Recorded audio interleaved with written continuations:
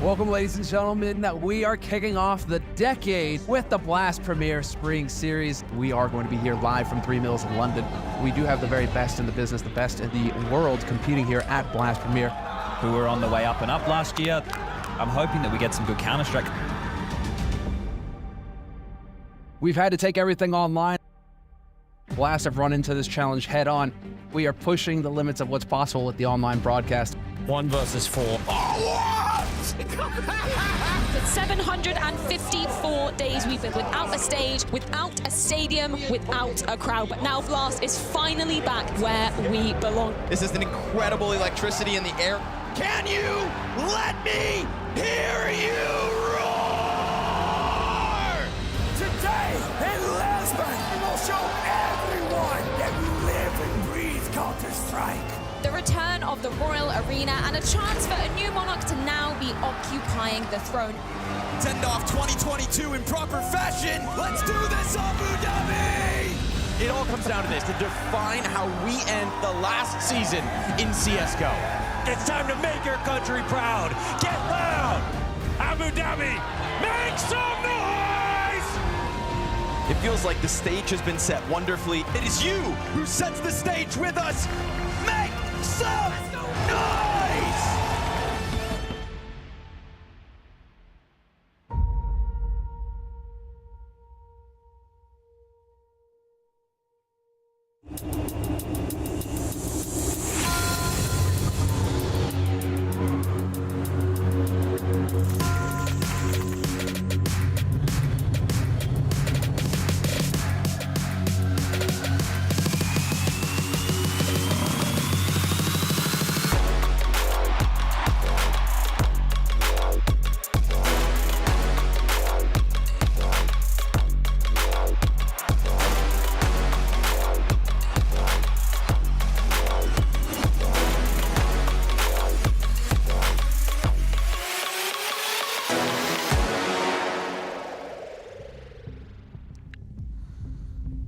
A little sub.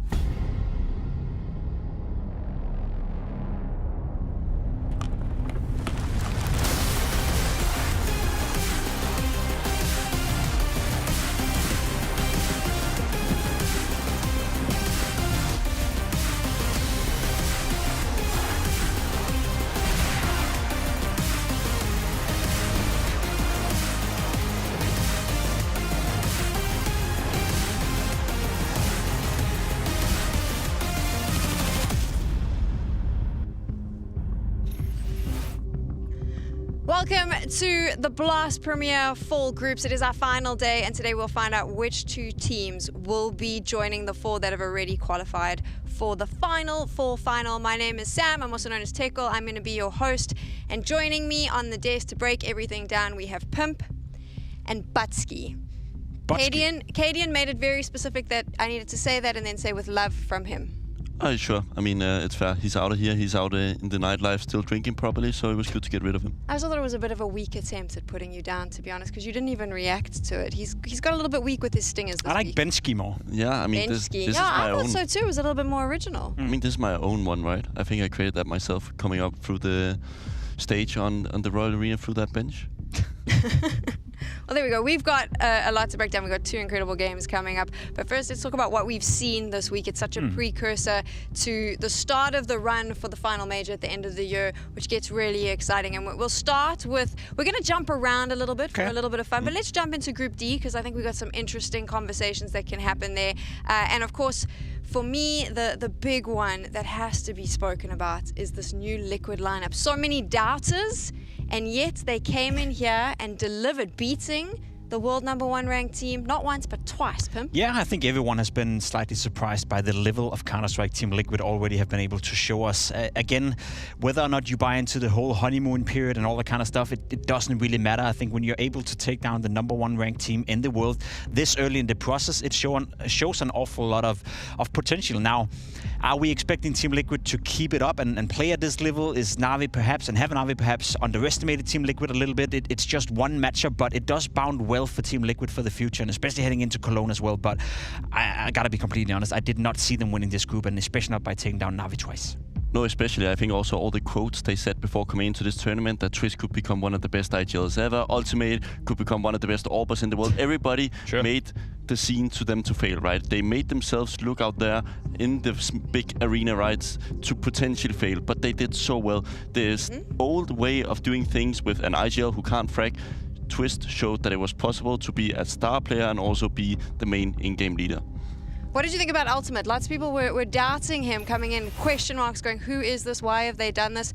That guy stood up and delivered. Yeah, I mean, he has his moments. I do feel you can see he's very raw, right? It's not every round where you feel like he contributes with a lot, but he's a very silent guy. That's what I get from him. Watching his face cam, he almost never opens his mouth in important situation. So I just think he's a little bit of a face-it demon that could potentially evolve into a very, very great player. And that can be a massive issue for Ultimate and Team Liquid in the future. Given he is inexperienced, you would like to your AWP player to dictate the game. You would like him to be in CT spawn saying, I'm going to do this, I'm going to do that, and then the rest of the team will follow up in his lead. I don't think he's there just yet, but I think he's showing the potential. And for my money, I guess the way I will conclude the thought process about Team Liquid is that we got confirmation that this team has an awful lot of potential.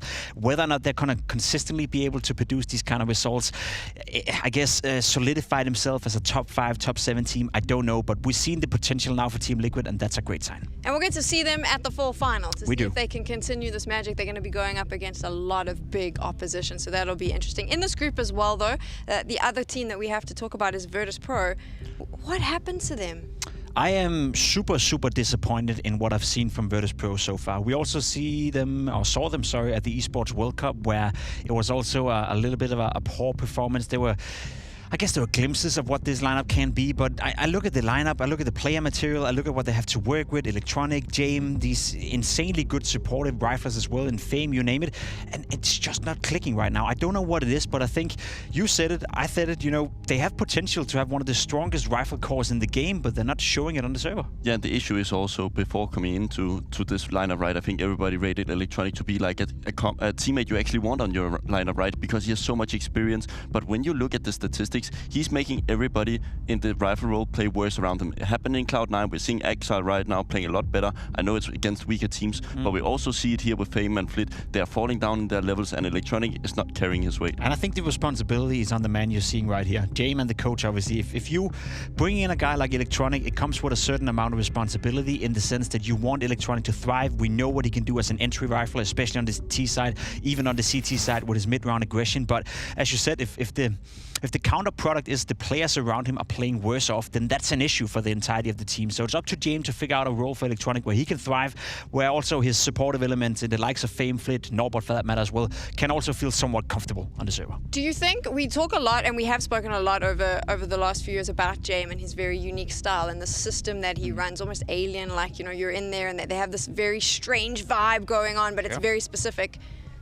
Is that the problem? Because now you bring in this new player and it feels like it's Jame way or the highway? Wasn't the problem when they won the major. I'll tell you that much. And that's the issue right here. Counter-Strike is evolving 24/7. I think new metas are coming up, new ways of approaching the game. What I thought when I saw Electronic come into the lineup was almost like Yekinda returning to Jame. The same player type, the same aggressive play on the T side, where you have this ultra-aggressive player that can be the aggressive element in VP, and then the rest can play like they used to. It worked back in the day with Yekinda, but I'm not sure that dynamic it's going to work anymore. I think there's a big difference. I think Yekindar was an aggressive player, I buy that, but I don't think he was that vocal of a player. I think Electronic has very specific ways on how he wants to play the game. He's been taught by Blade. He has in his mind, I want to play like this, but then all of a sudden you're sitting by Jame and you just feel like he calls like a noob in some scenarios, right? I think this is what he actually thinks in rounds and tries to change him for the better, right? He wants that boomish kind of style where it's proactive in the mid rounds, try to actually take space when you get entry kills. You would see so many times with the old VP roster, they would get an entry and then just wait. And just a quick note right here before we move on, you know, I bet you if VP is not doing well in Cologne, if VP is not doing well at the next tournament, the next thing you're going to see, and you can save this out there if you want to, Electronic is going to take over as an in-game leader, because I agree with you. Jame already were open to the idea in an interview that's saying, yeah, Electronic has a voice, and maybe he could in-game leader, maybe have to take a step back. So if they can't figure this one out with Jame as an in-game leader, the next thing they'll try is Electronic as an in-game leader, and it's not going to bound well. We saw it in Navi, I think we saw it in Cloud9, that he has his limitations. So for my money, I'm super disappointed. I thought VP have the player material to be a top 5 team in the world. Right now, they're not. They do have the player material. I'm curious to see how Jame takes the back seat. So that will be something to watch if it happens. But we'll have to wait. So we're now moving on to Group C. I would say that this group had, arguably for me, the biggest upset of the tournament. For the first time, I believe, in 4 years, FaZe in the Showdown. Yeah, FaZe down. What is going on there, Babski? I mean, all great giants fall at some point, right? I do also think that you said 4 years, right? I also think it's 4 years. I might be off. Okay, it's okay. Let's go with the premise that it's 4 years. It's almost the same players who sat there 4 years ago, right? You also do have to realize that the expiration date might be due for this team. I do think they have a lot of elements where you can be positive about the future, but change, new energy, it feels like this phase can never reach what the old did. And it's I'm kind of curious to that, because it did feel like that change was Frozen coming in instead of Twist, and it was looking good in the beginning of CS2 as well. You saw them, you know, go into every single final. You saw them win a lot of trophies. Frozen came in to replace Twist, and it wasn't like the team got any worse of that, but it does feel like they've slightly just gotten, you know, as a team as a whole, worse and worse and worse and worse. We obviously are talking about Robs as well, who currently is experiencing what I would, what I would classify as the first career downfall he's had. You know, this is the first period where I feel for a long, long time Robs has not been hitting his stride, and probably for him as an individual, given it's the first time ever he's not hitting his stride, it's a weird experience, it's not comfortable, and I think with Robs not playing well, that's FaZe and what they used to have in terms of raw firepower that could always, you know, outmatch opponents, it's simply gone. And again, I don't really buy into Kerrigan being this strategical mastermind. He relies a lot on the individuals around him, he's giving them freedom, and that's his way of in-game leading, but when that's gone with Robs not playing well, what do FaZe have to offer against all the other good teams? Yeah, and this is where Kerrigan, I'm not saying he's a fraud by any means, but he's being exposed a little bit. No, he is actually one of the best minds, but he needs the pieces to move around correctly, right? That's his style. Yeah, exactly. And I think this is what he's been used to. He's been having it in Astralis, TSM, FaZe. I know Mouse is the biggest credit for me personally. I think he did amazing over there, but he's been used to having some of the best players around him, and he needs those to function if he wants to play this style of Counter-Strike, because you can't have an IGL running around with these stats and actually win games if your star players are not performing to the level needed. I'm curious, why do you think Robs' form has fallen off?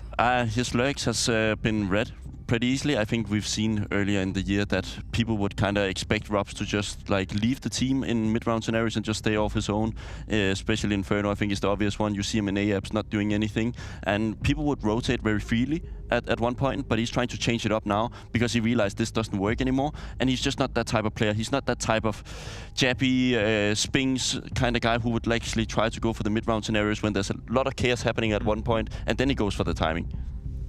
He's trying to change it up, and I think one of the words we've been describing Robs with is a bit more proactive on the T side. That's a word you like to use for him as well. And whether it's him trying to innovate himself once more, whether it's him just hitting a slump individually speaking, sometimes as a player, if you're not winning the duels you're normally winning, then you get into your own head. And I feel like you can see it on his body language as well, that, as I said, this is the first time in Robs' career where he's actually having a bit of a downfall. And for some players, they have to get used to it, they have to find their way working out of it. And by all means, you know, it could be that in Cologne, could be that in a couple of months, Robs is back to his absolute best, and then he would have learned from this hard period. But it is a worrying sign for Robs himself, and it's a worrying sign for FaZe Clan. And just the last part, right? It's not even that if Kerrigan plays well, they're not going to win anything else, right? They need this guy to actually perform if they want to be near the top. We also have to take into consideration that the outer teams, like the Mouse, the Spirits, have improved massively in this season, which just makes it even harder for FaZe. I don't know if you had a chance to see the exit interview from Kerrigan that James did, and he said there was those comments that he made where he was quite harsh, where he said like things are going to change. And there was a line along the lines of, I'm probably paraphrasing about like, and I don't, it doesn't matter if people aren't happy about it. And I thought, oh, here we go. Like something's going on there. So it'll be interesting to see what happens in Cologne. We'll obviously move on though to another team that I thought was a little bit disappointing in Group B.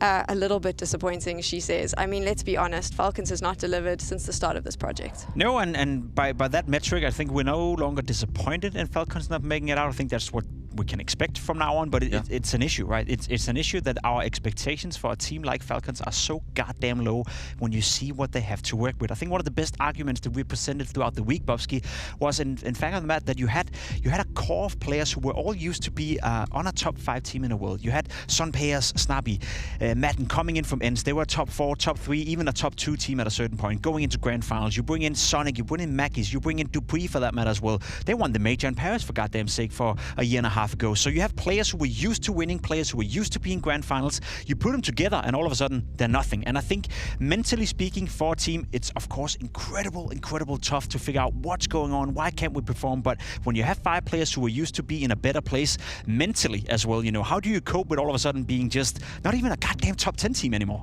Yeah, I mean, it's dangerous, that thought you just displayed, right? Saying that we don't expect them to go out of groups anymore, because this is not how internally the project is supposed to be, right? They want to be one of the best. I think Falcons has been very clear in their communication. They're not looking to be a top 10 team. They want to be one of the best. They're also paid like one of the best in the world. So if they're not able to just slightly aim for a trophy, at least in the season, change is surely needed. All the pieces are there, like Pimp said. What is it, though, that you think is just not working? Because for me, I love this lineup. I love these players. I've loved watching them for years. But for some absurd reason, when they're all together, it's just not the same. I don't think they're hungry enough. Like, where's the raw talent that they can form with their experience? Like, Dupree got brought in. I think he's been one of the better players, which is crazy. That's an but issue, like, but they were better with Boros. I'm just gonna say it. I'm not saying that Boros was better than Dupree, but for some reason inside the team, they maybe had some more prospect towards him. I'm just confused about this one. Yeah, sometimes you need a bit of fresh blood. You need some young blood. You need some hunger, some desire within the team, and maybe even working with Boros. One of the counter products of that, we all know the stories about Boros changing mouse, maybe being a little bit tough to talk to and communicate with, but it made everyone else around him try harder because they knew that, okay, we have a guy like Boros. He's an uncut diamond in disguise. So if we want to win, we have to try even harder. And it feels like bringing in Dupree, they know his qualities. They know Dupree is good for it. They know his experience. He's going to communicate well. That's not going to be an issue. So could a counter product of having 5 players with experience be that everyone feels like, yeah, I have to try a little less, subconsciously? I think that's what we're seeing. So I buy into it here. And also the motivation for actually playing good is hard, right? Everybody's won so much. You said it yourself. They're number 1 and 3 last year. And then also you're having these massive salaries on top of it. Like, what is the motivation to actually get this project back on track? And I think change is the only answer to that. Sticker money should be enough. I tell you that. I'm curious about the change for Falcons, because you don't think that they have potentially, with all the talk about how much everyone's being making and business class flights, you price yourself in a situation now where anyone you approach is just doubling their fee, thinking that this is a big cash grab? It is, and that's an issue, and some of it is self-inflicted, and some of it is not even their own fault. I also do feel sorry for the Falcon guys and the boys trying to run that team. Some of it is our expectations and the community's expectations going down their throat. However, the point I want to make across right here, we are in a scenario now where I agree with you. If they don't do well at Cologne, you have a major coming up. Do you stick with this lineup? I think not, right? And if you go out and you want to attract new talent, if you are a young prospect, is Falcons a team you want to join? I know the financial side of it may be lucrative, may be nice, but if I were a young talent, I would rather join Mouse, I would rather join FaZe. I would sure as hell not go to Falcons. I mean, there needs to be a step before you can actually join Mouse, and I think Falcons is that step, right, for many people, where they can actually go into the Tier 1 tournaments because they do have enough points to actually show up at the Cologne and so on. I think many young prospects is actually willing to join this project, but it's up to Sonic to actually find them. Sure. I do agree that the next step could potentially just be removing Snappy all along and then getting matches on IGL. Then I at least have some sort of firepower as a baseline, and then potentially one really good player. Then it looks all of a sudden a little bit better. We're trying to guess what's going to happen here. We don't really know. Lots of question marks, all based on a week of competition. We're going to move on, though, because yesterday we had some really fun plays. It was a long day, but lots of cool Counter-Strike. So it is the traded player of the days. Walk us through these ones, gents. Yeah, we had some cool action. We have some big players showing up in the traded player of the days today. First foremost is Shiro with the AWP, turning around what is a 5v2 at match point for Complexity, keeping Spirit alive. A nice quad kill. Shiro didn't believe it. Spirit didn't believe believe it. That was a vital moment.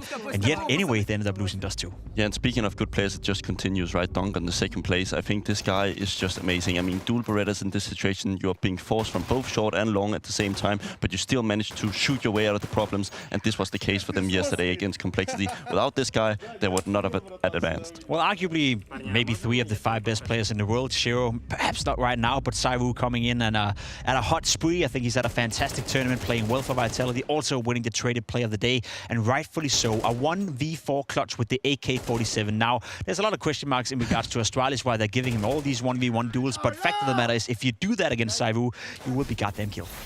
Just to remind you, of course, Vitality, Spirit, 2 of the teams you saw there, they have guaranteed their spots at the 4 finals alongside Team Liquid and G2. I just love saying it every time. It makes me grin. What a surprise. And some people in the talent were able to predict this quite well, actually. They knew that this was how it was going to play out. And some of the upset results, they also guessed correctly. So we'll move on to the GGBet predictions here. And Babski, you are doing extremely well. I have to salute you. Good job. You are well within the lead, and I do not think you can be caught. Well, I'll tell you this. But I might be wrong. I'll tell you this. If you're good at predicting upsets, then that's because you're not good at predicting. So, there we go. A little bit of fighting talk. Here's the steals coming in. Just mad. I'm curious as to what happens with Anders sitting on 0. Do we now go into negative numbers? Is that something we are able to do? Is he just out of it? Yeah, honestly, let's just go into the whole dynamic of excluding Anders from these blast picks, and then I also want to credit Londers. He actually stole a point from you, Bobski, so you're no longer in the lead. What on earth is going on here? You feel the pressure? Yeah, it depends on what he picks for today, right? Yeah. It's going to be showing in a bit later, from my understanding. That's my whole point. If Londers is winning the prediction games, then no, there's no brains involved, man. I was trying to be really nice to Babski, but I've realized that there is a very good chance. There's a chance. It depends on Navi. You could go down. I'm so sorry. But I'm going to win if Navi wins. Draw? No, because Londers didn't he pick Complexity? He picked Complexity, yes. He'll be on a draw. Ah. And obviously, if there's an upset as well, there, I think that Banks might be in contention to be able to take you down. I'm completely out of it, so I don't have any skin in this race. But I do want to encourage you, if you've been watching, go over to Blast TV and make sure that you vote for your MVP. I absolutely love Blast TV. I spend way too much time there playing and voting for things, so go check it out. And now, get ready, because we have got some crazy Counter-Strike coming up. This is what you can expect today. Astralis up against NIP. Complexity up against NAVI, 2 bangers, Pimp, and also a situation where there is not a single... I would actually say the only team who possibly isn't feeling too much pressure is NIP. They'll turn around and say, hey, no one expected us here, so it's all good. Those other 3 teams are going to be sweating this morning. Let's not forget that the 2 losers will jump into the Showdown, and if there's any way you don't want to be, especially with FaZe now in contention, it's the Showdown. Fair enough. We're going to take a quick break, and when we return, we're going to start jumping into that first matchup. It is NIP up against Astralis. Make sure you go get some snacks and then come right back.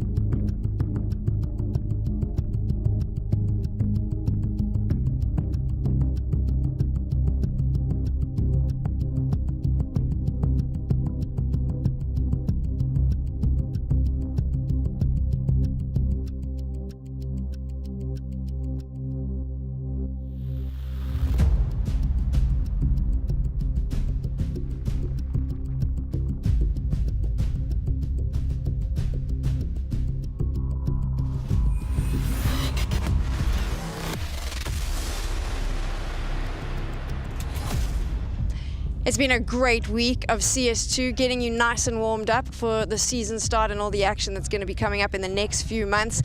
And now we focus in on some more action. Astralis up against NIP, a spot at the full finals up for grabs. And we got some great This is apparently Danish summer. I've had sunshine the whole week, but I'm told, Bubsky, that today, the rain that you can see, this is what a typical Danish summer looks like. Yeah, this is just the average day in Copenhagen, realistically. I mean, waking up, looking outside the window, it's great. You get on your bicycle, you're going miserable to work. No experience myself, but yeah, that's just how it is normally. Because what we do here is not work, so... I was just like, I don't think Babsky has to get up until like 1 in the afternoon. That's early, man. That's too early. I mean, I'm on that Stewie 2K type of hype, you know, where you can't play games after like, what was it, 12? I can't even remember, but there we go. You should get up earlier and enjoy the rain. You know, go outside, touch the grass. I don't think you get a lot of vitamin D from going outside in the rain. Fair enough, fair enough. There's no value in going outside at all. That's what we got from Babsky. Let's talk now about NIP. This is a team that, I mean, I feel like we're part of the origin story of Wrinkle right now. That's what we've seen this week. Pimp, this new player that... Yeah.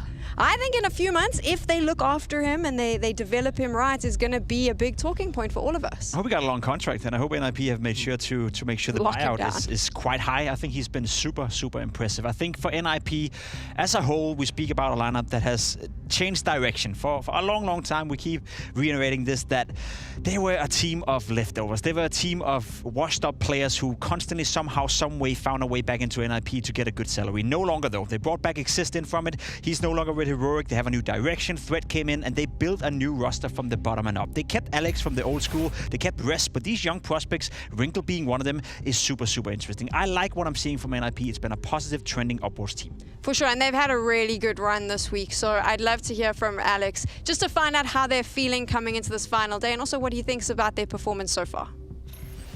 Alex, I want you to walk me through the G2 game and kind of what went wrong this time, because I think it was less chance in this game than the first time you faced off against them.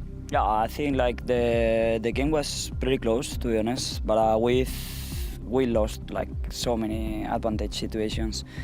I guess it was because like a little bit of nerves, I would say. Like we couldn't manage that kind of situation. Like I remember one 5v3, another 3v2.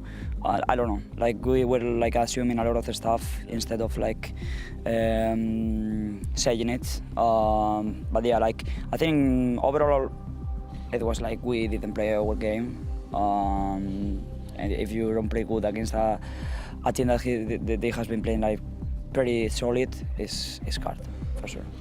Now, when we started to take notice of NIP, I think was looking at this Yala event. It's also the same event you beat Astralis, but it was in a best of one when it came to Ancient. How comfortable do you feel going against this lineup and just the map pool they have and how this could work out? Yeah, I mean, I think that they are a pretty strong opponent, especially because their game style. But I mean, we're feeling confident. We're gonna, for sure today, we're gonna give it all. We're gonna try like to give it to play our game, and I think if we play our game, then they need to play better than us to win. How much of this win, though, do you think you need Wrinkle to be at his absolute best, right? Because he has been the star stepping up, and obviously yesterday he was a bit missing in G2. Have you spoke to him? I mean, we didn't like spoke that much about the yesterday games, because like we all know why we lost yesterday. So, but yeah, I mean, he has need experience, but he's already like shining, right? He's already having that impact that we need, and I think he's like enjoying the game with us. So like comfortable, and we're so happy to have him. You gonna let him off the leash today and just let him go crazy? For sure. Like I always say the same. Artem, do you wanna do something? And like in first time, if he has a spot, maybe. Otherwise, he's like, no, Alex, I need to chill. But yeah. I like that he's telling you to chill every now and again. I like that. Thank you very much, Alex. Thank you. Okay, Pimp. I mean, Alex said it there. They don't know why they didn't win yesterday. Why do you think they didn't win against G2 yesterday? Because they faced a better team right now that is far longer in their progress and have the better players. Sometimes you just have to admit that. And I like the way Alex was speaking right here. Almost encroach, you know, that if you want to beat us, you got to play better than us. I'm like, yeah, sure, Crow, put it on a wall. However, if they want to stand a chance of winning against the likes of Astralis today, Wrinkle, man on the screen right here, he will have to have another great showing. I actually do think there's a case to be made, and Bobsky, please shut me down if you can, that NIP has the best playing op on the server today. Yeah, I mean, I realistically think they do, and also the case that Liquid was interested in signing him, right? He's a very rare species of AWPers left. Like, there's so many of these resident sleeper AWPers who will take one shot, oh, they're not coming my side, I'll go safe down in pit, right? This guy actually wants to play Counter-Strike, and this is why actually he works so well on NIP, because he has a team where there's not a lot of stars. Like, he can make the games. He's almost like a little bit of a symbol. He also has the one in the name. I like it, and I think he's an interesting prospect. I think he's by far the best player on NIP, but is it consistent enough to be a top team? I'm not sure. So hear me out. Yesterday, we had a pre-interview with Manasi, and Manasi goes, Wrinkle's very good. He gives him credit, and then he goes, but I think he's predictable. Oh, and yeah. he said that, and then we watched G2, and Wrinkle really struggled to be impactful. They were shutting him down. They were predicting him. Is that just an inexperienced thing at this level, Babski, or maybe like a confidence thing? I mean, this will happen against the better teams if you have so little things to look out for. If you're G2, you're going into the game, okay, who do we need to have a focus on? And if you only look at the NIP, you would say Wrinkle, right? You watch his demos, you watch which peaks he likes to do on certain maps. It's very easy to realistically anti-strat.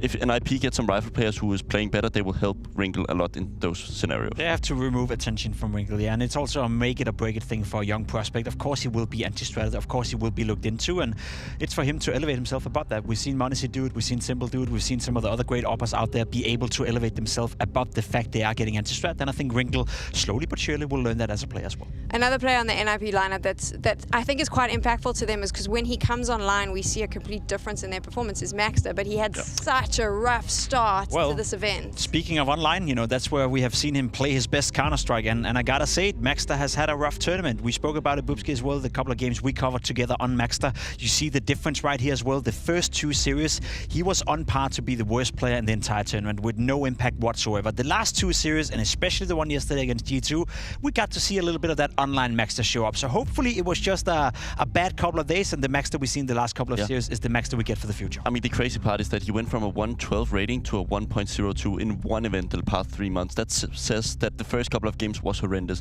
He was winning, but also being on the bottom of the scoreboard all games. And we are talking about NIP. He's playing on a roster where everybody needs to carry their weight if they actually win, which is so impressive why they're even in this game. We're going to move over to Astralis because they're also fighting. And obviously, for them, there is a lot of pressure here. You are the hometown team. You kind of want to be at 4 finals as players. And I think more importantly, the organization expects you to be at the finals. Yeah, I'm going to say it. I think this is the most important match for Astralis in this year. It could potentially be like this team has lost the contact with the Danish fans. Like they weren't at the Royal Arena. They're changing a lot of players. Like it's not the old glory days. They need to get back inside a Danish arena to win their hearts back. I think they've been gone for way too long. And also the new faces in the form of Stavn was on the opposing side of Heroic for so long. Like they hated them. Or maybe hated is a strong word, right? But they were rivals. Yeah, they were, and I think hated is actually a fair word to use in this sense. I also do agree with you. It's an extremely, extremely important game for Astralis. For them not to beat NIP, the consequence of going into the showdown, that's one thing, but it's a reality check. With this lineup, with this much resources they put into it, with Device as an in-game leader, you have to be able to beat a newly formed NIP. There's a lot of pressure on the shoulders of the players and probably a lot of pressure on the shoulders of Rugger as well to make sure that this project works. Let's find out how he thinks his chances are against NIP. Rugger, I want to touch on just the game of vitality for you guys. Obviously, there was a fight in there. It was certainly a good performance, but how did the team feel afterwards? Was it one of some positive emotions, or was it more a bit of frustration? I think it was a bit of both, to be honest. Like we always do this thing in our debrief where we talk about the good things and the bad things, and I think there was plenty of both. Unfortunately, if there are plenty of both, normally it means that you don't beat a team like Vitality. So yeah, obviously there were some things that we know we need to work on, but there were also some takeaways, like especially the Vertigo game. I think that was really strong and one of the maps that we've been working a lot on. In terms of looking at the progression you guys have seen, right? We're coming into this season, we're expecting great things because of the players and what you have with this team. How far do you feel like you are in the right direction of what you want to achieve? I think we are like moving pretty much in the right direction, also like probably further than we thought like when we started back in March. For some reason I think Vitality just matches up very like poorly for us right now. I think it was the same in Pro League. I think the game yesterday and the Pro League one was quite similar. We also had a strong lead on the second map in that game, but for some reason they just like all of a sudden starts firing in all cylinders and we can't really like put a stop to it. So I'm not so disappointed outside of like losing the game, of course, but I also think like some teams have better matchups than others, where like I think Vitality right now is one of our like weak points, I think.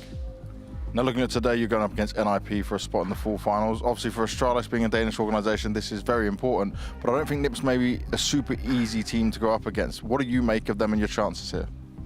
I think they have the kind of the underdog story going for them. I think they can spin that at least for one more month before people start expecting things of them. And also the image they have themselves to the outside is still like that. I think like in a tournament or two, I think they will settle a little bit, and then expectations also start taking a toll on them. But for now, it's like free pressure tournaments for them, so they'll come out swinging, and we know that. And I have us as the favorites, and we have to win here, but I still expect them to not go down without a fight. I think it's going to be a really good game. You said you have to win here, right? I kind of think the same, but I'm worried about maybe how that is on some of your players as well. Are you worried about that kind of pressure? Like it's competition, right? And at this level, if you want to be at the highest like tiers of the events, you need to handle these kind of moments. And we talked about it, and yeah, I think we're ready to go.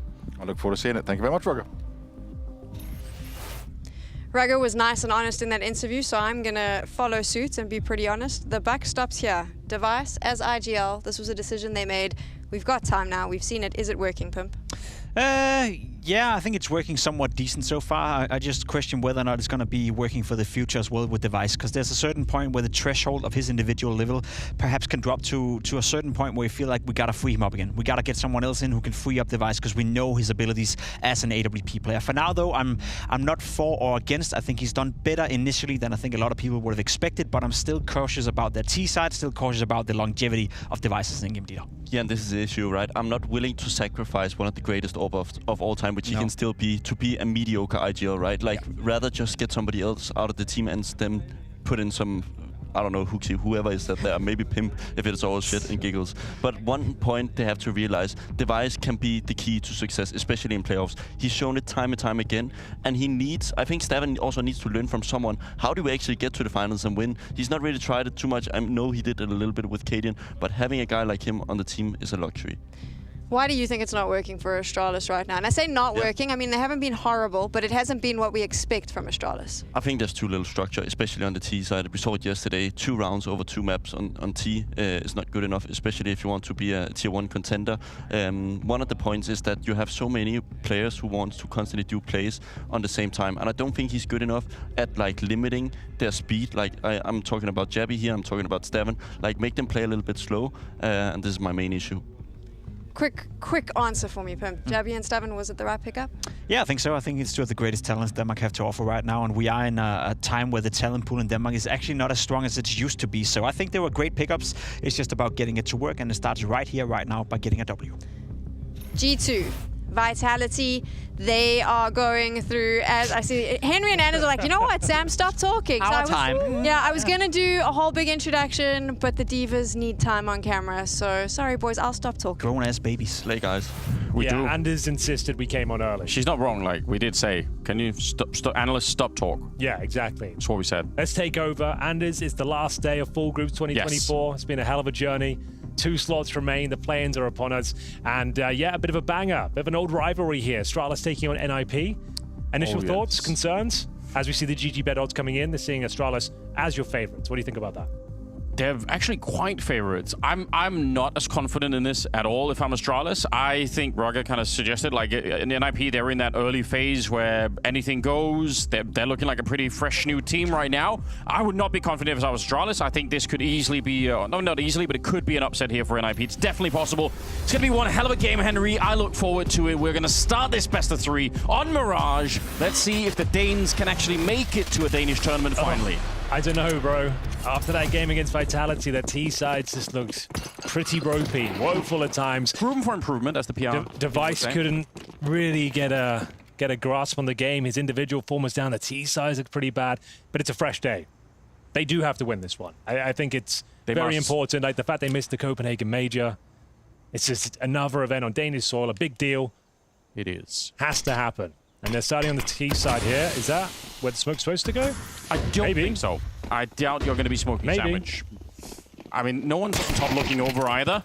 Maxter on a bit of a personal revival mission. Going to be taking down Stair to begin with. That leaves room for the bomb. And then he finds Device as well. It's sick, but they left one player inside of the smoke, and what a player it is. It's down. Can he bring it back in this time? Yabi coming in from Heroic. Still kind of fresh in the team in that sense. 2 versus 5, I believe, at the start of it. Maxter has found a 3rd kill as well. He's absolutely lighting them up here in the pistol round. Stown trying to get the job done. Wrinkle go down. And Stown nearly makes that corner, but Alex shoots him in the back. It's just Yabi left and out of time. Maxter with a quad kill. This kid was under the loop at the beginning. Everyone was hating on him. Yeah, it's a really good point. He was bottom of the stats in the entire tournament. Yeah. He was looking so rough. Last couple of days, though, he really has been stepping up. Kind of a weird one, the fact they missed that smoke. Like, as you can see, the traditional smoke to land by Jungle and on top of the steps, and they even missed that smoke and somehow come out on top. A CT lying in wait, hoping he could capitalize upon the mistake, but Maxter mowing them down. They'll take it all day long. Wasn't the cleanest strats, but gets the job done. We are not going to see a force buy in the second. Astralis will have to make do with some Desert Eagles. No Kevlar, USPs otherwise. And what a way to kick things off. There's going to be some mistakes here. It's going to be a scrappy game. I think so. The rivalry between the 2 orgs, just to kick it off, the pressure on Astralis to actually convert the massive advantages they had. Remember, against Vitality, they were 7-0 up on the T side of Mirage. And then it all just went wrong. It looked so over. But Apex, well, he had a strategy that I'm not going to repeat, but clips on Reddit somewhere. Device will go down after a single kill. Maxter and Rez have taken a lot of damage here, so it would have been fun to find out a little bit more here. It's definitely there for the taking. All right, Rez goes down, but still, this is going to be NIP's round. One more kill would be nice. Maxter is tantalizingly low. The sound cue doesn't help Stown out too much. But let's have a look. Anything left to be said? Apparently not. The guns will come out in the following round. NIP off to a flying start here. We'll see if they can keep it up, build up some momentum here. Bear in mind, NIP picked Mirage. We have Inferno coming up next, and then Ancient, if required. I feel like all the maps will be needed today. Just depends on that man in your screen right here. Wrinkle looked a little bit quieter yesterday than he has done the whole tournament. They said that he sometimes seems predictable, and I think that was reflected upon their G2 games. It seems like they know how to smoke spam him, take him down. Sure. They understand his moves and his little sequences he likes to do, and that's the thing. When you want to play at this level, individuals will analyze your play specifically, right? They'll be looking for your moves and how they can take you down. Probably wasn't getting that sort of attention at the start of his tenure within NIP. No, definitely not. But yeah, playing at a high level, you're absolutely right. The games are going to be analyzed using AI, Henry. Yes. Overnight. Yeah, no one's talking about it, but it's real and it's here. Yeah. Stown's going to be refreshing that smoke toward the bottom of connector. Grenades left and right, but only a tiny bit of damage onto Maxter. It's absolutely fine here. Molotovs early. They've got the bomb and the palace. I mean, with this deep position, they can pull the trigger right now. They don't really have to wait any longer in IP. One good kill might do it, but oh my god, it's down instead with a double stare. Up by the palace will shut it down. That is a very, very convincing start to it here. Alex, triple peaked, I think. Almost quad peaked. Well, what can you say about that one? That certainly sets the tone, doesn't it? It's, well, the CT sides are good for Astralis. That's true. The T sides. The T sides have been the issue. You're right there. Well, this is very convincing. Device with the AWP as well. Bear in mind, Device picks it up without Kevlar. So you can see the mentality they're in. They need that sniper online. He hasn't looked his best this tournament, quite frankly. With NIP having 2 in Palace, 1 in A-Ramp, and 2 in Connector, I expect more than no kills. But at the same time, if they get any one of those opening kills, either by Palace or by Connector, round can be significantly different. So just kind of sucked that they didn't get any of them. But and is any comment you'd like to make, a statement perhaps about being the first person knocked out of the talent predictions table? Well, I thought we were playing to get to 0. I thought. Okay, I thought you thought the lower the better. So I feel well, in that regard, you nailed it. I've talked to my lawyers, and that could be a loss. You demand a recount, right? Certainly a recount. But I will say this, I've got much praise on social media for my brave picks. You have been very brave. I think my standings improved in the community. You might have lost the tournament, but you won the hearts of the people. Yeah, I think that's fair to say, Henry. So overall, actually kind of a success in that sense, you know? I agree. Well, looking for success It's NIP. They've got themselves a force buy here.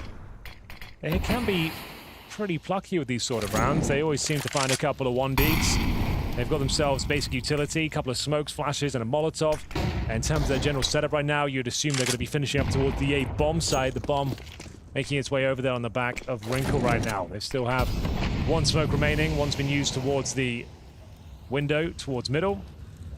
So an A split looking very likely. We've got 3 players in towards that palace. So just going to try and bombard this area with flashes and see if they can get a couple of cheeky picks. Problem is, Stair is in a pretty prime position to take those players down as they enter the bomb site itself.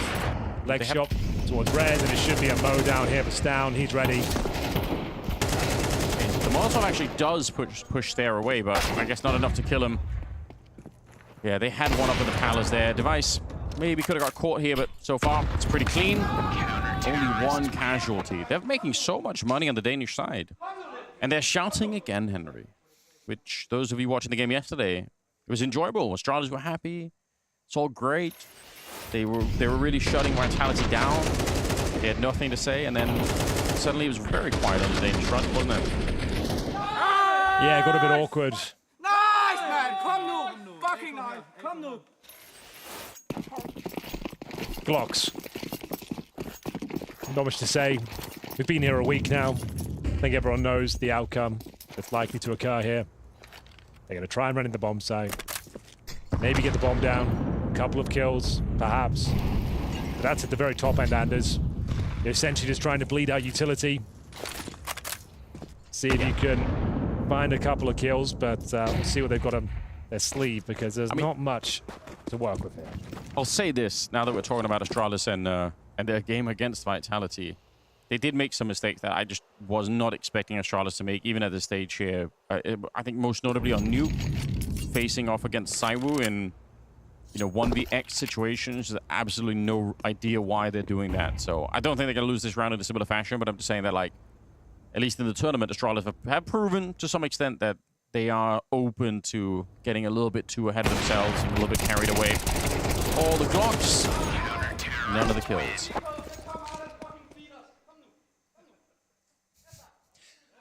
I can't understand what they're saying, but I'm feeling it, I can feel the energy. It seems to be positive, Anders. They seem to be very up for it today. Yeah, I like it. How long will that last? Well, that is the question, isn't it? Time will tell, of course. Wrinkle's got the AWP. That could be... Wow. That could be when some of the laughs go away. He was a little bit quieter yesterday, looking to bounce back. With that said, he's the best AWPer on the server right now. What do you think about that? In terms of impact, just with the AWP, yeah, probably true. It's kind of crazy. Kind of sad for Dever, though. Yeah, but I think the thing for Device is just that he's able to do so many more things. If you were asking if Wrinkle's a better player than Device, obviously my answer is not going to be yes, but... okay, nice. But, yeah, I guess the other thing is we just don't know about the consistency at a deeper level for Wrinkle, right? We know that he's very, very impactful. Seems like an incredible pickup. But what happens to put him on the stage? There are big questions like that I think are yet to be answered. Or at least more stages. 3-2. We've got a minute left. They really, really want to test this A split, like in a bunch of different ways, right? This time it's just, I think, Rez in the middle with the other 4 on this side. It hasn't even close to worked out yet, Henry. Are they just running their head against the same wall over and over again? Astralis, no. They've got 4 people here. Like they're so far up in B. Yeah. NIP have done nothing to show them there's anything else going on. Not the cleanest interaction from Stair. Yabi will suffer a similar fate. That's going to be a 5 versus 3, make it 2. As the A bomb site collapses. A small glimmer of hope, I suppose, if Device somehow got multiple kills here, but he's low HP himself. Could have been a very different round, but got a little bit lost in the sauce when the flashes started landing. Who was playing close to ramp on Astralis? Was that Yabi or...? That was Down, I think. If they have 4 people there, somebody surely from CT spawn is helping him? I'm so confused about how none of those kills were traded. Effective flashes, I suppose. Yeah, it must have been, but that is a bit strange. What credit to NIP, they come back for a 3rd time, having lost the last 2 outings here at the bomb site, and this time it does work out. Well, if you're joining us, We started this tournament with 16 teams and 6 slots available. 4 of those slots have been filled now. We need the 5th and 6th team to come through. Last chance today. Whoever wins this best of 3 will make their way to the full finals. Loser, unfortunately, after all this time, after all these games, is down to the showdown. Yeah. Pushed in there. That position from Yabi, you're so immobile in there, right? Like under the shadow up on the box. I thought it would be... You're right, that you can't really move, like you're still like a turret at that point, aren't you? Yeah. I guess you're trying to avoid the flames at the Molotov that gets dropped down. But I think in the previous round they threw him. I think they touched him anyway, from what I could tell. I don't know. I'll have to go back and look at the demo. Timeout's You're gonna do that? You're gonna go check that out? Down in this 10 minutes, I find out. No. I need to know, obviously. Very famous on the. I've got people for that. Oh yeah, true. And software, yeah. Unpaid interns. Yep. So, the game begins. Astralis are not going to run away with this one cleanly. They go 3-3. The Danes lose the pistol. They're being tested now. This is going to be an entertaining series. This is the pick of NIP. Doing a good job keeping up so far. Astralis certainly the favorites heading into this one. Oh, yeah. We see another A-lean. 3 players for that side of the map at the start with the bomb. Looks like they'll just be deploying some utility, maybe just to bait out a reaction, provoke some flanks here from the CTs. In a bizarre way, it actually would be kind of cool to go A again, but this time with a little bit more showing towards B, just to kind of say, of course, it's not going to be like a 4th play at the A bomb side, and then just kind of... That might be... So, they throw them now. I wonder if they're going to pump B once and hope that Astralis overreact, and then go back to A anyway. Yeah, 3 people in the Palace. So I'm assuming it's going to be Rez and Max to try and do something on the other side. I don't know if they can sell that B fake on their own or if they're even going to go for it. Rez is kind of checking it out. All right, here's Max there with the 1. This is not a strong sell in my opinion. I don't know about you, Henry. Are you buying this? You're at the it's like a double fake because they faked A to begin with, and then so they're trying to catch them when the communication's getting a little bit hectic. So I didn't hate this. I thought it was interesting at the very least. We'll see if they can convert it. It's currently a 4 versus 3, not a disaster. As of yet, the bomb is planted in its open position. CT's got some long rotations coming through as well. Rez deep behind enemy lines, making his way towards the murder hole. It looks like Astralis will retake from CT spawn. They do not really have a lot to work with. We've got to smoke for the bomb. And that's a good thing because Ringo also has a Molotov, so got to be careful about that smoke.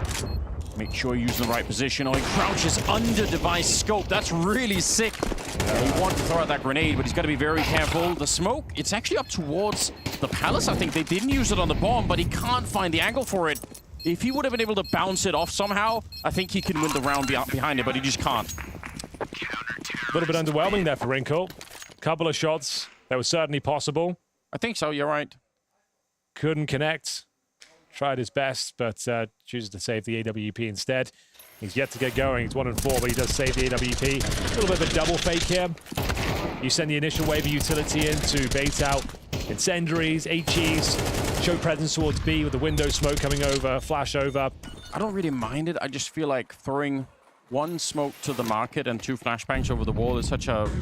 Oh, it just doesn't feel like a lot is happening. Like, if you're at the B anchor, you're probably not... I think it's more the case, like, you're just keeping them on their toes. A lot of communication going on at that time. Like, you're saying, like, yeah, that's okay, fair. presence A. Oh, wait, there's a smoke landing in B. Flash is coming over. And you're trying to process that information. And just as it bloomed, that's when they came out the Palace position together. Yeah, just hoping they get radio jammed in the middle of... Yeah, that's what I think they're going for.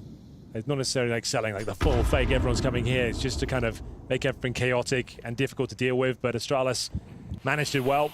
Yeah, I'll buy that explanation. That makes sense. Device here. Could have been an easy kill potentially, but Alex actually taking a little damage. Wow. Grenade goes way over. Thought maybe they were going to try and flash it for Alex there, but it was a smoke on the other side instead. So Alex goes down, bro. Practically hugging them. He keeps going in the smoke, maneuver. keeps moving forward. Yeah.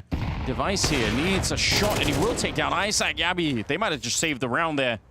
Bro going down could have been What's the first Bro domino doing? falling.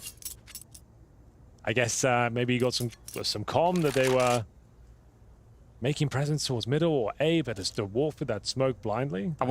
I doubt he wanted to walk through it, didn't he? I thought maybe just wanted to hide inside. That's what I thought he was going to go, but like they definitely saw him. They were on the other side. Like, maybe just trying to tuck in a corner and get the fadeaway advantage, something like that. But either way, no harm, no foul. It's all good. It's going to be Astralis 5, NIP 3.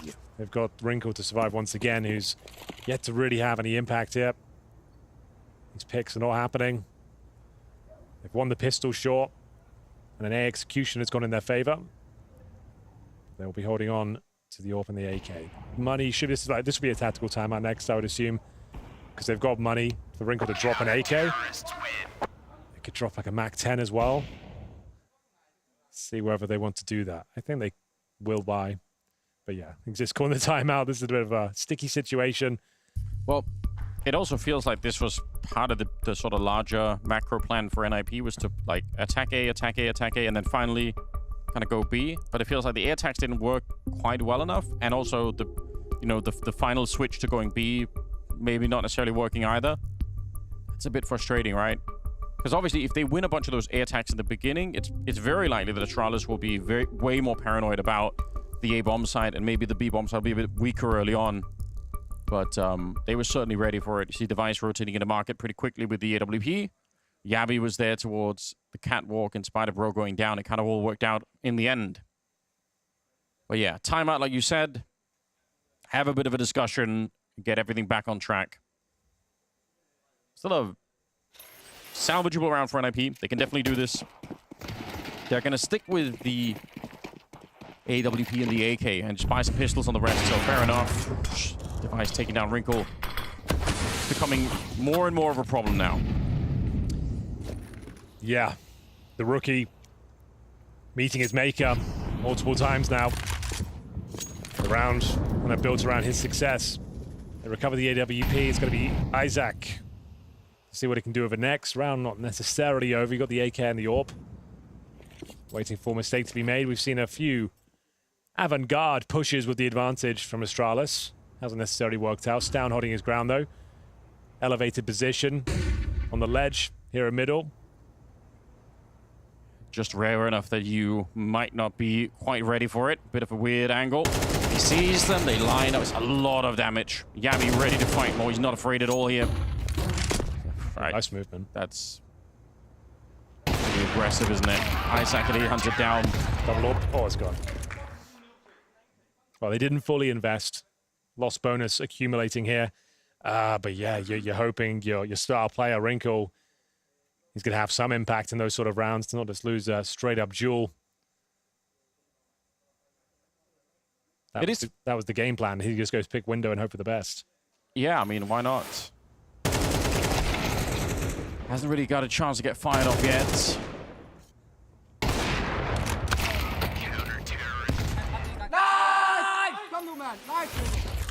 It's looking good for Astralis. The gap's getting bigger and bigger. They're picking up the pace now, though, trying to get some quick mid-control. Flash is being exchanged. Good smoke down. Deny entry towards shore. Stown will be combative in towards that connector as they try and enter it. Molotov to flush him out. I think Yabi threw a flashbang that actually saved Stown in that moment. That's pretty sick from Catwalk. Could otherwise, peek out the palace here. Yep, there we go. Oh, that's it. Wide open. And a much, much quicker pace this time for NIP. Nice to see them try and switch it up. Get back into things and leave Astralis guessing. A lot of grenades. Too many for Stown to handle. Bomb is going to be planted here, and I don't know. We're in the 10th round. They have a lot of money on Astralis. In theory, they could try and put some more pressure on, even in a 3-on-5, just to see if they could sneak it through. They do have a kit and a smoke, so there is a way to do it. Isaac goes down. Got to keep the focus here, NIP. This will be a painful round to lose somehow. It's now back into a 3 versus 3. You could see it slowly coming here. Smoke going up near the bomb, but not quite. Yeah, okay, they're going to be smoking the other side there. They still have one, I think. Bro, he goes down next, and they're sneaking closer. Yabi very low on health right now. And Wrinkle up here with the AWP. Surely he can finally find a kill. He misses it. Goes down. Do they have time? They don't for the defuse. Oh, I think they needed to throw that smoke on the bomb almost instantly. But that is still a very, very close round. A 3-on-5. They get it done. But at what cost? Everyone goes down. As you mentioned, the Astralis cash is very good. Maxter got that initial kill out of the palace. I think there was just a lot of footsteps that suggested the stair wasn't comfortable in his position. You can hear a lot of rotation, a lot of adjustment. That's your moment to kind of come out and try and catch him when he's off guard. He's not necessarily watching the angle. Now they win the round. It's a slightly hollow victory with everyone going down at the end, but they'll have to make do. There'll be a Wrinkle, Galil. Oh, dude, it's actually pretty bad. He got Mac 10 and 2 Galils after winning a round. That's going to sting, and Wrinkle's already having a pretty underwhelming game by his high standards. He's set for himself here. Oh, wow. Not the cleanest kill for Stair, but makes up from the second. Nice and crisp. He gets away here and baits in Yabi. It's perfect. What he wanted. Yabi will get the headshot eventually. Kind of hard to hit those jumping Mac 10s. Oh, smoke up here for Device just to buy a little bit of space for himself, and he was so ready for Isaac. Wow, that is such a convincing round. They've absolutely pulled the rug out from under NIP. No bomb plant here. They're going to have the loss bonus, but they had to invest everything that previous round just to have a chance here. It's a pretty great first half right now for Astralis once again. Not the cleanest duels, but so well positioned, such a great little maneuver.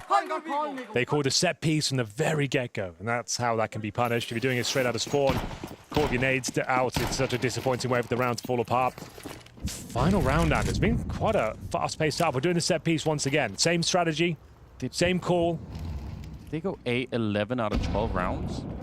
You are correct, I think. Yeah, they tried to go B once, and that's when Bro pushed. And that was it. Yeah. That's wild. Smoke's connecting this time. Off we go. Pushed out of the back here. Stair still able to get the double kill. That's a very nice spray down. Again, it took every single bullet he had. It's been some labored duels, but if they get both the kills, you can't really poke many holes in it. Pretty good grenade for blowing it out. Yeah, he's got the read device. He actually had the right idea. Bombs getting planted on the other side, but they've lost Isaac in the palace. He was kind of their guardian up there, and now it's just Max to the left. He can't get the job done. Astralis closing it out with an 8-4 lead, Henry. Excellent work. It's looking very promising for Astralis, looking to be the next team making it to the full finals.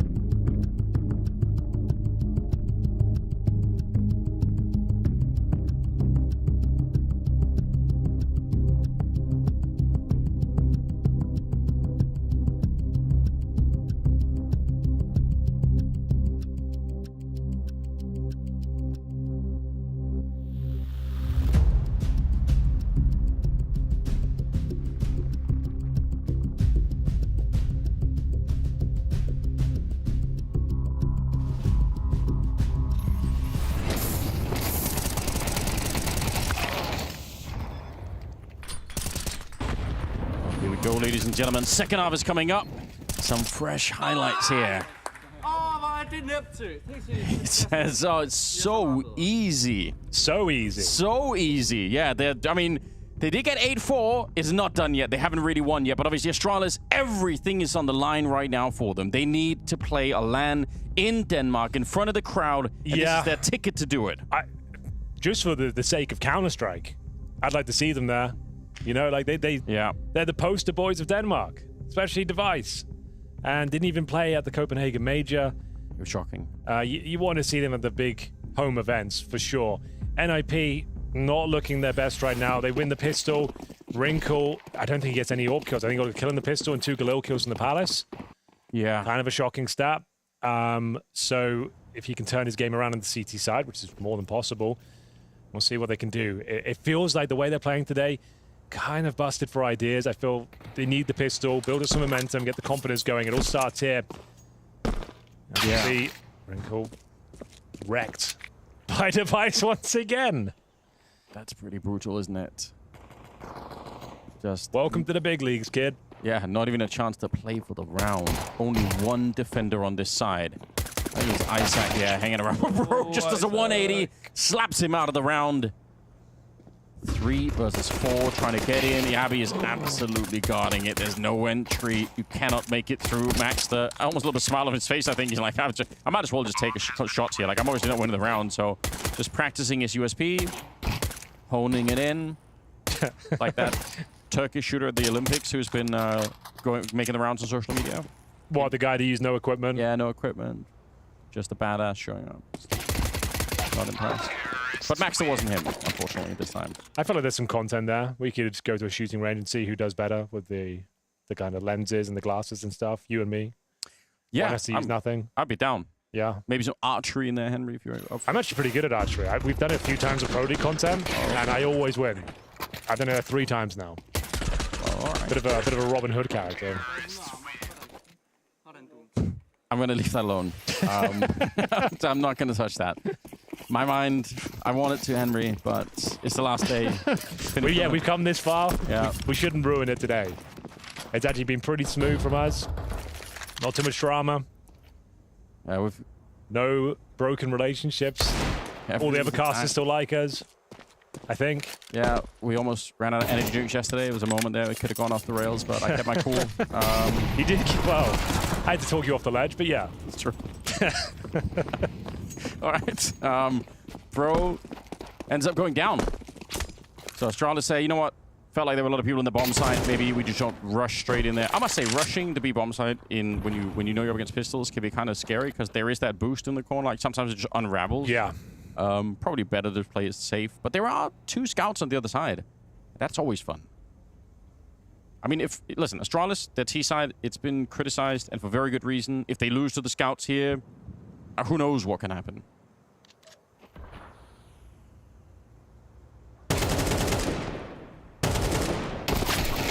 Nicely done. They actually return to the bomb site. Oh, it's a bit... I guess they got no util. This doesn't look like a good round for Astralis. Okay. Max is actually failing grenades into success there. He had to swing out because he molotoved himself.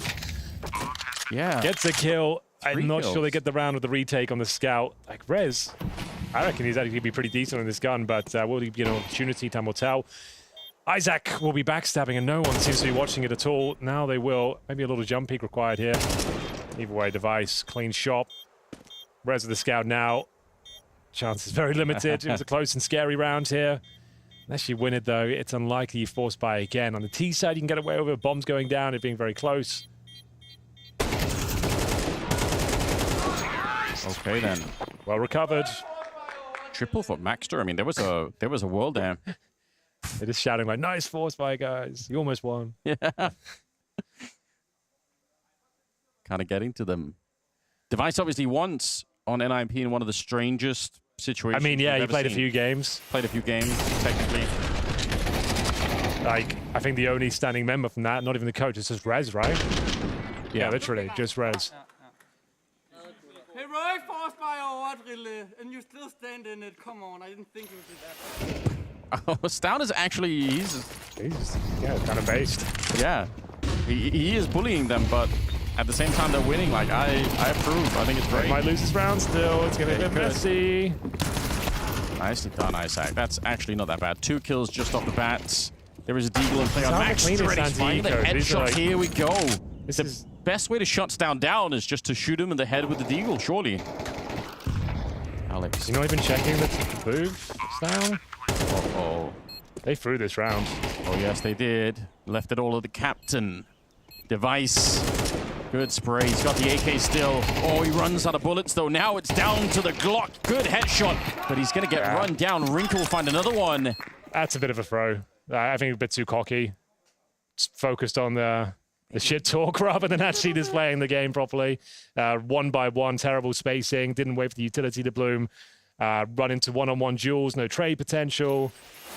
Just not a good round. And then you just like not even checking the key spots when you're going through spawn. Like, give the ticket book a look. Give it a little look. So, gives an opportunity. Just you were screaming. Nice force buy. I'm the best. And it's like you lose at a full eco. That's what makes it funny, though, isn't it? That's why it's just not worth it. Because then you just feel like a real plonker the next round. It's like, oh, God. Competitively, maybe not, but for the sake of the show, Henry, it's worth it every time.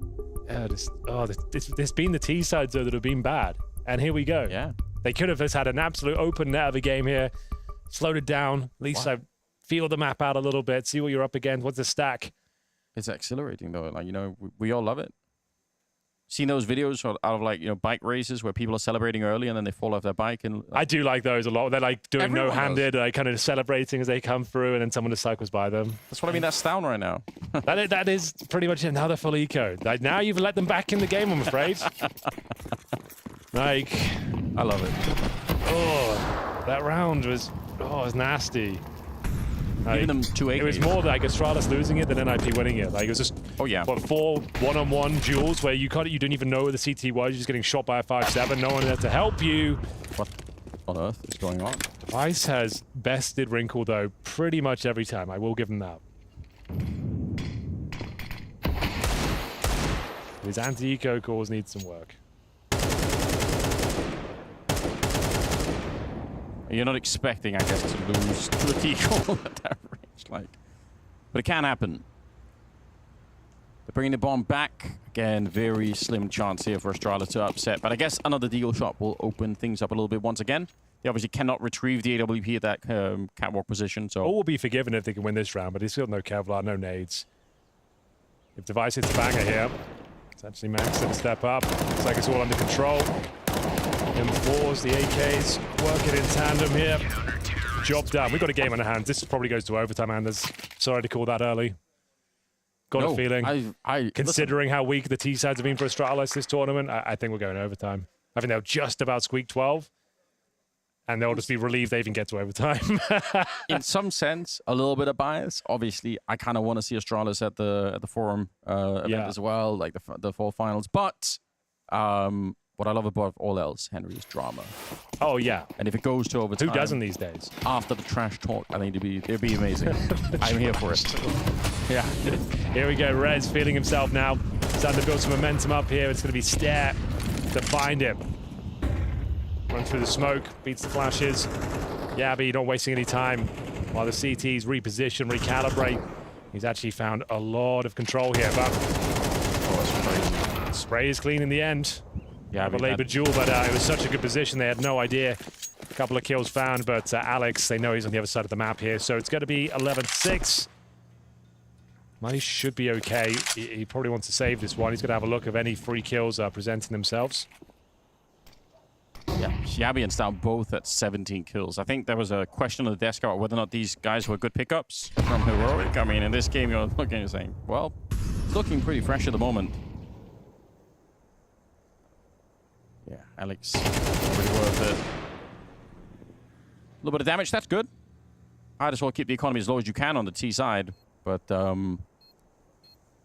you have a couple of players that really need to wake up right now. Alex being one of them, he's got 5 kills, and that's after getting 2 in this round.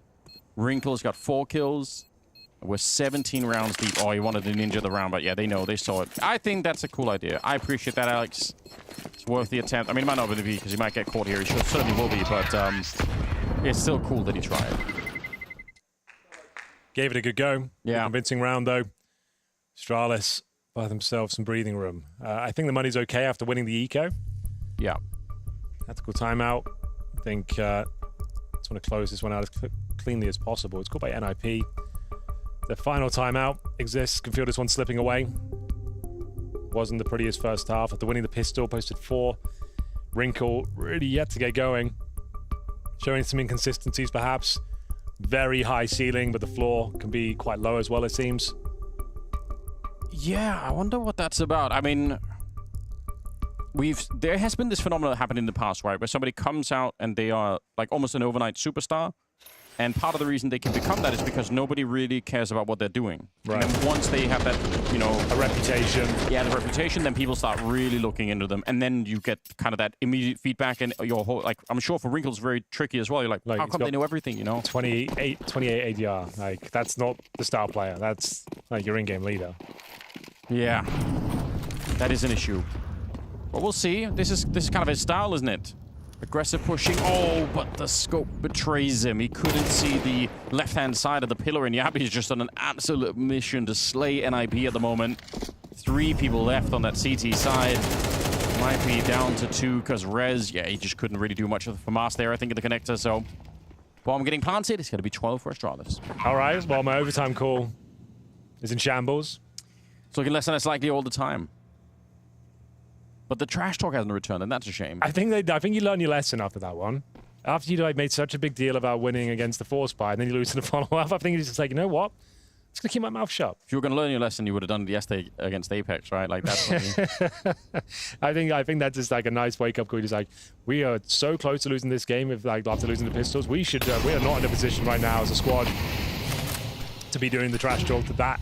Yeah, let's wait until after we've made the 4 finals. Like, then we can really go at it. Maxter completely caught, burning in the kitchen. Cooking up a storm. Yeah. Ramsey's not happy. Is he ever happy, though? Yeah, maybe not. You're right. Professional hater. He's made a great career out of it, though, you know? Yeah, quite a sensational one. Entertaining. Yeah, very cool. I mean... those are the kind of peaks that we've seen him do in the past, where he's just very aggressive, like in your face. This is the head low. This is the map pick of NIP as well. This is what they're putting down. Doesn't really tantalize the fans too much, I'm afraid.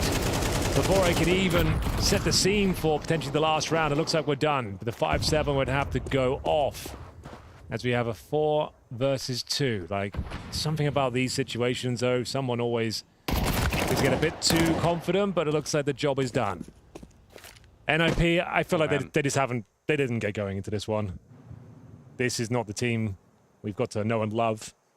No. Here at the full groups, like, I commentated them a lot over at Yala Campus, and I definitely was excited for the prospect of them, but definitely an inconsistent team. Like, it's either quite flat and uninspired, or it's lights out and super exciting. I mean, Max is playing great. Look at 15 kills. He's playing so well, but it doesn't make a difference. The rest of the team, they were not there. Astralis, they sweep away NIP's map pick. What a fantastic start to the best of 3 for them.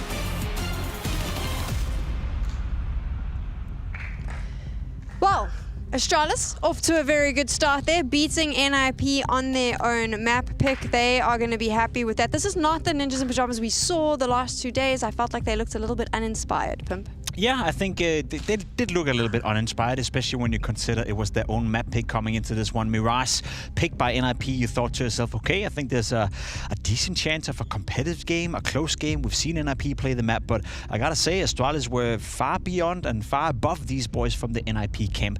Obviously, we'll dive into some of the specifics as to why it didn't work out for NIP, but in general, I think the fair conclusion we can make is that there was only one team on the server on Mirage. Yeah, and they gambled big with the Mirage. I don't think anybody expected. I just spoke with the players beforehand, like Stefan, when they just did the video. They were quite surprised to see that Mirage coming in. And I mean, at this point, it also looks like a little bit of a mistake coming in from NIP's side.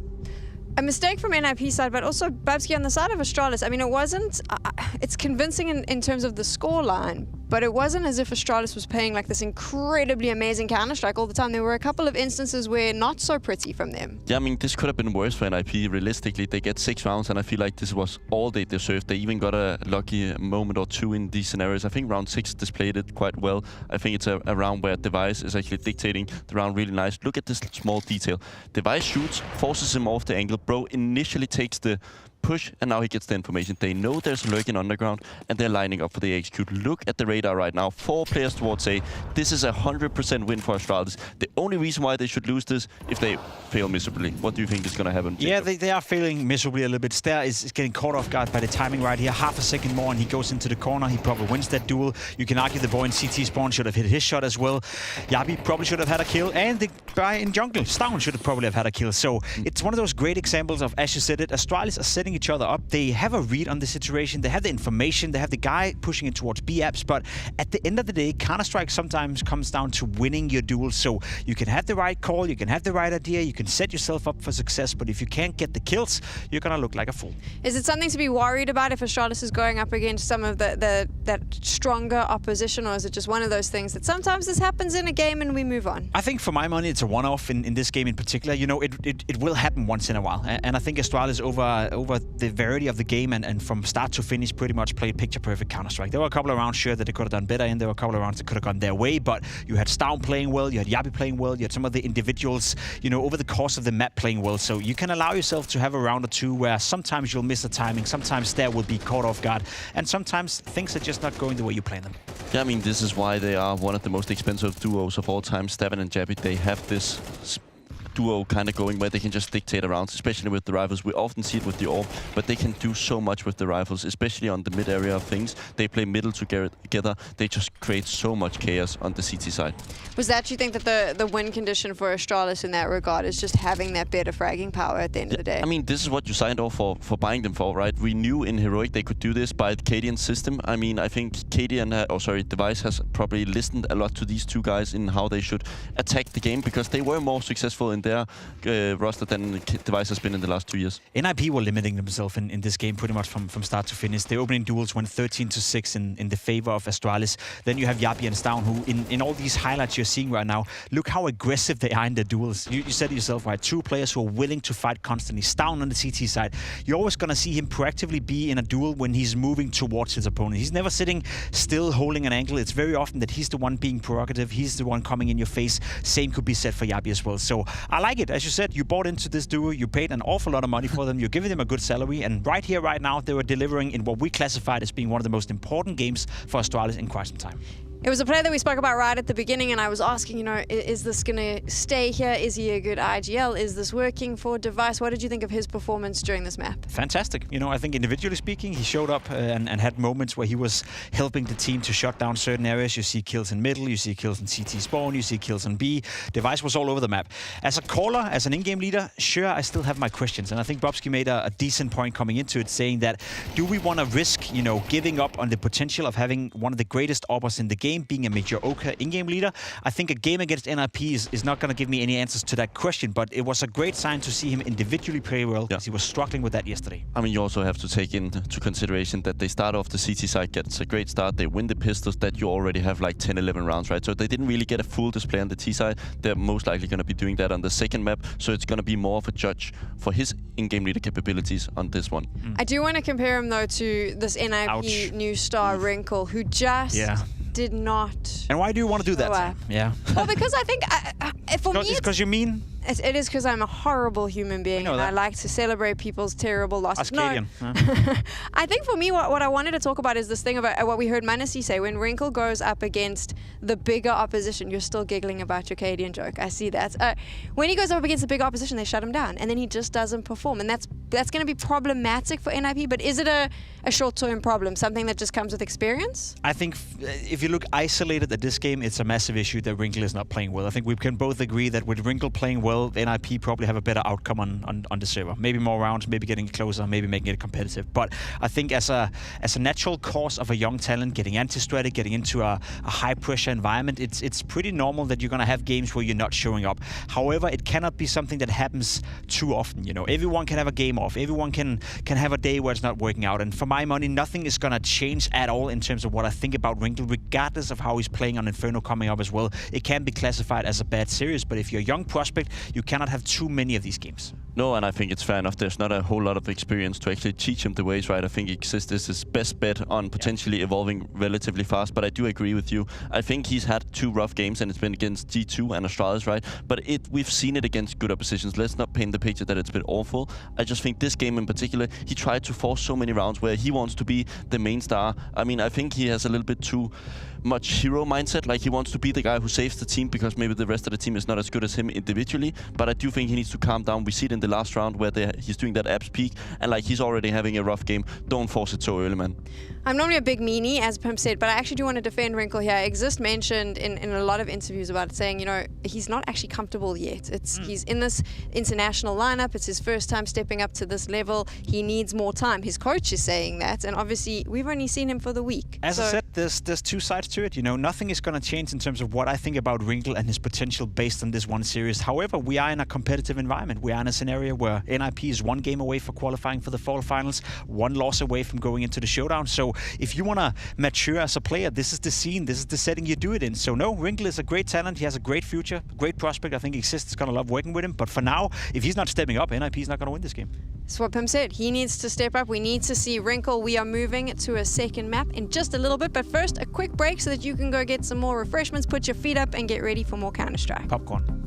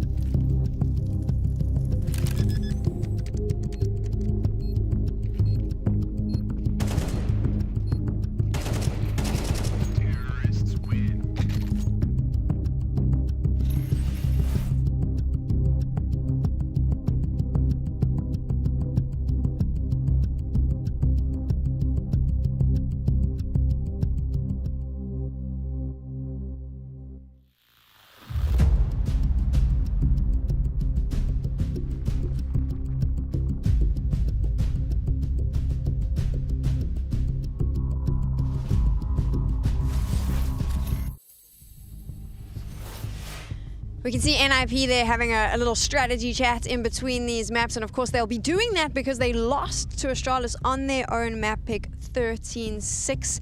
They know in the back of their head that they have to win on Inferno if they want to stay in the competition and not go down to the Showdown. But it is Astralis' map pick, so they're going to be feeling pretty good about going on to Inferno. They're going to be thinking that they're going to 2-0 the series. There's no way those pictures are from today, man. Like, it's raining outside.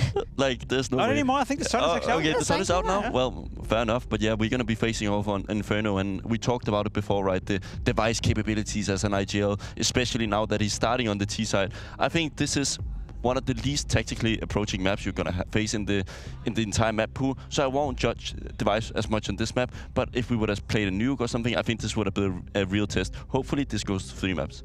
Yeah, I would love to see at least NIP pressure Astralis. I would love to see a competitive game. I think NIP's results on Inferno specifically is somewhat decent. You may look at the win record and you think to yourself, haha, noobs. Not quite the case. They played G2 twice in this tournament. One time they lost very, very narrowly, 13-11. I know yesterday was a little bit more one-sided in the favor of G2, but they did take down FaZe Clan in a very important Inferno game. So if you're NIP and if you're Astralis for that matter as well, you would have watched those 3 games. You're coming in very well prepared. You know everything NIP has to offer, but the level of Counter-Strike NIP have been able to produce on Inferno is somewhat decent. I think the reason why Astralis picked it is because there's so much recent tape, like literally 3 games in the span of 3 days that they can look into. NIP can't innovate themselves, they can't come up with new strats. They've shown everything they got, especially in the close game against G2, but the level of Counter-Strike they're playing on Inferno is decent. Is that going to be the difference? The fact that Astralis does have their number and can have a look at all that tape and be a bit better prepared? I mean, it helps a player like Stavn. I think Stavn is more of an IGL than Device on this map specifically because he is the one dictating like the flow of things on the B side on Banana, right? And that is the most important part of the map. If he gets entries, he will just call, okay guys, let's go B. We go on the entry. In the mid-round segments, it's going to be way more Device. If you don't see any entry kills coming in, it will be Device having the final call. If any of either Stavn or Jabby opens it up early, they'll take the pace. And I think we are in an era right now where we constantly speak about anti-threading, speak about preparing for your opponents. And Astralis have not played Inferno since the summer break. They've had an entire summer break. They've had a boot camp. They had a practice session to innovate the Inferno. Who knows? Maybe even changing certain positions or certain ways of doing things on the T side. So if you're NIP, you're walking in completely blindly. Whereas Astralis, they have 3 maps NIP have played in 3 days at this tournament. So it's an unfair duel in that sense. One of the things that I noticed was when Ninjas in Pajamas lost to G2, Alex was he was devastated. You could see the look of devastation and heartbreak, had his head in his hands, and chatting to Katie, and Katie said, well, that's a good sign, because what that means is that they believed they could beat G2, and that's a confidence. But the thing is, it is a very young lineup, right, Babski? So now you've had that loss to G2, you've just lost your map pick to Astralis. How important is the role of someone like Exist to now be able to bring this young team together and rise them up so that they come in here confident and are able to reset? I mean, Exist for my money is not the most vocal IGL. I think he's very much, his value comes in the pre-game, before the game. That didn't really work on Mirage. Right now you're going to be facing into Inferno. I don't think they necessarily expected Inferno to be picked by Astralis, so I'm actually curious to see if they've actually even managed to get some anti-strat for this one. Fair enough. So there we go. We've had that insight. Let's find out, is Astralis going to be able to secure their spot at the fall final? Here we go then, map 2. Things not looking too good for NIP whatsoever. They are yet to turn up to this series. Star player Wrinkle, unable to find his form. Device absolutely bodied him time and time again. Anders, it doesn't look good. Is this where it comes to an end? Could be. The odds kind of suggest that too. Switched massively in favor of Astralis. It does feel like NIP maybe have run out of steam a little bit here. And with the likes of Showdown and Yabi just showed, like, they dropped 17 or more kills each. Like, that's wild to be up against. So it needs a really strong start here for NIP. It's Astralis map pick on Inferno, so we'll see if they've come up with a genius plan, if they have enough tape like this we're talking about, or if NIP have something up their sleeve. This is their last chance to do so. Here we go. Dual elites out in pairs here. 7 guns on the CT side. They've got smokes, incendiaries as well. So Rez has got a hell of a setup. He's got dualies, armor, incendiary. He's like a raid boss right now. Yeah, throw everything onto him. He's in a powerful position as well. Max, there's Deagle or Dualies on the other side here, so Jammy could be dead, keeping so many different angles there. First kill on Inferno, and it goes to NIP. A bit of a ruse, though. Yeah. That's why he's got the incendiary. God Flash sent in from the coils, and it's going to be Alex to be tested first. He flies it with a headshot, double for Rez, and now it looks like the round is completely secure. Rez better close things out. It's maxed up. Really nice work from NIP. They find Yabi at the start. He's lurking on the other side of the map. The execution comes in, and it's pretty comprehensive for NIP. I don't want to start any drama, Henry. Oh, here we go. But I think Rez turned around and straight Molotov the chicken, like he was aiming for it. Oh, really? Okay. Bit of animal cruelty going on. Just saying that's suspicious. But they won the round, so I guess all is forgiven in that sense. It's a great job, and I mean, they absolutely needed this. Rez, you called him a raid boss, and he certainly turned up. They did too much damage early on. They activated the aggro. Throw more dots, Henry. I don't know. More dots, more heals. So, no bomb planted. We have got the eco to deal with here. NIP, a pistol under their belts. They managed to do the same on Mirage, though, open things up with success there. See whether they can hold on to this one cleanly. Should be a very convincing round. And that was the only threat, really, that Eagle ever announced on Glocks. I do like this. No managers playing today. No managers. Wrinkle. Yeah, whatever it takes to get Wrinkle started. He does get shut down kind of right afterwards, but just get some kills out. Start to feel a bit better about this. Like, you pretty much said it already.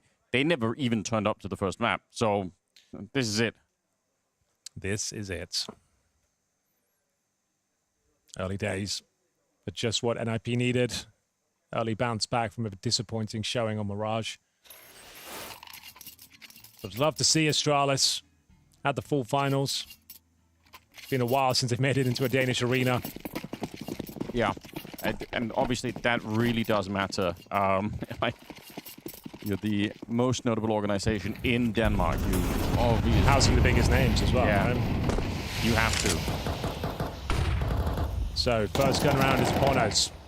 Stow not wasting any time. Oh, the flashbang actually catches him. Good opportunity there to pick off one of the aggressing CTs, but for now it looks like Alex is setting up a flash play here. Pop flash towards middle.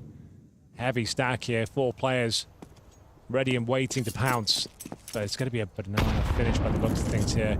Rez to fend them off. He's got plenty of utility, and he's still got another smoke there. They dropped him off like a reservoir of utility, which is quite standard. You send 3 over the start, drop your smokes and incendiaries by that bench position, by Ruins. Yeah, enables one player to stay there and just hold them off as long as possible. Going back to pick up more. It never ends. It's kind of sick, isn't it? You can keep the banana locked down like that for a long time. And Astralis, actually, they kind of buy it. They say, all right, you know what? There's too much going on. We'll leave it alone. Walking into the stack at top mid. That could be dangerous. 40 seconds. Close flash here, but there's just so many people. You're not going to flash everyone. Someone's going to be ready to fight shortly. 30 seconds. They're coming out of the apartments behind as well. Oh, and just as they're trying to fall back, it could be a disaster here for NIP. Double kill for Bro. And that was the last one for Stair. There's nobody else left. Rez alone on the other side. That is always my chief criticism of the double quad setup like that, is that if you get flashed, you're actually running back into the Ts that are coming out of the apps, and it can be so hard to deal with. Oh, perfectly played there from Astralis. The jiggle peek towards quad to confirm there's a player on boost. Once you're spotted, you can't stay up there. Molotov beneath to flush out the defending player who's an anti-flash. They smoked off Arch, and then you're right. They're just kind of pincering in from the apartments. No presence there. Everyone caught trying to scramble back towards the bomb site. So the stack doesn't really do much for them. Rez, the B player, will have to sit back and wait as this round slips by. Going to be 2-1 here. 3 players survive for Astralis. 3 AKs in hand. Couple of utility as well. Very nice round. Certainly the favorites going to the second map after a convincing performance on Mirage, their opponent's pick. It's the first on the board, though. See whether the money's okay on the CT side. It was Alex that had to find multiple kills. You can see those CTs not trying to make their way back from short. So many difficult duels. It's also because, I don't know if it happened this time, but very often there are grenades being thrown still from middle, flashbangs, and they land behind the Ts that are coming out, right? The Ts are looking towards quad, but the CTs are looking straight into the flashbangs. They have to look up into the sky to fight the incoming T players, so it's just not a great angle. They still have a little bit of money on the NIP side here, so they've got the Scout, they've got M4s, but after this, if they lose this one, it's going to be trouble here. Down is, or Stair this time, very aggressive at fighting that top banana position. Doesn't seem like NIP want to really throw too many players at it at the moment. They're saying, all right, you can have banana if you want. Yeah, banana control established. 3 CTs here, though. Retake looking possible, Anders. I'd imagine a flash over in a second. Alex to be combative. There's the flash. It's no good. Why was it not? Did it go too shallow? I think when you're directly beneath it, like the roof at the top, like you're not going to get massively flashed. Okay. It lands like directly above you. It's more people playing towards like half wall. I'd love to in front of the barrels. He was directly beneath the roof. If we can find that in slow motion, I would love to see how far, like outside of the roof, it actually goes. But that could be pivotal. Stair does go up, so that's cool, I guess. But we still lost a couple of players out here, and they are venturing back towards the A side of the map. 2 people here. So it comes down to Isaac. Wrinkle with very much a scout. And, wow, that's a great alley-oop. God damn. All right. First sequence we've seen from Wrinkle. He's actually done something here. Got 27 ADR on Mirage. He just got blown out of the water by Device time and time again. They've actually got a fighting chance there. They've got the HP advantage. Bro looking to step up here. Thought he would hit it on the first try. Not meant to be. And now it's down to maxed up. Flash available. No kits. Up against Device and Bro. One in the pits, one on the back of the bomb site. Time is of the essence without the kit to operate with here. He's got to opt for a pop flash in towards the pit itself. Looking to find a low HP Device, but surrounded and taken down. Good effort there by Wrinkle, especially. Some good scout shots connecting, a few tags, a headshot. Not quite enough, though, and that was essentially a force fire with the scouts in play. So you'd assume it's an eco coming up next. Oh, dirty shot from Device as they tried to re-aggress that banana position. Thought that might have been enough. But even on the repeat, Bro takes care of business.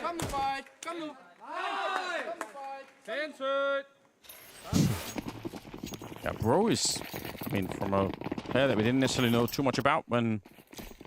Yeah, he played a Monty for a bit. Definitely like the support player there. Yeah, but... Seemed to be able to handle his own, like, nothing too notable. Yeah, but doesn't look nervous, I think. Just, you know, kind of doing his job, which is kind of valuable, I think. Yeah. You just need a safe pair of hands to fill that role. Yeah. Someone who can listen. Someone who's not trying to be the star. Just does what they're told. Res alone. Yeah, USP as well. Yeah. Good luck, my friend. That's the round. They could find the AK on the Abbey. That would be a nice little prize to walk away with, I guess. Sure, the Mac 10 is going to be hunting wildly to get that AK back in the hands of Astralis. No reason you want to be fighting that. It doesn't change the fact that Astralis are going to be at 3-2. They're going to have a little bit more money to work with. I mean, NIP are still in a lot of trouble here. Oh, dear. Nicely done. Didn't check the pit. Just the Mac 10, though, not the end of the world. Good shot from the Device. 3-2. Device had some performance problems in some of the other games we've been covering, but today he seems very sharp. I mean, obviously, we talked about him shutting down Wrinkle, but you can kind of tell that he's feeling a little bit better today, perhaps. Talked about the in-game leader debuff. That happens very often when you've got that much responsibility on your shoulders. Yeah, it was against Vitality. That's true. He just couldn't really get going at all. He's bottom of the scoreboard for the squad. We knew the performance would be somewhat affected with its in-game leader responsibilities, and it seems like when they're winning, it's obviously fine.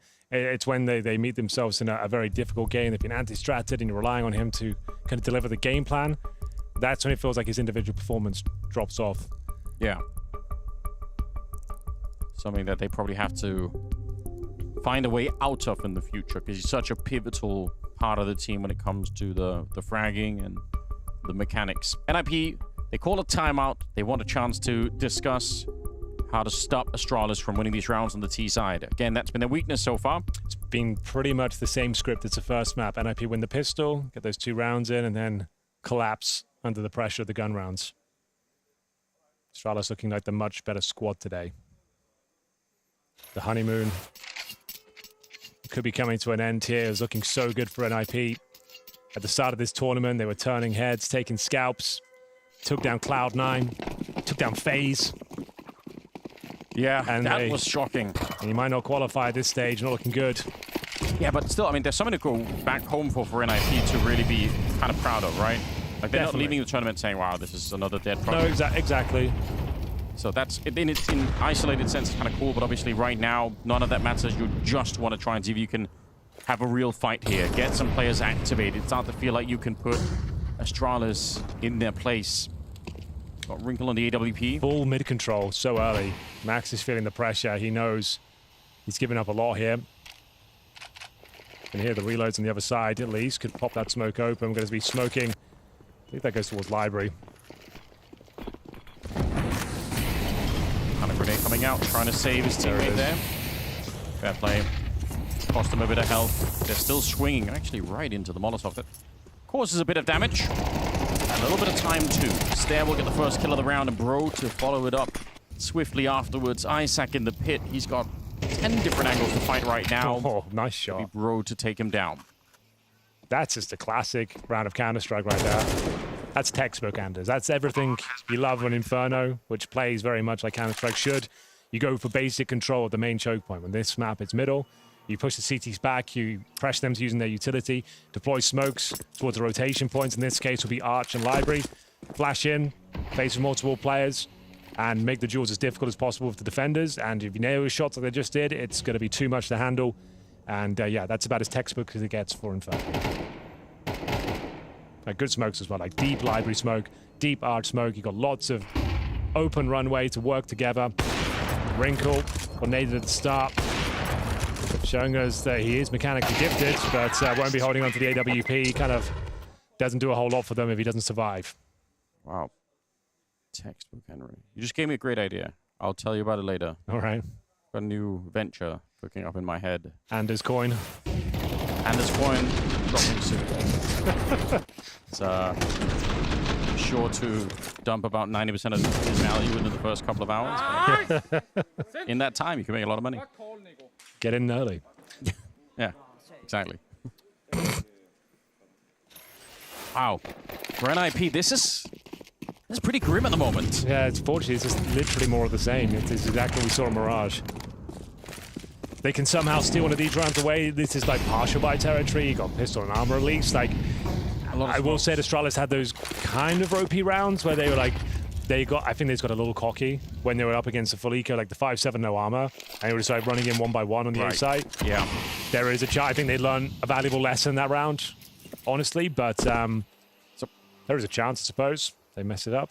So for NIP, the game plan is super obvious here, right? They want to use these smokes to hopefully trick Astralis into like a really uncomfortable position where they're executing in the last 20 seconds of the round, but that's not happening because Stown is just that engine in front. He's so hyper-aggressive. And this was perfect, just to give credit where it's due.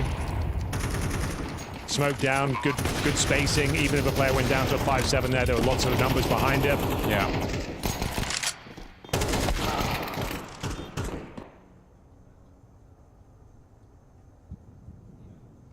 Could be a quick day in the office for us today, Anders. Yeah, but it's the last day, Henry. I wanted more time in the office. Oh, that's what they always say. We all want some more time. That is true. It's the virus is spread to casters now. They also need more time. The teams need more time. We need more time. we get it. Everyone needs more time. Yeah. Well, we're not getting it at the moment here because NIP just not really able to stand up. I don't know. Again, I still think, well, taking the tournament into sort of totality, we got to see what Wrinkle can do.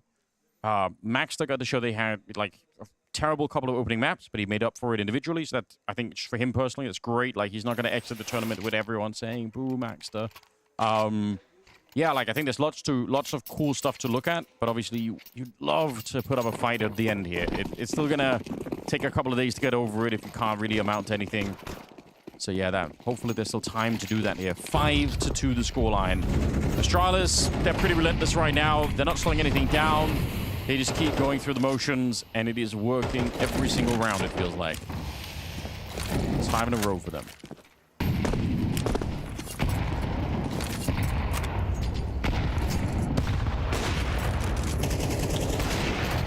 Oh, I was about to say, it looked like a bit of a gimme there for Device when the smoke was popped, narrowly missing out. Equal trades for now, but in terms of what we've seen so far, a 4-4 certainly will favor the T side, and indeed Astralis, who are officially on fire after posting 5 rounds in a row. Wrinkle will have the opportunity to duel up against Stare with the Orb. Spots a barrel of one. Does he want to extend the peak? I think this is a guaranteed kill for Wrinkle. Yes. He gets mollied. Oh, it's definitely not. That's the round. Yeah, unfortunately. He's the only one there. Yavi's again holding the side. So, like, he's got 4 kills. 2 of those were exits. I think he got 1 in the pistol again. He got 1 scout kill. Yeah. So, in terms of impact orb kills, like 0 again. I don't think he got a single orb kill on Mirage. What's happened in the meantime? Gotta wonder. I think once you get, like, countered so hard a few times, you get in your own head a little bit and you lose that mojo and confidence. I'm not sure. Like, that peak was just, like, well played from Stare. Like, he understood there was a potential threat on that specific angle, and he wide swings it, which CS2 is very viable. As soon as he gets past the initial shot, like, it's a guaranteed death because those wooden boards are paper thin. And he goes down, but the round is hinged on that setup. If the AWPer goes down and, like, you don't have a ton of info, if you miss one shot, you have lost the round. Like, that's why most AWPers will hold the corner, perhaps. Do you feel like that problem of having the confidence and the swagger is like it probably hits everyone if you lose it, but it hits AWPers the hardest? Definitely, it's the most important role. It's the most expensive gun. Yeah. Like, the economy is built around getting you, the sniper.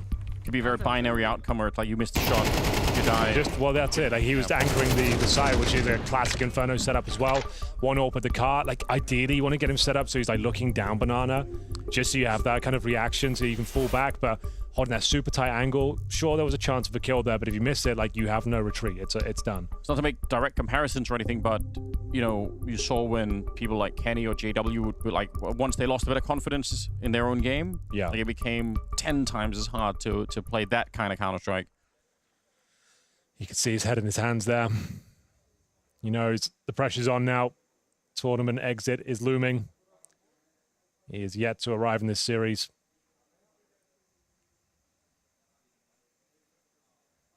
Astralis running away with this one. 6-2, a couple of saved weapons does enable a buy. The AWP is recovered again. It's hard to criticize them right now, even if you wanted to. They've won 6 in a row. Definitely. They're not trash-talking enough for my taste. But, hey, it was their T-sides that were pretty ropey. Oh, Max, I'm not sure if he spotted. He's so blind, though. Yeah. He couldn't have been more blind if he tried. And, yeah, he goes for just a 1-kill play, and it does not work out. Thankfully, elsewhere, success was found. Wrinkle's got it. Hit this one. He's no-scope now. Thankfully, his teammates had to bail him out. Saving him. Because that was a big miss. Sticking around for it. Smart play from Isaac. Definitely a talented player. Rez does go down. Nice. Kind of was ready. Seemed like he had the right idea. But the thing that's practically... Well, now he just wants to challenge Wrinkle of anyone. He's 8 health away from getting the ace there, Isaac. Yeah. But if he can challenge the AWPer instead of the rifler here, he's got a greater chance of bringing this into a 1v1, so he wants to go towards Wrinkle. Yeah, that's a good point. And he actually uses the smoke as a way to get out. Wrinkle, kind of looking for it here. Still plenty of time, but Alex is getting closer and closer all the time. There we go. Wrinkle goes down. You said it, Henry. They don't know he's this low. I guess he did. Like, they did actually get a clean dink on him, so they know he's, like, very low HP. But now it's still like, Alex, you've got no kit. You've got a smoke, to be fair. Like, advantage, Alex. He should be winning this. Oh, but it is a nice little maneuver. It's going to come down to, like, a smoke spam on the C4. He's going to smoke the bomb, try and fully defuse it, probably fake him. You have to be really quick with it here. He's here so quickly, Stare. Alex only just exited. Yeah, he's not even ready for it. Alex goes down and Stare with a massive clutch. Very well played from the young Dane. He couldn't have done better there. Like I said, he read the situation well. He's got the information. Wrinkle's on the bomb side with the AWP. Obviously, the HP not a factor in that particular duel. Go for that one first, and then go for the mind over matter clutch when you're just going behind your opponent. Sound cue's given away by virtue of no kit. You can't be that sneaky in the 1v1s. If you have no kit, you have about 10 seconds to work out where he is. Outplayed, and like I said, he has to smoke the bomb, then he'd have to fake it as well, so he knows he's going to get spammed down. So it was going to be a very difficult clutch if you didn't find him early. 7-2. And it's still an AWP. Not for long, though. It's gone. And it's gone. Get rid of it quick, lads. They're trying to recover it. They're trying their best to get near it. Is it going to cost Rez his life? I think so. He's getting tagged. Wall bang. Yeah, Rez's device got him. Oh, dear. Yeah, Wrinkle now just going down early. The start of these rounds is trying to take matters into his own hands. Alex has been pretty decent at the B-bomb site as of late. He always seems to get a couple. Got some backup here as well. There's one. He's done well. Fails. I think it was meant to bounce up and land on that little ledge. Problem is they've already killed one here. And they know Alex is in spawn. They might assume the site's clear. Max had to do better with that. He had the advantage in the fight. And unfortunately, the Famous doesn't deliver. They've lost the orb. And Yavi's on the hands. Danish Viking hordes are running over NIP at the moment. Yavi's been the lurker of every execute over on NAVI. He's just hanging around. A lot of times he's ended up going down. Like his scoreline's 4-9, but he's just always making sure that no one's sneaking through the middle. And this time, obviously, turning it into a bit of a hunt at the end. This is so relentless. Stare with 12 and 5. Top fragging by quite some distance. I don't know about that one. I don't know. It's not advisable. Device takes care of one. Almost finds Isaac. They've got so much money on the T side, it doesn't really matter. Coming to the end of this first half, and they've only got a pistol round and a second round anti-eco to speak of. Everyone's giving it a go. They're trying to bring in aggression. Classic plays. I wrinkle that. That's a bit of a freebie for Device.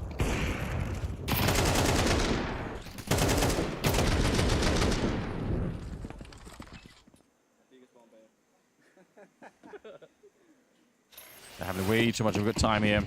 No orb this time.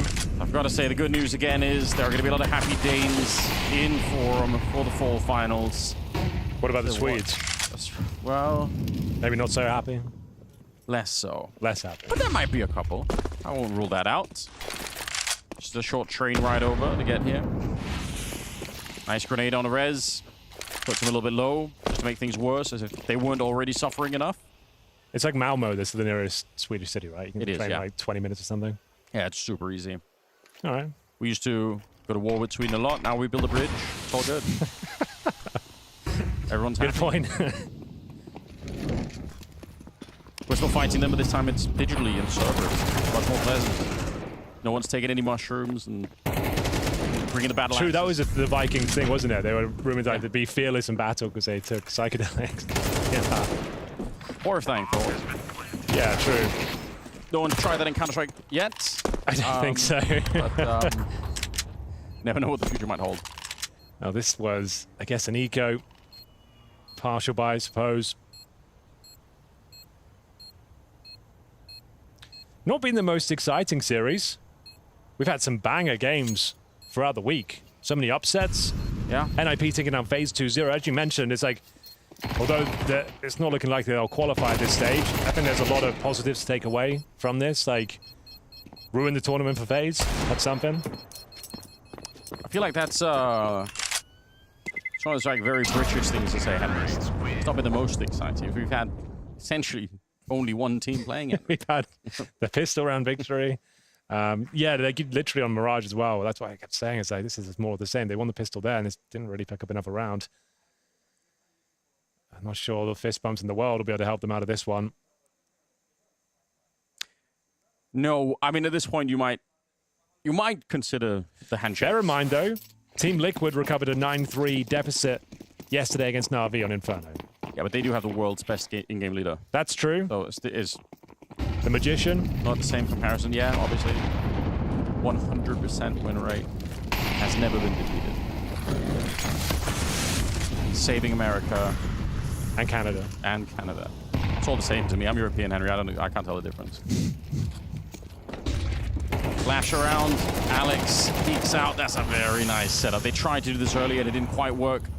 Rez able to land the shot there. NIP last round. I doubt it'll make a difference, but you know, you've got to get started somewhere. Device on his own. So finally, there's something here working for NIP. It's very late. I don't think they're going to be celebrating winning this round, but to win the pistol in the second, then maybe there is something to fight for here. What a great first half it is for Astralis.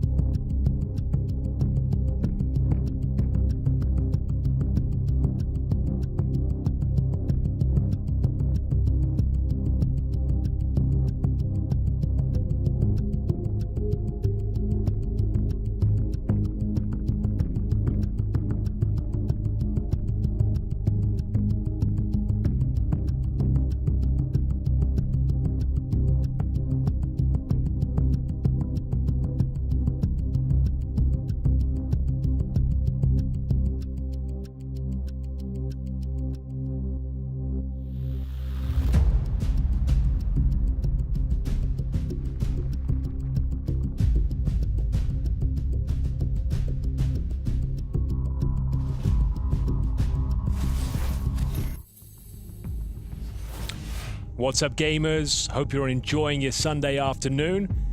Blast full groups 2024 is coming to a close. We've had a great time, Anders. There's been a lot of Counter-Strike, 4 best-of-3s a day. Great litmus test to see what Cologne has in store next week. Got a good understanding of a lot of these different teams and where they're at right now. Only 2 best-of-3s to bring you today. The last 2 slots up for grabs. This one between Astralis and NIP looks like it's only going in one direction. Astralis running away with it. Second game of the day, though, I think this is going to be a banger. NAVI versus Complexity. Complexity looking much better as a unit. Almost took down Team Spirits.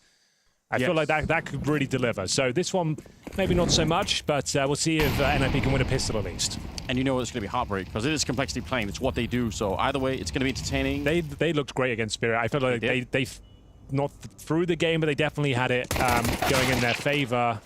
Alex is the only player really stepping up for NIP. If Isaac's had his moments as well, to be fair. So Alex has 2 flashes. He wants to flash them in. If he dies back there, they can't pop the flashes to get out of the apartments. The fact that he lives with 1 health is kind of crazy. See if they can actually throw those flashbangs to try and get out. Waiting for them now. Device is looking in the right direction to get flashed at the moment. Bro, there's the second flash. That's why they needed Alex to live. Now, is it enough to get out onto the bomb site? They've actually been slowed down. The smoke and the Molotov here holding them back just a little bit. Rez gets a nice shot. But yeah, they're diverting. They don't want to run through the smoke. They want to keep it going. Bro down here in the pit needs a lot of headshots, and he's going to get a couple right off the bat. Down to 1 bullet, and he can't land it. On Max, though, was jumping past. So now it's on Stown for the retake and the 1 versus 2 clutch. Seems like both pistols are in the bag here for NIP. Oh, the bomb just being planted, though. So he's got specific intel as to where one player is. This could be Rez from the sound cue.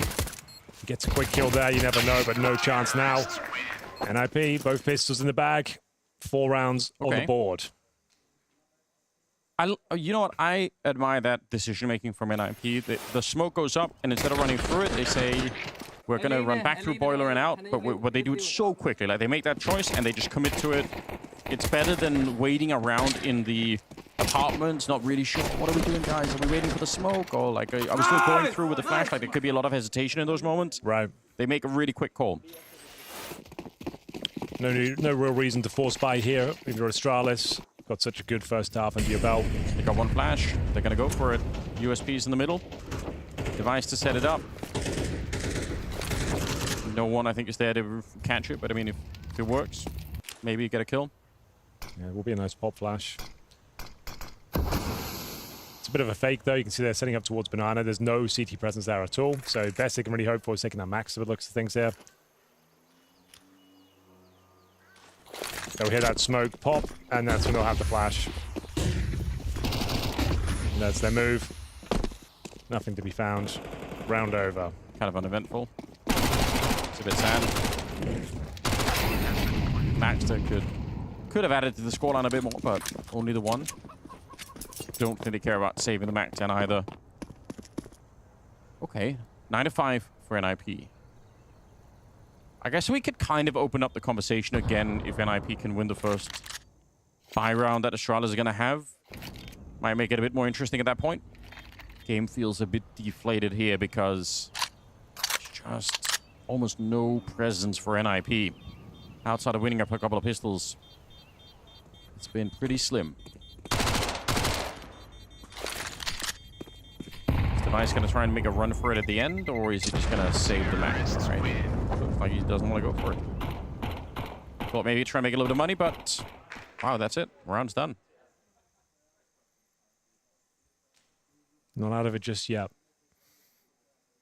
They're not. I mean, they can obviously make the comeback from the scoreline, but we need to see a big change. Bear in mind, yeah, Astralis, Inspires had it to a 7-0 up, and the game completely fell apart for them. That was on their T side, though.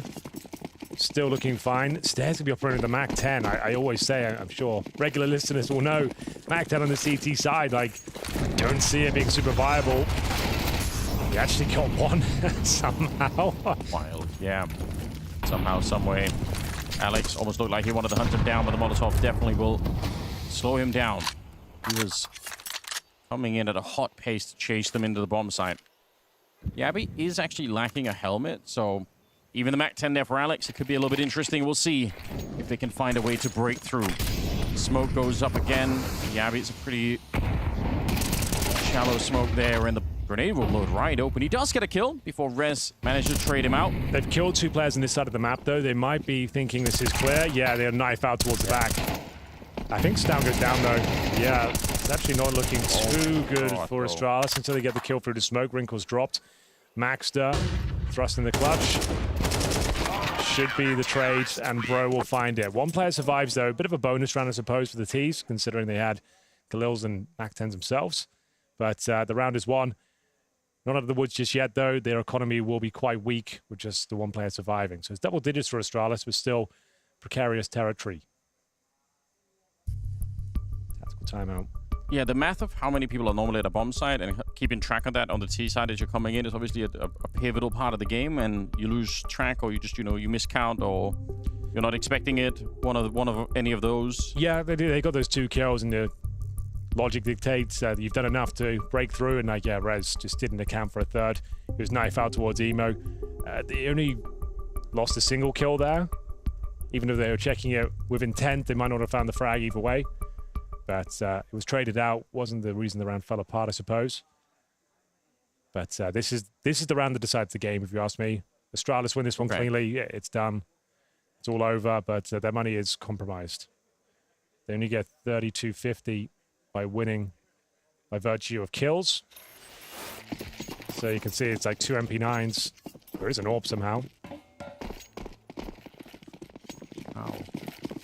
Was that the Mac-10 kill that made it? I don't know. Yeah, I guess so, because he didn't have to buy that round, and then he got a kill with the Mac-10 at $600. Yeah. So he would have been able to drop it, yeah. We've put it together. And Device would have dropped him the MP9.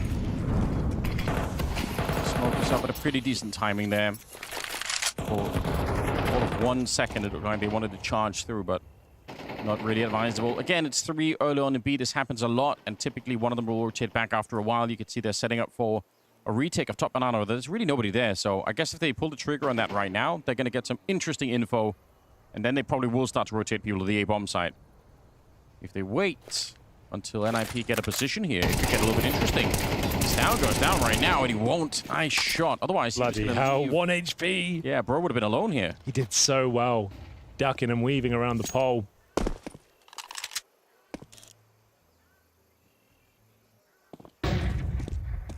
There's the flash to set it up. So, doesn't spot a single person. They don't have any utility, or almost none, on the Astralis. He said it wasn't going to be an amazing buy. It goes down to 1 versus 1. Yeah, but he's got a smoke, though, at least. And at 36, like, throwing at this point is actually super OP. Yeah.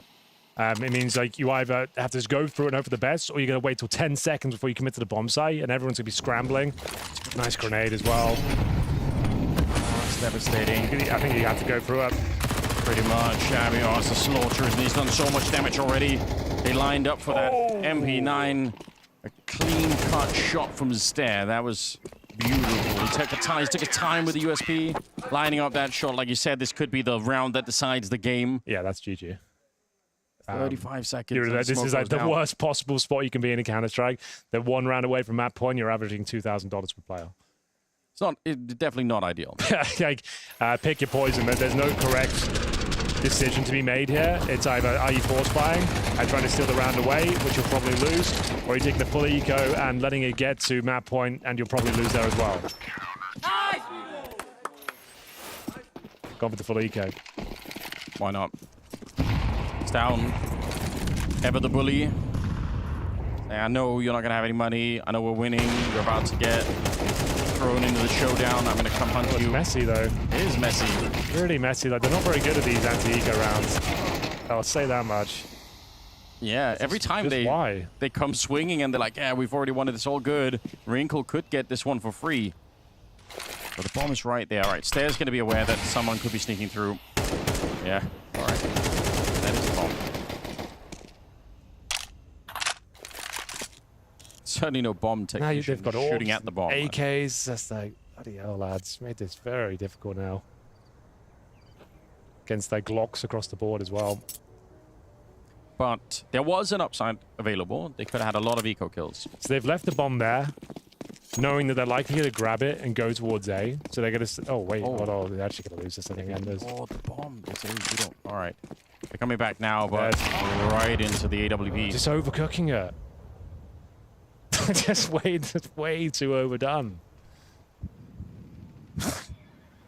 Yeah, we all know slow cooking is the way to go now. Revolution. Oh, Yabi wants the multi. He knows that they're going to bring the bomb back here. It's heartless and cruel, isn't it? They gave him a chance to think. Yabi's just smiling back there. It's just like, thank God we won that, lads. Bloody hell, we almost just lost to 5 Glocks when we had AKs and AWPs. Got it over the line. Saved the embarrassment. Just don't think like the solo aggression play, like something like you're just trying to end the round early. Is that it? I just completely mind reading down here, but it feels like he's just the kind of player that if the enemy is hurt and down, he just wants to stomp like on them. If when you it had comes like incendiaries down at the bottom, you smoke T steps, I get it. But like there was none of that. It was just like a solo push down. You just hand delivered an AK. Oh well, they won the round. There's been a couple of those questionable decisions when they've got a gimme round. Well, I mean, you add that to the nuke play where they were fighting Sairu. I mean, those mistakes have to go away for Astralis against top-level opposition. Like, you're going to get punished. Yeah. You can't do it. Well, like we said, it's pretty much GG. It's going to take 7 rounds in a row, and that's a massive grenade to kick things off. 2 players, wounded, 1 dead. Feels like it's already been G'd for a while, Henry. Yeah, you might be right. So we've got 2 smokes, a flash, a Molotov. B execution to try and close this one out. There will be a bit of resistance there before they even get close to that. Classic setup here, one behind the sandbags. They could Molotov it out, but you probably want to save that Molotov for the new boxes. It's kind of the issue. Everything they're doing right now, and it just feels like it's giving Gred a little bit of a jump. I don't know if he spotted anyone, but if he did... So he's going to be flashing when he gets, like, a bit of contact here. Oh my God, it's so perfect! I think he must have seen him. All right, nice shot from Wrinkle. Spins around, catches down. Still 25 seconds left. They're going to smoke off the AWP, see if that works out for them. Device throwing down a smoke of his own just to slow them down. The bomb is still out on Banana here. 18 seconds on the clock. They're trying to push through. They know that someone's in there and wants to throw in the flashbang, so they're aware of that, but there's only 10 seconds left. They have to find Yabi still, now down to 8. They're not checking the corner, and he's ready to slaughter every single one. A huge double here, and time has run out. Astralis will finally make the land. They are ready for the fall finals. Good to see the Danes stepping up today. A little bit disappointed from NIP. They didn't really deliver in this series whatsoever, but the headline reads, Astralis are on their way to the full finals. Henry said it, will repeat it. They are going to full finals. The home team is going to be in the arena. What an incredible result from them as well. That 2-0 was convincing. That's what I wanted from Astralis, and I think it's what a lot of the fans wanted too. I think that was one of the most one-sided games we've seen all tournament long, and I gotta give credit to Astralis. They played picture-perfect Counter-Strike, given the opposition didn't really provide much on the server either. It's hard to be too critical to NIP in the sense that I guess this is more what I expected coming into the tournament. I feel like they've been overperforming up until this point, so from that point of view, I'm a little bit disappointed they weren't able to at least make one of the maps competitive. But had you asked me coming into the tournament, do I think Astralis would manhandle NIP in a best-of-3 series for qualification? I probably would have said yes. I mean, I think you're very easy on them right there. This is a roster that's been here for quite a bit. They've played for like 4 to 5 months together. We should at least expect them to play against Astralis and have a series that is actually competitive. They did show a couple of glimpses throughout the tournament, but this didn't really give me the feeling that NIP is back at tier 1. I did think that, okay, the future looks brighter than it's ever been, but it's still not good. But that's also just that phrase, right? Because I agree with you. Just the phrase that it's a future that is perhaps brighter than it's ever been for NIP, or at least for a couple of years. It's again, I'm looking at NIP, I'm looking at the lineup, and if I have to be completely honest, now you said I was sweet, right? But let me be harsh. I don't see NIP being more than just a top 10, top 12, top 15 team, perhaps. I don't think they have the player material right now to realistically expect taking down teams like Astralis, or what they've been doing in the group stage, you know, where I felt like they overperformed. That was great to see, but I'm not sold on that just yet. I think it's a step in the right direction, but perhaps a couple of roster changes over time can help NIP. It's a little bit concerning though if you are sitting with a player like Wrinkle, if you're not competing for titles. I think in time that is a player who's going to start looking at other options. Yeah, I mean, that'll get kicked if he continues to play like he did in this game, but I agree with you. I think Wrinkle has been a positive surprise in the tournament, and I think we've seen the potential from the man himself. Surely didn't have a great game today, but as I said in the mid-segment we had, it doesn't change my feeling about Wrinkle. It was a rough run for him, it was a rough run for NIP, so I'll give the team like if the team the flowers they deserve, it's not Winkle's fault. NIP is not winning here, but that's a future prospect, and as you said, maybe it's a player that's going to be tough to keep within NIP if he continues to be above the rest of the team. We'll talk a little bit more about NIP and Astralis, but now I want to stop talking because Mr. Tom Cruise himself is ready to do that. Astralis have made it to the full final, and this is an important one, being Danish team. That's what is expected of Astralis here, but it almost looked a little bit too easy in this game. You guys were just cruising through. Oh yeah, I think that we played really well today, and NIP probably is a better team than they showed today, so I think they will be a little bit heartbroken, of course. But yeah, I'm just happy with the output we had, for sure. Was there some pressure coming into this match, though, considering the fact it's for the full final spot? Yeah, I would say so. Of course, everyone wants to play in Denmark in front of a crowd, so it's always in the back of your head, but you try just to focus on the details of the game, and then it doesn't matter too much. And yeah, now we made it, and we're just happy to be there. Well, at least you've got a smile on your face. That's certainly positive. But what do you think about your whole experience here in the group stage and just where this puts you coming into the rest of the season?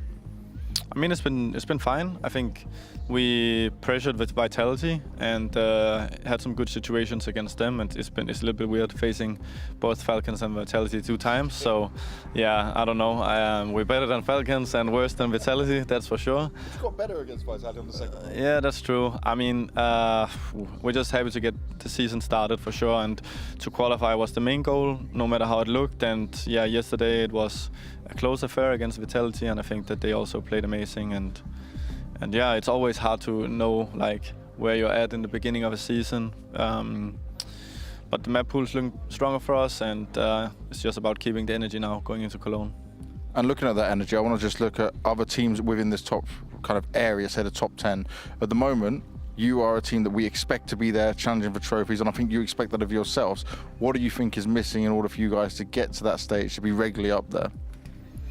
I mean, yeah, so far we've been to the playoff every time we went to tournaments, so getting the experience has been good for us. I think that building upon that is also being a little bit more ice cold in the semifinals and taking the chances that's needed, playing to win, stuff like that. And then it's all about sometimes when do you play and when are you inactive, like in rounds. Okay. So when you're supposed to be active and inactive and just let them play, we're figuring out like reactions and stuff like that at the moment that we missed a bit in the last season. Nice, thank you for the insight, man, and welcome to the full finals. Astralis joining that list of teams for the full finals. Imagine being able to see all of that live. That is going to be incredible. I feel like Counter-Strike at the moment at the top level is so close. There's such small margins between all these teams. Everyone is fighting for those trophies, so it should be a really good time. I'm not gonna lie, you know, the 6 teams that's gonna qualify from this stage already, we have 5 of them concluded. It's some of the best in the world, you know. I think it's powerhouse names. We now have Astralis in the mix as well, so you're right on. You know, if you haven't grabbed the ticket, Bubski, go buy one. Yeah, okay, sure. Maybe I'll go play a show match because I'm actually better at the game than you. You'll stand up here and do a little bit of analysis. But I do think there's a good one for Astralis. This was the most important game of the season. I know it sounds ridiculous. It was just a fall final. But for the players inside the team, they have lost touch bases with their local scene, right? They've not been inside the Danish arena for quite a bit. Huh? Yeah, I mean, I actually did make them qualify for the last time, but you didn't do your research, Pim. Yeah, I think Astralis can be really happy. Also, the organization behind surely must be clapping their hands. I think we have to give Pimp a lot of respect, Babski, because in the last 4 minutes, I've realized I spent a whole week with someone just constantly throwing jabs, and I realized Pimp is an expert at it because he waits until I'm about to throw somewhere before he adds his little piece because he knows I cannot respond. He is a legend and we should learn from him. You know who else we should learn from is Exist, the NIP coach. I think that he also has a big brain for the game. He's obviously going to be disappointed with what happened here, but let's find out what he thinks about his team's performance as well as how they'll proceed going into the showdown. NIP tried to put up their best foot forward when it came to this event overall, but I think in this game, this probably wasn't the NIP we saw throughout the rest of it. So I just want to get your initial thoughts on why it started to spiral, I guess on both maps, out of control for you guys, despite some good starts. Yeah, I mean, it's hard to say. I would say, like, on Inferno, it feels like we stacked the correct bomb sites. Like, they did a mid-execute, we're 4 guys there, but I don't know, we're just not getting the kills, the trades. And then similar rounds, I think they go Arch, we're 3 guys there. we're not really talking. When should we fight? Should we fight together? It's like small details like this that can change the game. And yeah, I mean, obviously Astralis played really well today. They have some really good players as well. So yeah, kudos to them. And looking at this, how disappointing is it to get this far and then not make it to the full finals? Because I think, at least from my personal point of view, this is probably the most excited I've been about a NIP roster in a long time. I mean, I don't think we can get too greedy yet with how good we want to be, result-wise, of course. I mean, as you said, we showed some really good performance or fight against FaZe and Cloud9, and also one map against G2 in that first game. Yeah. But I mean, these are really good teams that we're facing. G2 and Astralis, they have world-class players basically on every position, and we have some young players in our team, some up-and-coming superstars, if you may call them like that. I think we need time, we need experience, and the positive thing, we got to play as many games as possible, right? So we're getting that experience. Of course, disappointed. The more you win, the more you want to win. But yeah, we look forward. And in terms of looking forward, what's next for you guys? I know you were playing some online tournaments. You guys are actually on quite a grind, right? It's not just a normal circuit. No, I mean, next up is going to be Showdown, right? And again, there's some good teams there from the other groups. And then I guess the next big one is the RMR, and hopefully the major. Fingers crossed it goes well, man. Thank you very much, at.CEST. He mentioned they need more experience. They're going to get that in Showdown, but also there are some terrifying names in the mix. Obviously, FaZe is the big one there. This is going to be very difficult for a lot of these teams. It is, you know, and I'm not gonna lie on behalf of NIP. I think the best chance was qualifying straight through the groups right here, but they have given us Counter-Strike at a level where I think we can hope to see them involved. We can hope to see them get better. But as I said, I look at the player material, I look at what at.CEST has to work with for now, and realistically speaking, if they can contest to be top 10, 12, 15, for my money, that's good enough. Not everyone can be the best. No, I mean, they gotta pray that some of the bigger teams fails versus weaker oppositions in the bracket, right? It's quite a big bracket coming up to these final spots, so they do hope that maybe some of the bigger teams will fail to a lesser opponent, and then maybe they can make their way through. That's a hard way to play when you're watching everyone else hoping about how their results play out. We saw some incredible moments from Wrinkle. We saw, obviously, NIP make that historic knocking phase down. Yeah. They've got to grab those little things and they've got to hold on to those, and hopefully it'll push them through for the rest of the season. If there's one thing I'll do as a final note on NIP, we were very harsh on Maxter the first couple of days, and he was playing absolutely horrible Counter-Strike. The past 3 series for NIP, he's their highest rated player. So for him to be able to come back and bounce back despite having a horrible showing the first couple of days, at least that's a positive. In a world where Wrinkle and Maxter are playing at a high level together, maybe there's another level to unlock for NIP. There is one final spot remaining this week for the full finals, and we're about to find out who is going to take it. Will it be the current world #1 ranked team, NAVI, or will North America proceed and to push a second team into the finals with Complexity? We are going to take a quick break, and when we return, that matchup begins. I think it was pretty hard for my family to understand that I'm spending so much time at PC. 50 seconds here, and a flash to try and retake outside of B. That's spectacular. But I also believe, and I know, that it's the best thing for me to do.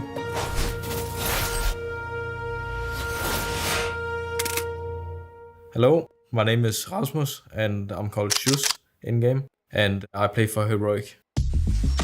I grew up in a family area. There was a bunch of things to do when I grew up. It was like gymnastics after school, and after gymnastics we would go straight to football. Pretty much every single day I had something to do with friends. I think my upbringing was pretty good. We went on a bunch of family vacations. I was really close to my parents. When I was 13, I had a birthday party where I got my first laptop, and that is where me and my friends at school started playing League of Legends a lot. It was something that was fun. It was something that I could do with other people. But when I turned like 12, 13, my brother got sick with meningitis. I think it was pretty hard for my family to adjust to new daily life. They had to watch him a lot, so they kind of forgot about me a little. I think it was pretty hard for me to adjust, kind of. And in that way I also began to play way more PC, because it was and way to escape life. After a few years, when he was feeling a little better, I introduced him to World of Warcraft as well. When he was sick and didn't have the energy to go to school and stuff, he went past me in World of Warcraft, and that annoyed me a little because I thought I was really good, but he got a lot better than me.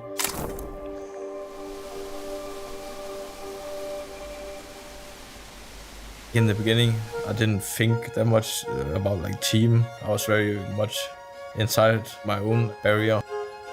So I think I improved a lot on like being more social in general, being more open to talk about my feelings and my opinions, both inside and outside of the server. And I think especially in Heroic with the Danish lineup, it taught me a lot of things, like how you want to be as a team, how I want to be as a person. I think gaming has influenced me into learning self-discipline a lot. Watching demos when you didn't want to, or if there was birthday parties, sometimes I would skip those things where I would feel a little bit bad, but I knew it was better long term. I put it on a scale. Is this birthday party more important than this qualification? Even though I knew I would lose, I would pick my career first. And I think the self-discipline, you can bring it in pretty much anywhere in life.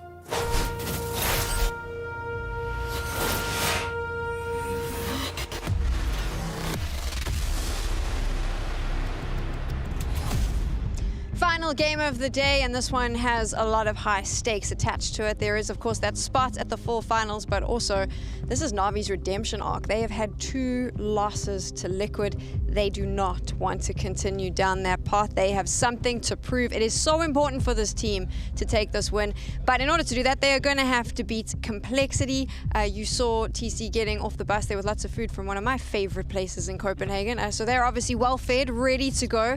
They are preparing to hopefully bring a little bit more of what we saw against...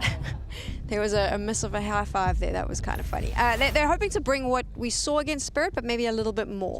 I think that's the story for Complexity. We now have seen them in the studio 4 times already. I think the very first game left us with the impression that this team is ready to disband. This team is ready to implode. Then it got slightly better with a win against OG. Even more so, a little bit better when they get the rematch against Heroic. And then against Spirit yesterday, Bobski. For my money, that was the best version of Complexity that we've seen all week. And it was actually a Complexity that played at a relatively high level, despite having looked like a bunch of noobs in the first couple of days. Yeah, okay, fair enough. But he's not wrong. No, I host now. I can say what I really feel. But he's not wrong. That is the truth. They did not look good the first few days. It was concerning. No, let's be honest, like that game against Spirit, I do also think Spirit disrespected them a little bit in the videos. They didn't pick their comfort maps, they tested the waters. But let's be honest, like when they were on the server and playing those 3 maps that it went, Complexity played their best Counter-Strike at this tournament. I think it was very obvious that they finally believed in themselves, but it was also the first matchup where they were underdogs, like specifically really big underdogs. In the other games, you would kind of feel like, 50-50, or they would actually be the favorites. What's not working in Complexity right now, in your opinion, Babski? Oh, I think that's pretty obvious. I think the 2 players in the form of Floppy and Grim have not been to the same level as usual. I think many people discussed that Elise is like this golden gem of this roster, which he is, but I also think a shout we need to have is also JT, right? I think inside this roster, he's proven massively that he is one of the best prospects in the IGL role. Then I feel like these 2 are untouchable, then it's all about the rest. I agree. I think there's 2 players right now who are doing what they're supposed to do. One being Elise, another one is JT. I think it's a player that ever since CS2 came out, we saw him having individual performances at a level that we'd never seen from JT before. It was like he grasped the opportunity. He was putting in a lot of hours. He was looking good on the deathmatch, looking good on the server, and he's kept that level. You know, you'd think, okay, yeah, it's a bit of a honeymoon period. Maybe he's just a little extra motivated. But I feel like the way he's playing right now, I agree with Bobski. He's more or less untouchable. I'm not too familiar with his in-game leading style and what he's like working with in practice. Obviously, that's something that the guys behind the team would know better than I do. But from the outside, and when we're looking into the team, it does feel like Elise and JT are working.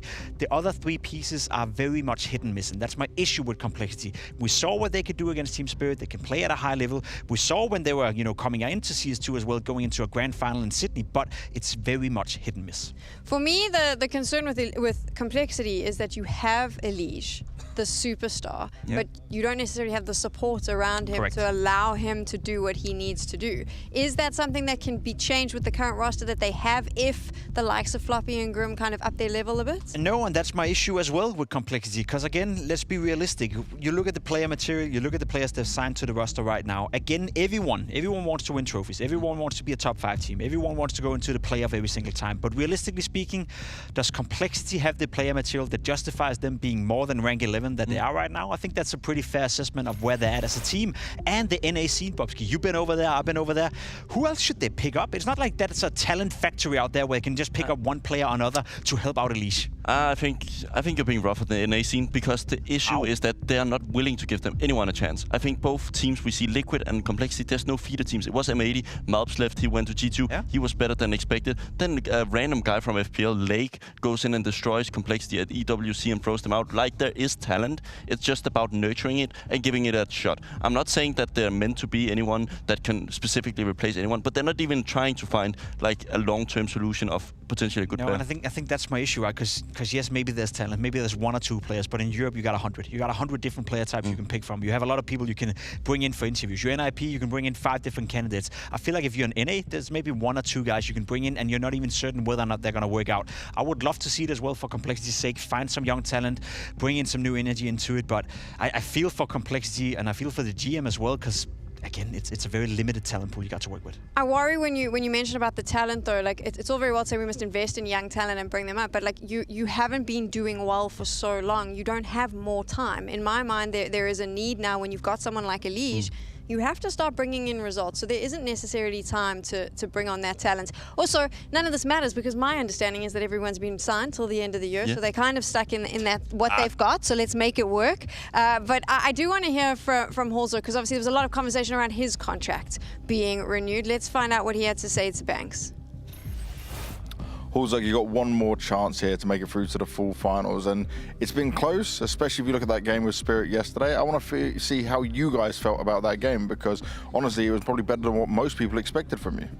I mean, yeah, it was very disappointing to end it that way. I feel like we had the game in our hands, and we had the possibilities to close off the game, and we managed to throw away some situation where we shouldn't. And so we look back at the game where we did have some good situation for ourselves, and we know we can set ourselves up that way, and we trying to look at the bright side of it, but we also have to fix those other mistakes.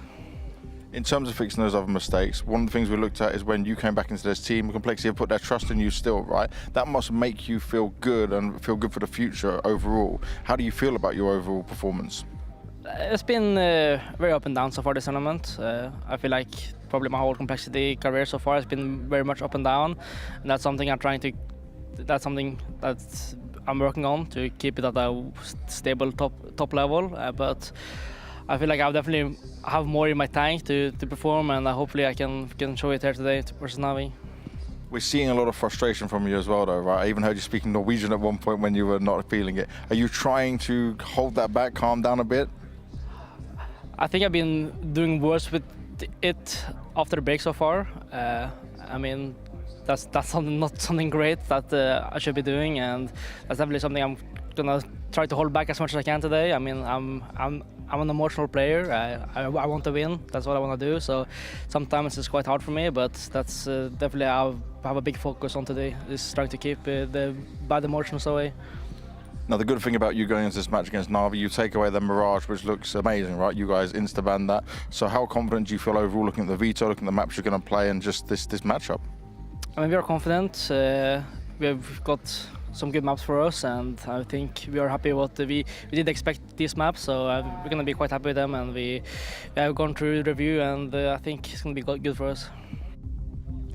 Of course, Holzerk admitting there that sometimes he gets a little bit tilted, knowing what he has to do today, but he does have to go up against Wonderful. I'm going to steal a line from Cadian in the week because it was quite relevant for this conversation. You know Wonderful is doing a good job in this team because no one's asking when Simple's coming back. He might not be Simple, but he's impactful when he needs to be. I mean, I think it's also partially due to the way that Simple has been showing himself off in CS2, right? Not really being so proactive as you would like to. Also, the stand-in at Falcons didn't really look too good either. I mean, this is what you really want. I think this is what Blade wanted inside the team. He wanted to control the narrative on how this team is going to develop. I think Wonderful is a guy you can control how you want. Like, he's not going to say no or yes. Like, he's just going to do whatever it takes to become like a real professional. Let's not forget the wonderful right now is the best rated player on the best team in the world, at least according to the rankings as of right now. So he is doing a tremendous job. I agree with you. He's been a little bit up and down. I think he was slowing down in the later stages of the first part of the year, and then he came alive at the Esports World Cup. He's been playing well so far this tournament as well. So I think if he can continue that trajectory where he's getting better and better and better, then no, I agree. I don't think Simple has a place in NAVI anymore. Do you think it's a little bit of an interesting one, though, the shift with NAVI, because they were always kind of the underdogs. They were always the ones that weren't going to win. And now they've become the favorites. They went into that first Liquid matchup the favorites.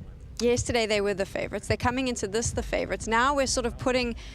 I don't want to say we're putting pressure on them because they're the #1 rated team. They know what pressure feels like, but it is a change in narrative around this team. It is, and it's something we discuss often, that one thing is getting to the top, but staying there when everyone is looking at you, when everyone's focus is to take you down, is a different conversation. However, I do want to say, and I've said it before, I think NAVI right now is almost overachieving. I'm so impressed with how good they're playing. I'm so impressed with them winning the Esports World Cup. I'm so impressed with them going into the final in London. Because when I look at the player material, I feel right now Blade and Alexi B is getting the absolute most out of it. My question is, for how long is this going to work out for NAVI? Do we think that's a realistic place to be for them? Are they going to be a consistent top 3 team for the rest of the year? Or is it right now a situation where we spoke about it as well, Bobski? FaZe are not looking great, Vitality struggling a little bit, G2 coming back to form. It's not the most strong era, so to speak, and I think right now NAVI are taking full advantage of that and full respect for it as well. I think they have the strongest concept of any team. I think they have the structural approach to the game correct. I think Alexi and Blade work so wonderful together. I think you underestimate what a guy like IM potentially could do to the team. I think we often only look at stats and what is IM doing, but he's creating so much space. I do think when we talk about firepower, Omega Lul, other teams has better. I do think we underestimate how good of a player like Bit is. He is by far one of the best aimers in the game, and it shows on the server. Yeah, I don't think anyone is underestimating it, right? Because they wouldn't be the best team in the world as of right now. I'm just thinking in terms of how long can this continue to go on for? Yeah, I'll give it last one point, right? I think if you take it from a team standpoint, I don't think many teams like inside the server actually view NAVI as the #1 team. No, exactly. I buy that one. I think they're more scared of like a Spirit on their best day, but I do think they're up there. I don't think anyone will ever say a NAVI win is a fluke ever again. There we go. Now we've all thought and said what we were thinking. Let's go to the casters. Don't test me, Sam. Yeah. I will. I will. He will. I'm saying if Complexity win this match, we replay Copenhagen or Mars, and then we get 7 spots. Yeah. And we get Liquid and Complexity and Furia through. We rewrite all of history, shall we? Yeah. Yeah. Thank you for your analysis, Pimp, and thank you for your Skibbity Ohio toilet gargan, Bubski. It's always nice to see you try.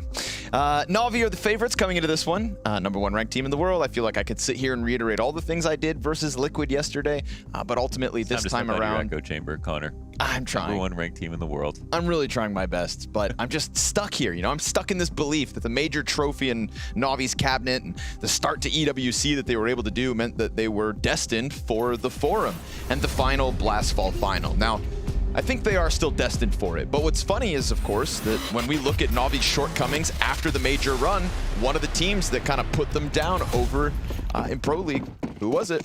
None other than Complexity. 2 months ago, this exact same roster bested them. So let's see who picks it up tonight. Yeah, it's teams that play close. I think it's just the idea of Complexity is play close versus good teams, lose in a grueling overtime third map, and look back on a game that could have been. That's basically the story of Complexity. So. Yeah, I don't want to be, I'm trying to compartmentalize my NA bias. I just feel like Complexity is the team that goes through the most heartbreaking outcomes all the time. Yeah, yeah. And it's one thing if it happens, you know, here and there, but when it happens so often, it's like, what they do to deserve it.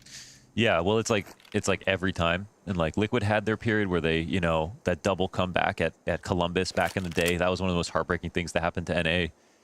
Cloud9 had their struggles and everything. Complexity just haven't had their major win, their Grand Slam, their big run, their few tournaments in a row. They had a chance at the beginning of CS2. And Halzerk will try to create another one. Nice one in the refrag department from Floppy. So now there's only 2 players left alive here for Na'Vi. Good flank from Elish here. Wastes no time whatsoever. So there we have it. All right. Popped on both ends. And we get Complexity to pick up Pistol. Now we are talking about a Complexity with like almost this dreary undertone, but at the same time, they were mere rounds away from beating Spirit in a best of 3. Yeah. Don't no, laugh. No, it's always true. That's the thing. It's always true. I mean, that's the problem is potential is a sort of farce, right? Because like you can always have potential, but reality is the only thing that actually matters. And the outcomes, unfortunately, do dictate how good you are. Like you can say someone is good, but if they never realize it, it doesn't matter. So playing close is like something Navi look at and they go, yeah, but they always play close to a lot of good teams, including Navi. And I think the one advantage is they've directly beat Navi. That could definitely matter more. A little head-to-head goes a long way. Yeah. Also, you're getting a chance today to kind of kick Navi while they're down, which is never a good thing to do as a human being, but it's a dog-eat-dog world out there. Do what you got to do.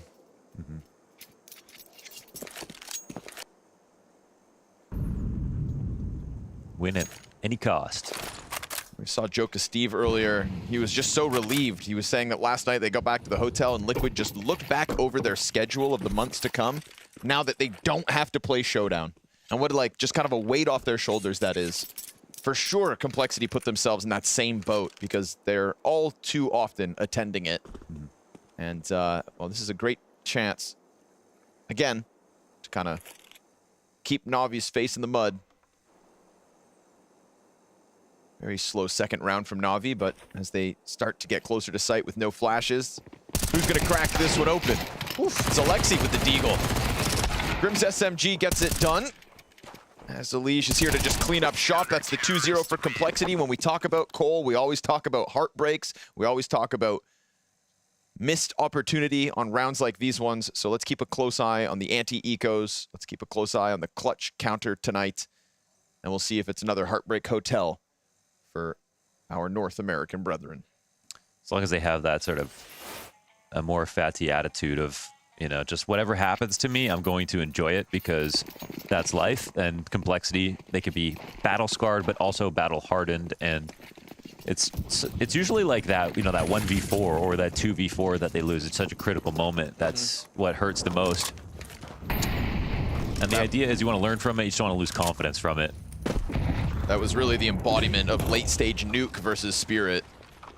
But yesterday and the other match versus Liquid, Navi had many of those rounds themselves. Lots of 2v4s, 1v3s.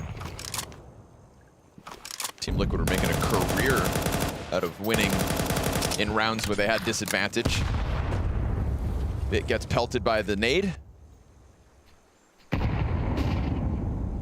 Floppy to take up the mantle of holding A. Molotov's gonna fluster him. He has to give up his original position.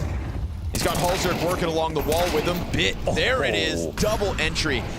And one of the things about Bit against Liquid is he was so muted on the T side, unable to get into this A site. Wait so a a second. good sign of things to come, perhaps. But we do get this boat rocking back towards B, where Emes also coming through with the clean one. So mechanically, it looks like Navi are going to crank that dial early on here versus Cole. Those are the two right players to get those kills. Nice one on the double entry from Bit and Ima. I was thinking, oh, they're not ready to actually exec over on the A site because they, you know, they were thinking they were in a default. They're going to get one kill, maybe put some pressure on a rotation. And then Ima goes ahead and does that. They can take either site. So Elige with the only kill of the round, last alive, sitting back. Navi quickly on the board.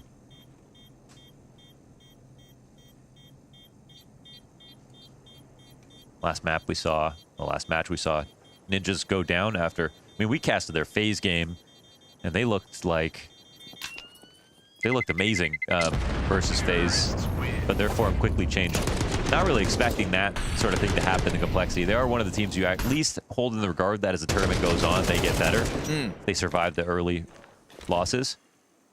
Even like losing to a coach in their first match, perhaps? Yeah, exactly. Because that's how Complexity's week started.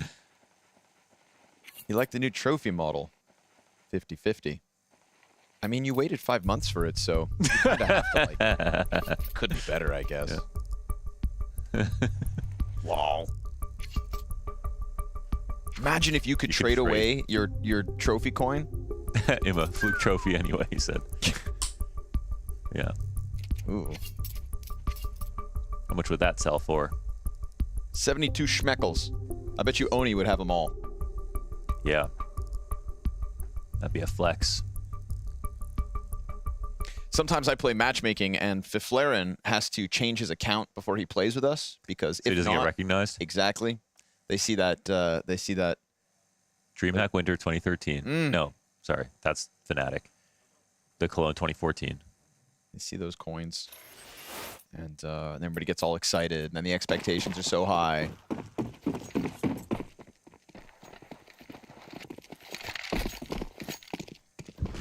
It's not fun being washed. You think Robin's listening right now? No, it's West Coast NA. Oh yeah, true. Luckily, he's he'll be up in 6 hours. Uh-oh. I said nothing. Gale gonna pop the smoke open to reveal the Deeg. Oh, okay, JT, why not? And some more damage. Ooh. This is just the pistol. And yet JT's upgraded to the AK. He's turned Bit back down the lane. If Imez's not careful, this ump could pounce on him. We got a couple moving pieces here for Complexity, so this would be an awesome way for them to rebound off JL's impact. Yeah, that's perfect utility right there. Imma was hungry for an opportunity. Oh, when they gave it to him. Grim sprays back through the smoke. I mean, it could have been Imma to go down, but he's the one sitting here with 98 health. Sometimes it's better to just let someone take shots through and keep that player advantage. You've got 4 players, 1 flashbang on JT, that's it. But Navi are also low on utility. Floppy locked in, nowhere to go. Oh, able to snap it to Alexi, but only the headshot. No follow-up, no A defense unless Elise just goes for the swing. And with the 3 players looking to cross over, it's nice that he gets the first one fast. He pushes bricks. Camera peek predicted. Oh. Bomb plant stopped. Nope, never mind, it's down. But it's Emet to the 1v3. Elise trying to do all of this on his own. They just heard that, the audible made. And as he tries to cross to heaven, it is Elise, baby. 4 kills as he comes out from storage. JT set it up, and Elise isn't going to let a chance like that slide by. Yeah, best thing Complexity ever did was getting this guy. Elise has been a monster through thick and thin. That play saves the day. Low buy as well. That can definitely change a half.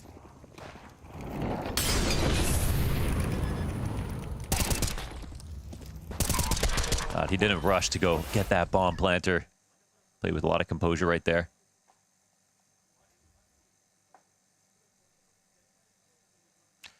The coolest part about the Spirit match was like map 1 and seeing like everybody had over 20 kills. It wasn't like a Elige super carry and you know, someone at the bottom of the board by a big margin. Which I think for Complexity's win conditions is always a welcome scene. It's not every day that the entire rifle core is flying up the charts, so we take it when it happens. Floppy, part of that core, doesn't want to stick around to give Bit an opening. Wonderful trying to catch eyes on bridge. Elige is coming forward, but also playing passive.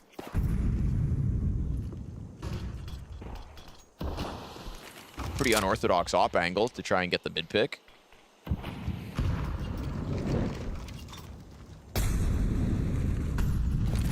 Here's a play being set up. JT flashed out. Emet, oh, thought he had a chance. But JT's shooting straight this evening. 5 rounds in, he's got 4 kills to his name, and yet again in an important position here. Stuck on the pillar, but with teammates rotating over, somebody's just got to hold the long peek.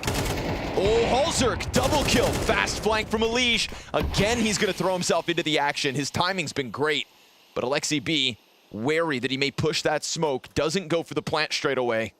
He hasn't heard the second player. That's the one thing stopping him from putting this bomb down right away. Yeah, nice. It's a fresh smoke. He has lots of time.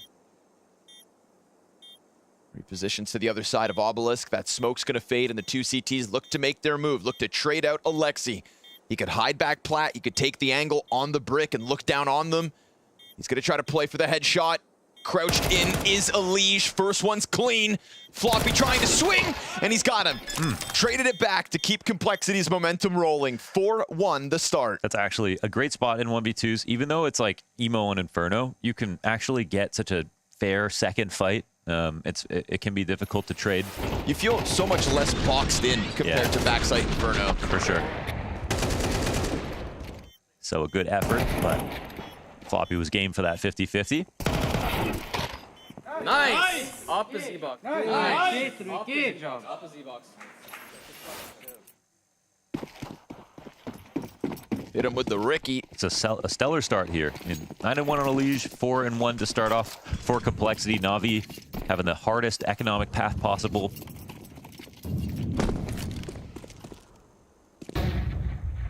They had one round, and it was a strong round with the Bit 2K, the IMA 2K.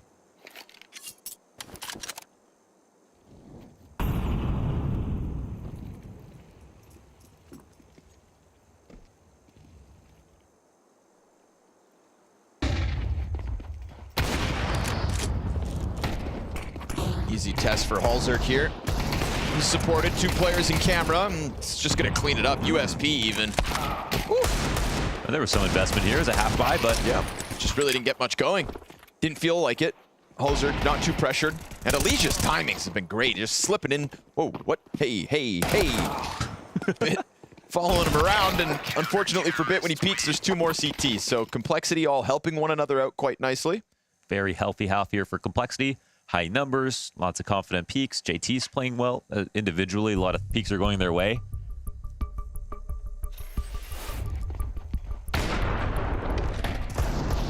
I don't want to be just an armchair psychologist, but yeah, Navi's just feeling a little down.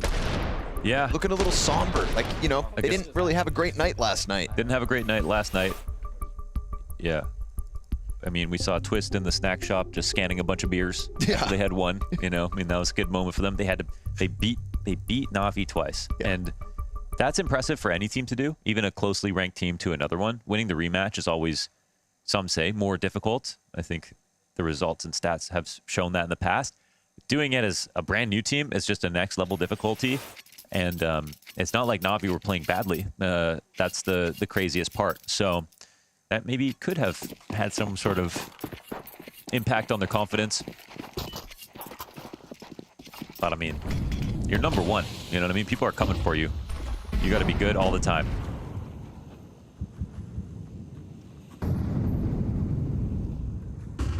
This could wind up being a very rough week for the world number 1. JT, oh, so devilish in some of these positions. JL gets blindsided by it, and in this gun round, we go straight back to the 5v3.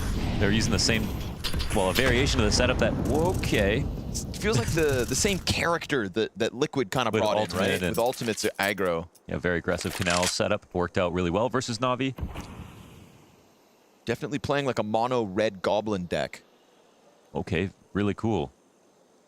Are there any wizards or anything in that? No, you would never play wizards with goblins. Just ghouls? Yeah, maybe minotaurs, devils, dragons. But no, your wizards would usually be blue, perhaps black.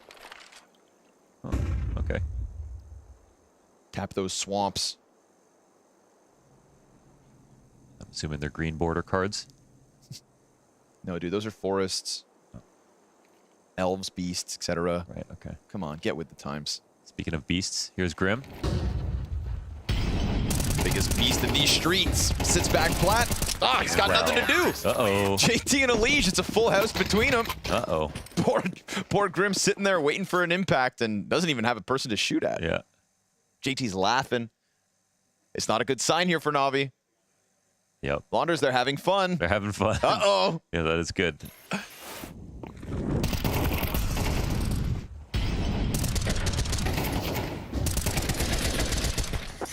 Nice, boys. I mean, we could ask for the best team in the world, but are they the best team in NA? Just don't ask these hard questions. It's a Sunday. JL trying to pick it up, and oof, one magazine with the MAC-10 double kill. Here we go, a little pep in their step, gets hyper aggressive. Elige happy to put that one out, and then Grim dies towards mid, so Tech9 keeps that pressure on A. JT can't combine with Elige just yet, so he's gonna have to hold on his own. That smoke's soon to fade, but no more can Elige offer. And as JT flanks, it's not quite fast enough. Utility disrupts him. Wow, 76 damage with that AG. And the molly? Nice.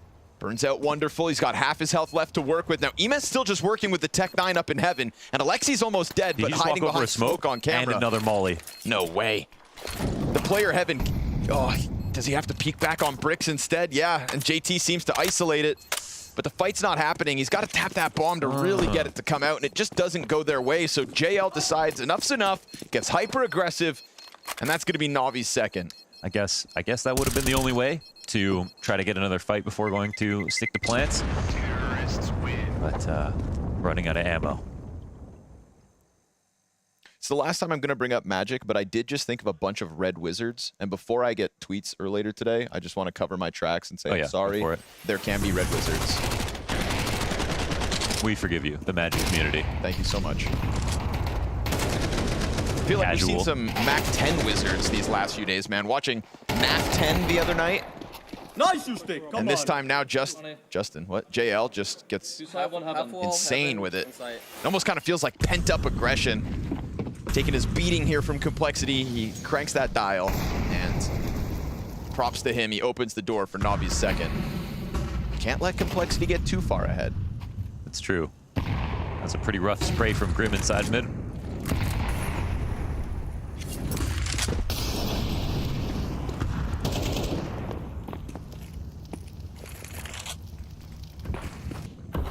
Nothing in middle, so they've sensed this opening well. Will Navi try to exploit it? Because it feels like Complexity want to keep these CT moves up and coming, and sure enough, it's the double peek out B. Wonderful reveals himself with that shot. The flash helps him take the line back. Still no mid play. I mean, this is, they still have a big gap. They can watch camera, right? Which is what Alicia's doing, but he's got to be careful of ops. Oh, and they're coming. Alexi tries to chase it down. Good headshot. Anytime you can get Liege down with nothing, it's a good round for you. And JL goes real deep, catching Grim's rotate. Now all these little lurk moments coming out well. Floppy returns the favor with 1 kill, but that's going to be it. I mean, they just didn't have information. So after the Mac 10 round comes out for Navi, they win another. There's this mid walk. They flash clear B main. They have no idea what's happening in middle. They can't even hear anything. And Elise throws out his utility in time, but not with extra time to get into a comfortable spot to organize like some way to perfectly defend. And he has to go for a late peek and gets 1 bulleted.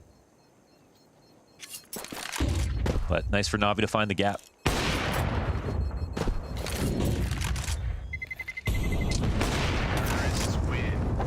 Save on the line, and all's good. They'll walk away with 2 players, so Complexity rebuy made a little easier. Yeah, that's a big save. Plus the kill, 3 deaths here for Navi. This A-site's getting targeted now, back-to-back rounds. Yep. So obviously when this happens, it's a symptom of the lack of information. Because Alicia's sitting there 14-3, all the nades that he has, 5v5 on the board, and yet he gets the message last second. Yeah. Obviously us with the radar sat there, kind of see it coming, and no resistance to Navi. Halzer doesn't want to peek into that one. I get it. JL was very ready for him. Ooh. Cheeky. JT. Oh my god. Almost dead right then and there. 1 bullet will get the job done. He's going to try to start dropping some util. Emet doesn't catch him falling back into plat, although he could have. JT lucky to be alive. Elise steps into Alexi, who's got his number yet again. Down goes Grim with just the pistol. And then we have the softened up JT. Done. Flashed out. Found out. And soon to be swept away. So this one's starting to go real well for Navi. This is 3 rounds in a row. If I could have changed anything for Complexity looking back, it's like after they lose that sort of like heartbreaking rounds with the Mac 10s. Yes. They take the pause right there. Because the round right after, they come in with one idea. I mean, they come to get the flash re-clear on B main, but there's not actually an adjustment off of seeing nothing. And then that's when the middle walkout happens and Navi perform their full split. So the lack of activity on the round to follow, it feels like mentally, it's because you're just a little bit caught up in like, we letting this half go again. when we've seen right now, like a lot of the best CT sides are insanely active in every round. And that's like the hardest ask, I think, is to keep the ideas flowing.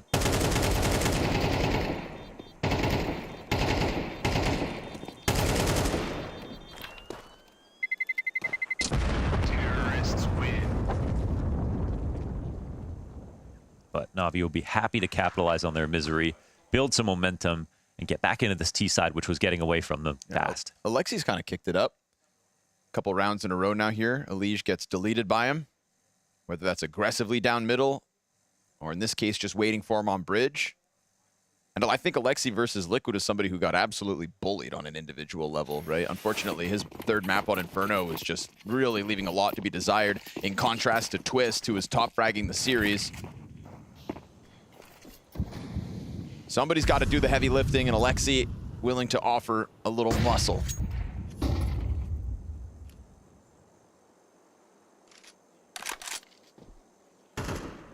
Alexi try to change it up, looking to support Halzerk's AWP, but once they see nothing on bridge, he falls back. The AK and the ops split up. They're going to try to put one rifle per site.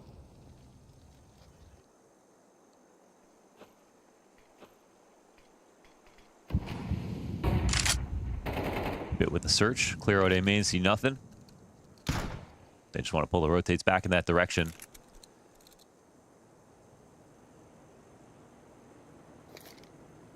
Halzerk has the opportunity for a potentially fantastic round, but it's not an overly stacked site, so this will be very difficult. And a free shot is missed. Lucky to be alive. Instantly turns. Wonderful's missed chance. At least he just gets them stuck on pillar, and so the dark play can come through. JT's Deeg, good for just the one. Alexi trades out successfully. There's still the AK in Floppy's hands, and this bomb, it's got to get scooped up and cross over. They could try to peek both sides at the same time. Floppy's reposition almost works. Elige's Deagle's going. Whoa, he's nearly dead at 15 health, but Bit will pick that bomb up in a second. Delayed for the time being, still hasn't gone for it. He's cautious, and maybe this quick reposition from Elige will catch Bit off guard. He's gotten himself out tempo at least, but Bit well aware. And Navi take a fifth off the back of it. 4 rounds in a row, starting to close in on what was that early Complexity lead. Yeah, you can see a little bit of frustration from Wonderful. Just like little awkward moments, I guess, but they still win the round.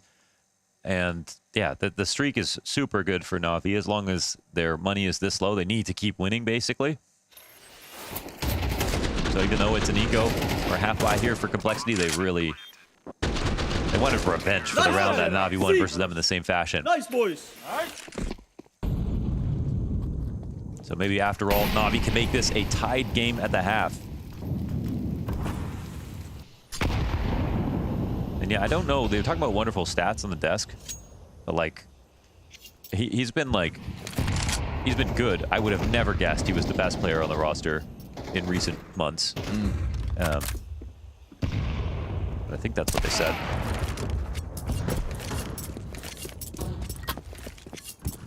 I think earlier this week he was definitely kind of overshadowed by that JL Emed masterclass versus Big. Ooh. Alexi. Slippery at the moment. Oh man, they're confident about this information, so they don't have any idea Alexi could have slipped in that. Oh, easy tap. Poor Halzerk, confident that he had the angle held, but already was compromised. Wonderful will not miss the chance to topple JT, and poor Complexity gonna have to attempt a 2 versus 5 in the most desperate of situations. So yeah, honestly, off the press, you get Elige getting 14 kills in what felt like the first 7 rounds. Yeah. He starts to get canceled out. Ever since that hyper-aggressive JL push into the A-bomb site, Navi have not dropped a round. Yeah. Actually, the one before that was the, like, sort of half-buy. That's where Grip misses a little spray. He was on 3 kills. Hasn't got a kill after that as well. So they made their bet. Things felt very good for Cole out of the gate. Said maybe they'd keep Navi down in the mud, but they will finish this half on fire. 5 straight to make something of the T side.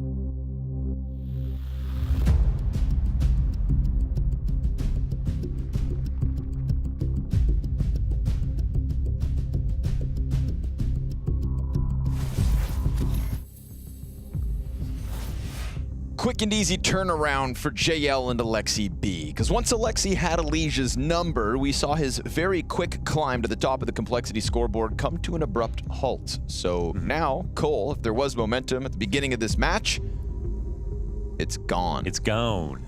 Like the wind. It was always meant to be a close game. Always meant to be a close series. And as Halzerk said, they're happy about the veto. So, Anubis is a map complexity or normal very comfortable on. Navi love to play it. Even though they've suffered 2 losses to Liquid, they were close. They probably learned a lot. Yeah, I suppose that's the silver lining. Maybe losing to Liquid. Yeah, talking about those players on complexity stagnating a bit. Wonderful was 1-8. Now he's 5-8. That is an increase of 4 kills and a 0 increase in deaths. Math is so real. Impact kills.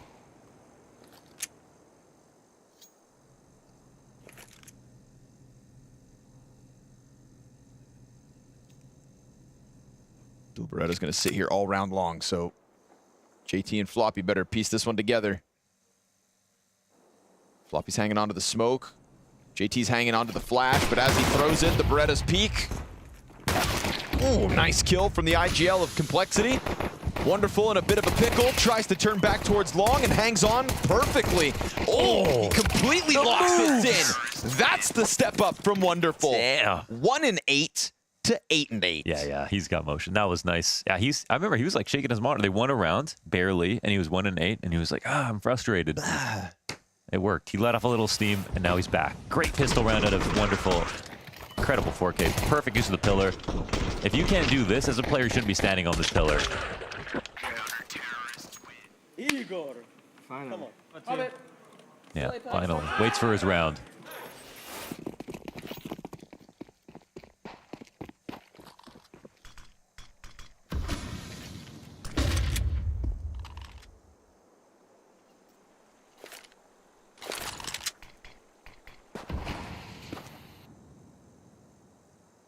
It's been such a mixed bag that it's like hard to sort of pin his form right now. Sure. Like unreal high. Because the thing is, like, his first few tournaments when he was playing very well leading into Stockholm, it was like consistently. I remember I told you, I was like, he'll never drop in form. Like, that's how it felt. He was so consistently good. And when he touched back to the form this time, I was like, okay, now you're going to get a wave of months of peak form out of Bit. But he has still been sort of like up and down in maps here at groups. Hell, just isolate the Anubis games versus Liquid particularly. You know, 1 and 2. Total stark contrast. JT, nastiest Deeg in NA, I tell ya, but Wonderful. What did he say? Finally. Finally. Easy 3 kills, obviously flexing the advantage at a distance with the M4, but if he had any self-doubts, you just quickly pad the stats with the free ones. Now you're getting builders. There is something like innately, you know, psychological about you hit tab and you forget even how you got the kills. You just see like a good score line and you feel like next round's yours. You feel a bit more confident on the peak, on the re-aggression. Oh, right, I am nuts. Yeah. So it helps. Nice to get him up that scoreboard. He's lighting it up. Almost surpassing top fragging Alexi B. Here we go, guns for Cole. Took one on the chin with that last round, working with so little. They got up their sleeve.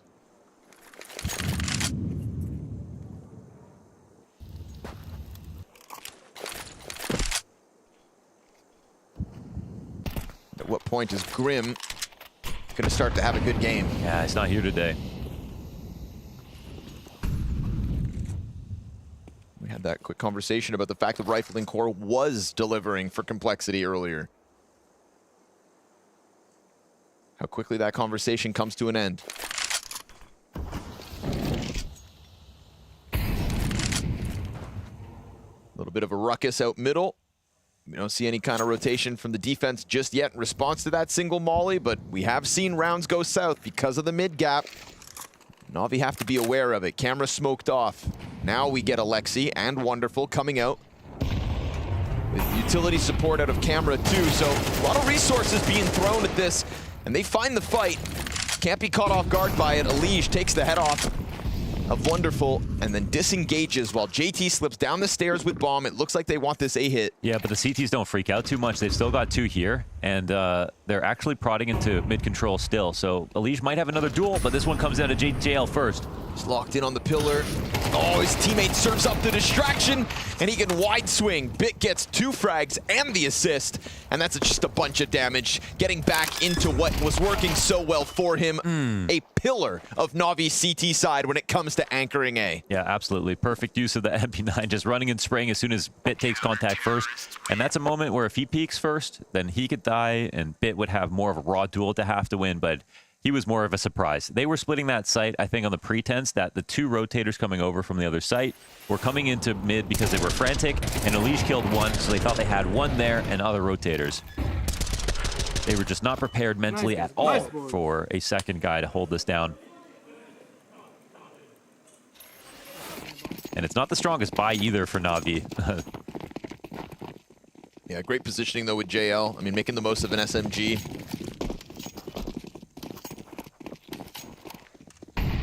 Always willing to get a little weird with the weaponry.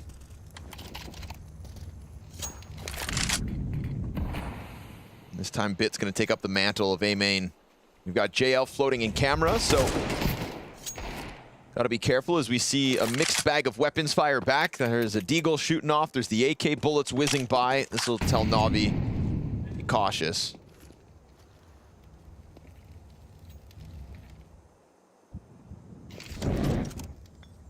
Complexity really felt like they had the ball rolling in mid, but then they kind of doubled back and went 4 players strong on long. What was supposed to be the A split ended up just being kind of a one-directional hit. JL going back for mid. Rumblings of the split comes out yet again. They've got to concede some control of middle, and they double up inside of Heaven. He's going to dive sight. He fights to the left side. Things could get weird. Here comes the camera push. JL trying to give cover, but they've got themselves in. Grim and Elige kill a piece, and Alexi catches it. That 3rd player from Navi comes through at the perfect moment, but it is still the bomb plant for Cole. It's JT with the Deagle and armor. Grim, 9 health. Can they grab another gun? Yes, JT's now got that rifle, so here we go. Retake to be enabled with the utility. It's a lot of nades for the CTs, but Emek clears the IGL, and now that measly 9 health, all that remains. Tech 9, 99 damage, unreal. Can't even topple Wonderful, so 3 players alive for Navi. That's a 10-6 score secured. Yeah, he's not dying anymore, is he? So this is a round where they got a lot of good info, better guns, and they can kind of read the exact as soon as JL sees the bounce of the smoke, and they know it's only a matter of time. So a little bit more well-prepared here on CT side than Navi, or than Complexity were in some of those ending rounds of the first half.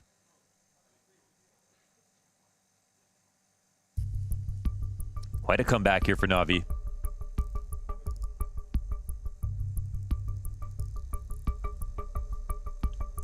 The half is still fresh, so it's hard to say what they want to try to do on this round, because they could still do anything. It wouldn't be obvious if they went A, it wouldn't be obvious if they went B again.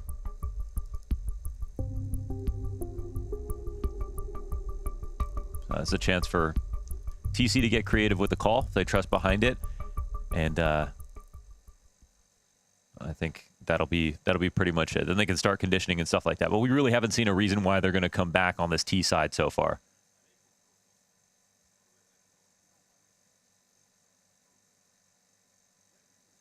But they are staring at one of their final few chances here with good guns.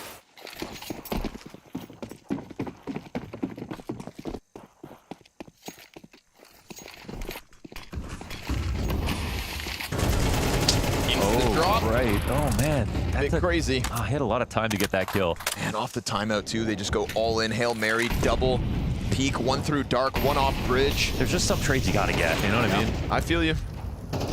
JL tries to slide along the wall, taking refuge in the sights of Elige, and he wins his duel. Very critical pickup, gives him a chance to go further. Wonderful's not playing games. Halzerk able to cross over with the trade. The plant is his, and the 2v2. One half of it gets smoked off. Halzerk gonna stay posted on this side of Obelisk. Bit tries to walk out, and Halzerk catching him. Then we get this push in from Alexi. He's got the trade instantly. Second T's there for the taking. Complexity post it. and they rapidly transition into the B push. I thought for sure JL would have killed Elige as he jumps into the bomb site. Yeah, for sure. I thought that was a guaranteed frag, but Elige's frag is the one that makes the biggest difference in that moment, even though he can't finish wonderful as well.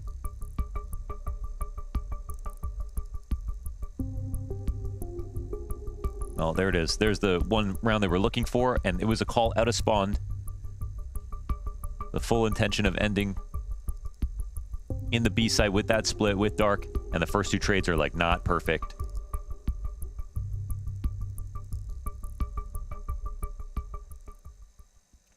Versus, that's actually the side of the map I think Navi have the most uncomfortability on. When we saw them play versus Liquid the 2 times, they would have 3 players and they would all be running around. They wouldn't play retake spots and let the rounds exact and play post-plant retakes, but they didn't know how to make the most of the 3 players in the site. There was no cohesion there.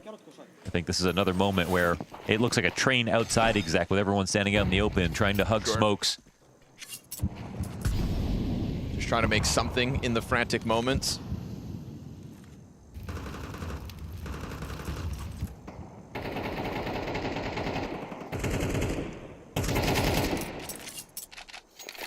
Complexity can go back to back, but there's a door open here for this T side. You know, things were starting to feel dire when they lose the first gun round, but you put it aptly. It's still early on in this half. Little change of direction. Full commit B hit. Screw up man disadvantage. Complexity still pull it off. They'll size up mid once more.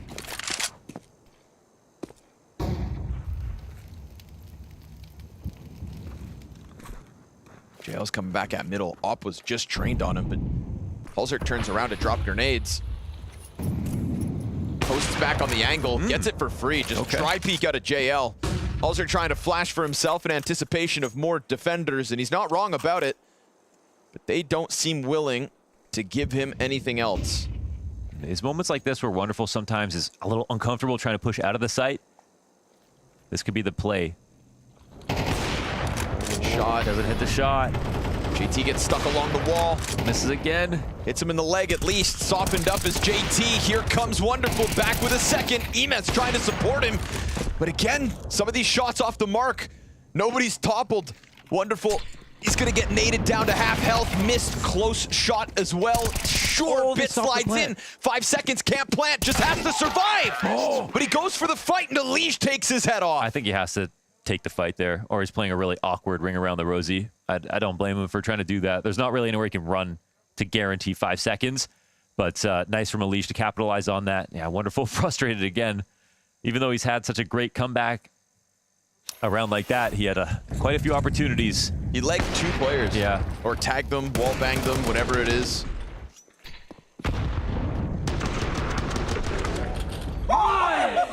Oh my god. Oh my god. Fucking hell. Yeah, he just knows he could have saved the round, that's all. There's that open door we were talking about. Complexity now. It's a nice find from Hulzerk as well. Yes. You know, JL likes to peek his head out of camera every once in a while.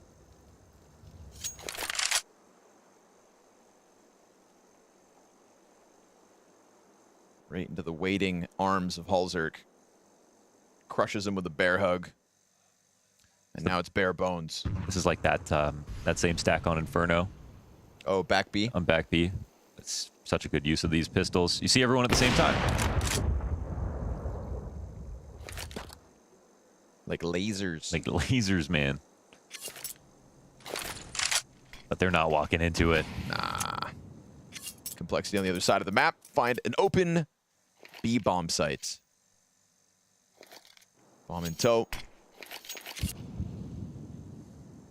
That lead starts to disappear. Okay, it still works somehow, some way. Ooh, now Bit's got gun. And trying to chase it back, but his pistol players die all around him, so easy cleanup here for Grim. Good. We talked about Wonderful getting confidence kills. He needs to get back into it. Go get him, Grim. Look at him smirking. Smiling, yeah, it always feels good, man. Unarmored USPs or not. Things are starting to turn here for Complexity. This is a string of 3 rounds in a row.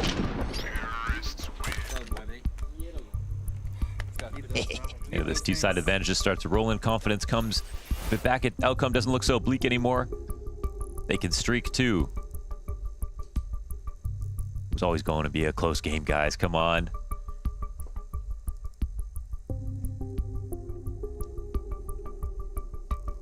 Insert any good team, and Complexity will put up a fight.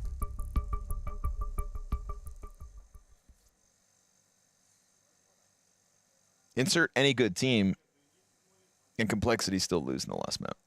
They put up a good fight. Woo! God, watching that Spirit game was so hard. What was it? 10-7 Complexity? It's actually not hard if you just go numb. Oh, is that the key? But I can't. You just have to treat it with a certain level of meta irony. And no. It's just too much. It's too much for any 5 players. It gets to a certain point and it's like the universe is out to get them.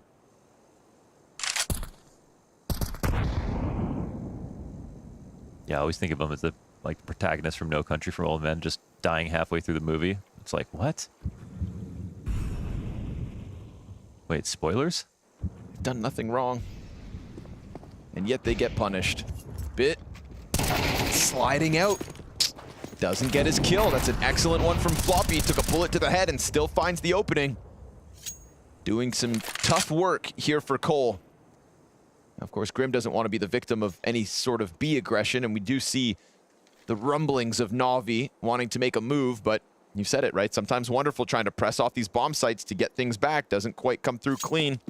They wanted a passive offer, and he was good at that, but you can't just be known as passive. That's not a good sign.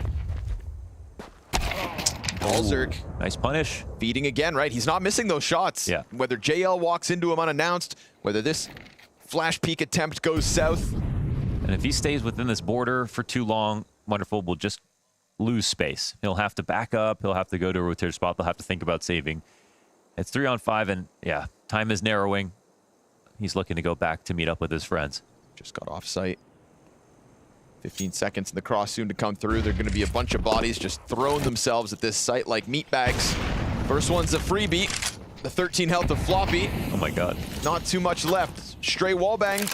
Impossible. Grim goes safely, planting along the obelisk. They're lucky there was nobody back plat because they never actually cleared that. Yeah, and you go for the, you know, they crossed before the smoke went down, and the guy who's supposed to be covering that peak, yeah, definitely. They let that go down to a point where, see, and that's one of those moments where it feels like that's when Complexity get punished. That's when really some guy swings out, gets a 1-tap on a 5-7, and then Elige pulls the rest of his hair out. But not this time. No, sir. Complexity tie up, 10 rounds a pop. Because Navi just kind of gave Wonderful a ticket to walk away from that site. Keep majority alive and look to respond here. We talk about the big Navi streak that got them to this point. I mean, in reality, it's probably better that he saved. He wasn't. He was most likely going to die trying to hold that site. No matter how good he was, he didn't have any support nearby, so it still makes sense. 1 kill and the save of the op. That's not so bad here for Navi. They'll try again this round. But for Cole, another good one. And a key duel one, Floppy and Bit. That's a head-to-head that's going to matter. Bit is pissed.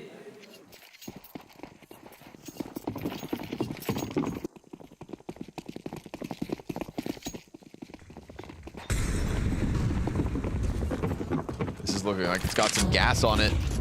JT leading the charge, and Bit's MP9's not quite yet in position. He also doesn't really have any support just yet. JL tries to go mid towards doors. Alexi's coming down from camera now. Gonna keep giving Bit some grenades, but he's gonna have a tough ask in this one. Flashbang to set him up. He's going in. Halzerk's got support. JT's in the corner.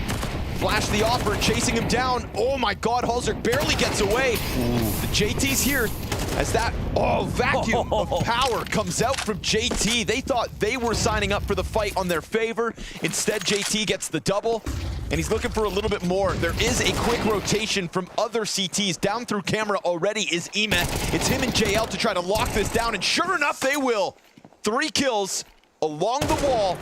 And Grim shows his hand. JL comes in big. Oh, There's a breakdown in utility right there. It was so awkward from both sides, right? Because Navi throw their far molly, but not the close one. They throw the second one when the first guy dies, and then the last guy is just caught out in the open. It's a nice shot from JT for sure, but that's a mistake. Then they have time where the molly's still up in front of them, and Complexity just run into the site, even though the rotations are already there. They have so much utility at this point of the round, and they decide to take this duel versus JT versus JL and allow Emma to get up close as well. I don't know why they thought like no one could have rotated or scaled that wall. They had time and space, and they also had utility, and they just didn't really employ all their options. Trying to rush the process in a 3v5. Gets strung together here for Navi. That is a gut punch. The idea was great. The fact Halzerk survived the attack. JT delivered what he had to. Ooh. Boom. You've got your golden ticket, so you think. And then Willy Wonka shuts the doors.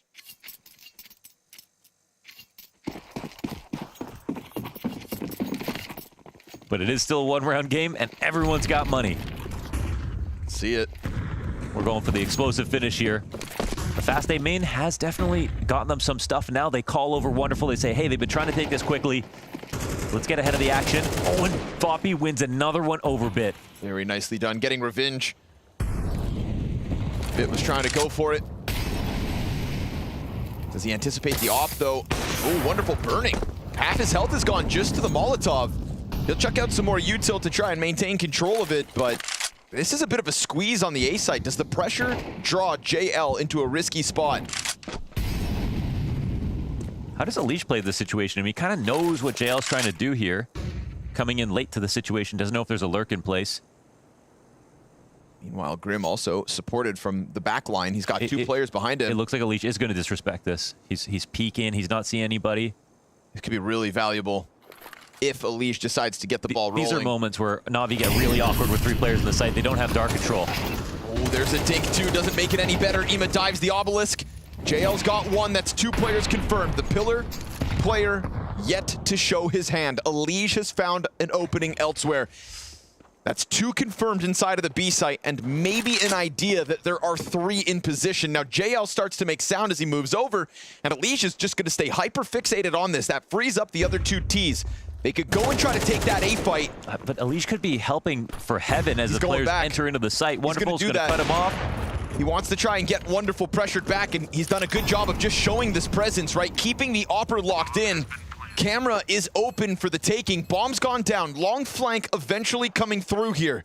It could be a key piece of the retake. Couple missed op shots, and Halzerk still looking to lock in Camera. Unleash, this spot, does it go unchecked? He's got an Opper close to him. Still Wonderful is yet to be able to push out, and Unleash just waiting, and he tries to pounce as Alexi makes it happen with 1. They've got the 2 Ts pressed up into the bricks. The Opper missing shots, the nade in hand for Alexi, but it's full health Unleash. He's gonna dive down to the bomb and stop it. Unleash clutches, and Cole take 11. God damn. A lot of action right there, so close. Unleash tops that off with 23. His lurk comes into place, reads the movements from JL. It's a little bit off when they try to enter in the site originally, and then they just go away from it. They don't overcommit to that situation.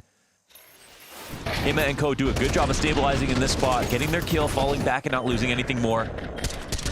And then Unleash also does help push them back out of Heaven, make sure the ball can come in safely, and gets the final kill in the clutch. Good on Unleash. All that time, that pressed into the bricks, never slipped off, didn't fall into the site, which would have left them just stranded for Alexi to flank. You see how key it is that he ends up wrapping back through Heaven. High pressure situation there for Unleash. Doesn't want to pounce too soon. Takes that op shot to the stomach, no chance. We talked about how he cooled off from his hot start. 23 frags now after that 1v1. Feels like overtime on this map is destiny. With the way they're trading back and forth, the round's getting stronger from both sides. And Navi surely don't win this one, right? We've got Emma on an M4. I think Unleash has been doing a great job of his presence in mid. Like, even if he's not here and they don't see him, He's scaring them. He's smoking off camera early in the round. They're constantly respecting him. And they are in a position to go hunt him down, so they just have to respect the space and hope it doesn't come back to haunt them later. Swing out. Ima's got just the one. Wonderful's Deagle. It's connected, and he's looking for a little bit more. He's got Alexi to push out smoke, but that's him dead. Wonderful. That's 2 Deags. And as these T's try to press in, oh, he almost pulls out the M4. Can the MP9 catch them off? They think he's this close. Molly lands, but he's still able to fight, and Elige gets dropped with the bomb. Underhanded flash. Floppy just burns down. Half his... Oh, God. He swings. And Bit's gonna catch him in the open. Oh, God. The Molly lands in front of Dark, but not inside of it, and Bit can fight. Just a bit off on the placement. That's soul-crushing. Yeah, and they get drilled. My God. What happens there for Floppy to just burn as much as he did? Did he push into the fire to try and grab a... I don't know. I don't know if he came to dip in to see if he could get the fight in the Molly. Okay, that makes sense. Or what the case was. But his odds went way down when he went down to 11 HP versus an MP9. And the round they're not supposed to win, they do, of course. It's complexity. It's complexity. For map point here. But then, of course, they're also going to win this. This was overtime is destiny, Connor. Ah. The guns don't actually matter. They just kind of distract you from heartbreak. The actual odds of the round. Yeah. So...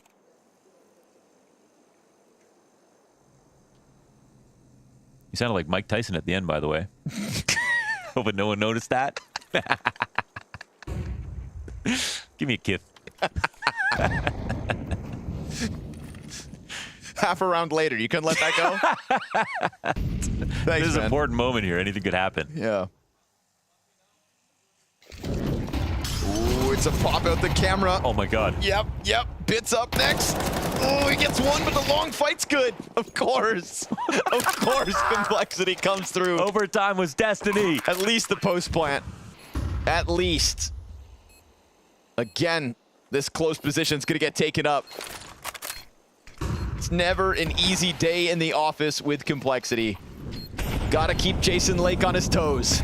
Retake gets going, they pop the smoke open, but they could also still end this. Missed shots out of the M4. Elige, it's a good position, but he's also low health. Floppy looking to make up for lost time in that last round. Oh no!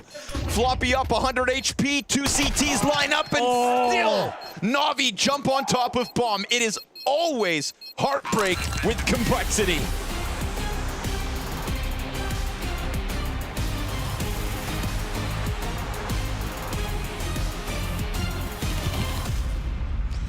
(13-11) on Anubis to NAVI. That was a scoreline that they also shared a couple of days ago on Anubis with Liquid, but in a different direction. So this is a huge lift up for Alexi B and the boys because they've been on the back of some losses. For complexity though, Pimp, that has got to be super frustrating. They were playing so hard. There was so much tennis going on, this backwards and forwards between these two teams. Yeah, it was truly a close game that changed dynamic pretty much from every single round. Started off with a strong complexity, then NAVI fought their way back, then complexity fought their way back, and then the last 2 rounds, I guess, summarizes the entire game. It was so close. 1 kill, 2 kills going one side or the other. It could have determined the game. Let's go all the way back to the beginning and break down exactly what was going on in Anubis. You mentioned the backwards and forwards. So when was the first time you really saw that? Well, round 4, I'd say, complexity getting off to a decent start on the CT side, and I want to highlight Elige in this one. There's going to be a little bit trading back and forth, Emma finding an opening, and at this point, it's very tough to play from behind if you're complexity. You have Floppy right here, also not getting a kill, so you find yourself in another 4v3. Elige was the playmaker in the beginning. Look at his position right here. Not afraid to take the first duel, gifted a free kill. Then a Molotov comes into him, and there's a lot of players that'll be afraid right here. He's burning in the Molotov, he's giving away the sound cue, but he's pushing forward, getting a double kill, essentially winning the round for complexity. Yeah, I mean, this is what you get with a player who has a lot of confidence, who is determined to always make the difference for your team, right? I do agree with you. On more structured teams, you would probably see the guy to be like, okay, we'll just do a retake, guys, and we try to win it from there. But Elige has so much confidence. We're moving back though, like with the tennis, so the backwards and forwards, but we move a little bit forward into the game here on Anubis. And then what did you see? Round 8, I saw Complexity losing grasp of the game. It's not necessarily what's happening in the round. As we saw, you can be very potent with a force buy. Tech9's coming in, a straight up rush, fast play from JL coming in, good trading, a little bit lucky, getting the last kill here and the last bullet with the Mac 10, but it is what it is. Complexity not able to handle it, Elise left to himself right here, getting a nice double kill, but it's not going to be enough as Navi's just swarming Complexity. Fact of the matter is, the reason why I want to show this round is not necessarily that something genius is coming out from JL or genius coming out from the Mac 10, more so that this was the turnaround. Complexity up 6-1, it could have been 7-1. They were dominating on the CT side, but you look at the round distribution right here, Navi went on to win 8 rounds in a row and Complexity couldn't grasp a foot. No, and it's all determined by the orb on the pillar roll, right? If he gets the first kill, he can hide and Leash can play next contact behind. It's the small things that matters, but it's a really nice execute from Blade and the boys, because the timing on the first guy is actually really good. It's almost like a slow burn for Navi. That was what this game felt like. You know, it sort of started off a little bit slowly, it looked a little bit shaky, and then they just got into their stride. Yeah, and I think one thing that I like about Navi, right? We often ask about why are they so good? Like, why are they #1 in the world? Many people in the community itself also ask that question. I think one round summarized what they're good at, and it's round 16. It's one where they actually try to play really proactive CS. So what's happened here is that Complexity shows that they're taking mid. Immediate reaction, right? They push B, they get information, but look at the radar right now. They're realizing, okay, this is to be an A hit because they're doing the mid split. Look at they're not fighting, and look at the radar right now. We have one guy pushing behind. Aim is already trying to push as fast as he can. We have the nades trying to block them. They played the rounds really, really good in these scenarios. They do. They play the round really, really good. And I think one thing that adds context to the clip as well is that it's against a force buy. Navi is aware it's against a force buy, yet you still played correctly. I think a lot of teams out there have a bit of a habit thinking when you're up against pistols, deagles, Tech9s, whatever that may be, some players at the very least give themselves a little more freedom to be a little bit more daring in how they play. But I agree with you, Bubsky. It's a great example of Navi having a system, sticking to the system, and playing proper Counter-Strike, regardless of them facing AKs or Tech9s. Do you think that system is the reason why, I mean, Babsky mentioned they're being so strong. Like, we talk about how they don't really have these, like, superstar players. They don't have all of this, but the system seems to just make sure that they're always elevated above the competition. Yeah, I've tried to give an awful lot of credit to Alexi B and Blade. I think that pairing is proving its worth in gold right now. I really do think they've build a system where the players are feeling comfortable in their roles, where everyone feels they have a purpose on the server as well. Navi is not the most talented team or the team with the most skill on the server. Obviously they have obviously they have good players, make no mistake. JL doing a good job as well. Bit having a fantastic showing as well, but it's not a team full with superstars. It's a team with great players under a great system. Yeah, and I feel like you can trust some players, which helps the system, right? I think Bit is one of them. I think he is always there, especially when it comes to the raw duels, right? 50-50 duels, I think Bit is one of those who has the highest conversions. His aim is second to none, and I also think he offers a lot because he is not supposed to be the star player, but he is somehow on this roster, the best rated player on the team. He does have a little bit, he's had a bit of an up and down time here though at Four Groups. I feel like there has been some times where he hasn't really come online, and Navi feels it. When you don't see Bit in the kill feed, it's problematic. And I think that's something that describes Bit quite often, that he is a little bit inconsistent. I agree with Bobsky saying that he's probably the most instant player on Navi. He has the ability to be the best aimer on the server, has the ability to pop off. We saw it in the major final on Inferno. We saw it at the esports World Cup as well. He has those maps where he's just taking over the game, but he is super inconsistent. It's not a player that I would put money on getting 20 kills every single game. He's going to have good maps during a tournament, but he's also going to have maps where, as you said, maybe he's lagging a little bit and maybe he's missing in terms of Navi being this consistent world #1. On the other side with Complexity, we talk about the superstar all the time. We have to talk about him again. He was playing so well. I wonder how long it takes before he starts getting frustrated, if the results don't start coming in. Oh, you don't think he's already there? I think he's tired of losing these rounds because there's so many scenarios. Also, just the last round, they should win that, man. It's an overtime. It happened against Team Spirit yesterday as well, with Grim in a 1v1 against Shiro. There's so many of these scenarios that is like 2v2, 3v3, where they just lose, man. I'm just not sure if everybody's just trying to hide and play time. I did feel that in the last round. Yeah, and I'm not sure if you'd agree with me, Bobsky, but it comes down to the individual players. When you're in a 3v3 and a 4v4, in the very last round we see right here where Elise is being left at the totem pole by himself as well after getting into the bomb site. It's the player and the individual decisions by the players that determine whether or not you're going to win this round. Your in-game leader is out of the question. It's not something you plan. It's those decisions that you make split second. And I feel like I've seen a tendency in Complexity that the individual, dare I say it, a game IQ or understanding of what to do or playing not to lose instead of playing to win, we see that over and over and over with Complexity. And if I'm Elise and I'm watching that, I would be frustrated. I think it's a game sense question, right? Either there's a lack of communication or there's simply just not enough game sense on the players. I remember the one clear in my mind, Grim yesterday. Nuke. Yeah, on Nuke. If he just hides, he wins that round, right? And the opposite here is that he has to force it earlier. I think it's Floppy in the scenario towards A main. He needs to strafe, get one kill, try to cause a little bit of stress for Navi, because when they retake, they have clear comps. They're doing like I'll smoke stairs. There's nobody interrupting their flow of how they want to actually approach this retake, because they're just playing a little bit too scared. Is there a way to fix this though? And don't say roster change. You got what you're working with, other pieces in front of you. Can you fix this? It's tough, man. I mean, some players will get smarter with time. Some players will lean on towards Elise and will learn from their mistakes. And then some players also perhaps are stuck in their ways of thinking about the game, you know, and some players can't cope with the pressures, and some players just have a certain limitation. I like to use the argument that not everyone can be the best in the world, and if every player was constantly getting better and better and better, which is the case for most, which is why we see the level of Counter-Strike rise, but there's limitations to each people's talent and individual abilities. So I don't think so. I feel like this has been an issue for Complexity for quite some time. As I said, I'm not really mad at them. I'm not really disappointed. They're playing against the best team in the world. They're pushing the game to a point where it should have been overtime. So if I look at this game isolated, it's a decent performance from Complexity, but it's not enough to win, and I guess it depends on what you really expect from the team. That just sounds like the story of Complexity. It's always a decent performance, but it's just not enough to win, and it wasn't enough to win on their map pick, Anubis. But now we move to Navi's Nuke. We saw them up against Liquid yesterday. Liquid took them all the way. We'll find out if Complexity can do the same, or Navi's going straight to the 4 finals.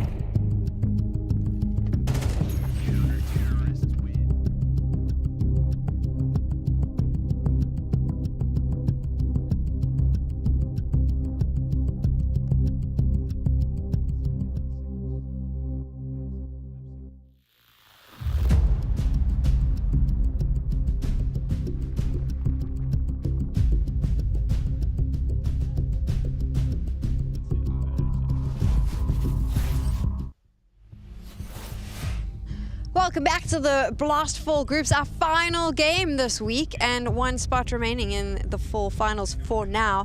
You can see the deep thinking there of Complexity, because of course they will be wondering what went wrong for them on their map pick, why they were not able to close it out. The scoreline was so close. NAVI claimed it, and now we move on to Nuke. And NAVI is going to be feeling really confident on this. This is a map that they like. We saw them play against Liquid yesterday, and it looked pretty good. And we now have them facing off, and it's not looking good for Complexity. Coming out of the player break, NAVI have been firing on all cylinders when it comes to Nuke. And sometimes that's what happens when you go into a player break. You realize that you have a map that you want to work on. Maybe it's been a weakness. Maybe it's a map where you feel your potential is higher. And something tells me and suggests that NAVI have been working on Nuke coming out of the player break. They played it 5 times. They've taken down Furia, FaZe, Mouse, G2, and Team Liquid without really breaking a sweat more than one time against FaZe where they were in overtime. Apart from that, it's been some decent wins. So for my money, NAVI right now are making a great case that Nuke is a stronghold for them, which is why Complexity probably are a little bit tired they couldn't win Anubis. Yeah, I mean, I think it's also credit due to the work of Blade. I think he's always been a fantastic coach on this map. It's not random that with new IGLs, they're still very good on Nuke. True. I remember playing a couple of games against Nuke with Blade behind the steering wheel, and it was never fun. Like, he always knew where you were rotating. He's looking into the small details on this one. But one guy I think he's going to be very crucial for NAVI to actually have a good time is Wonderful. I think the difference between him on the CT and T side is night and day. Like, he is a world star tier 1 AWPer on the CT side, dominates game.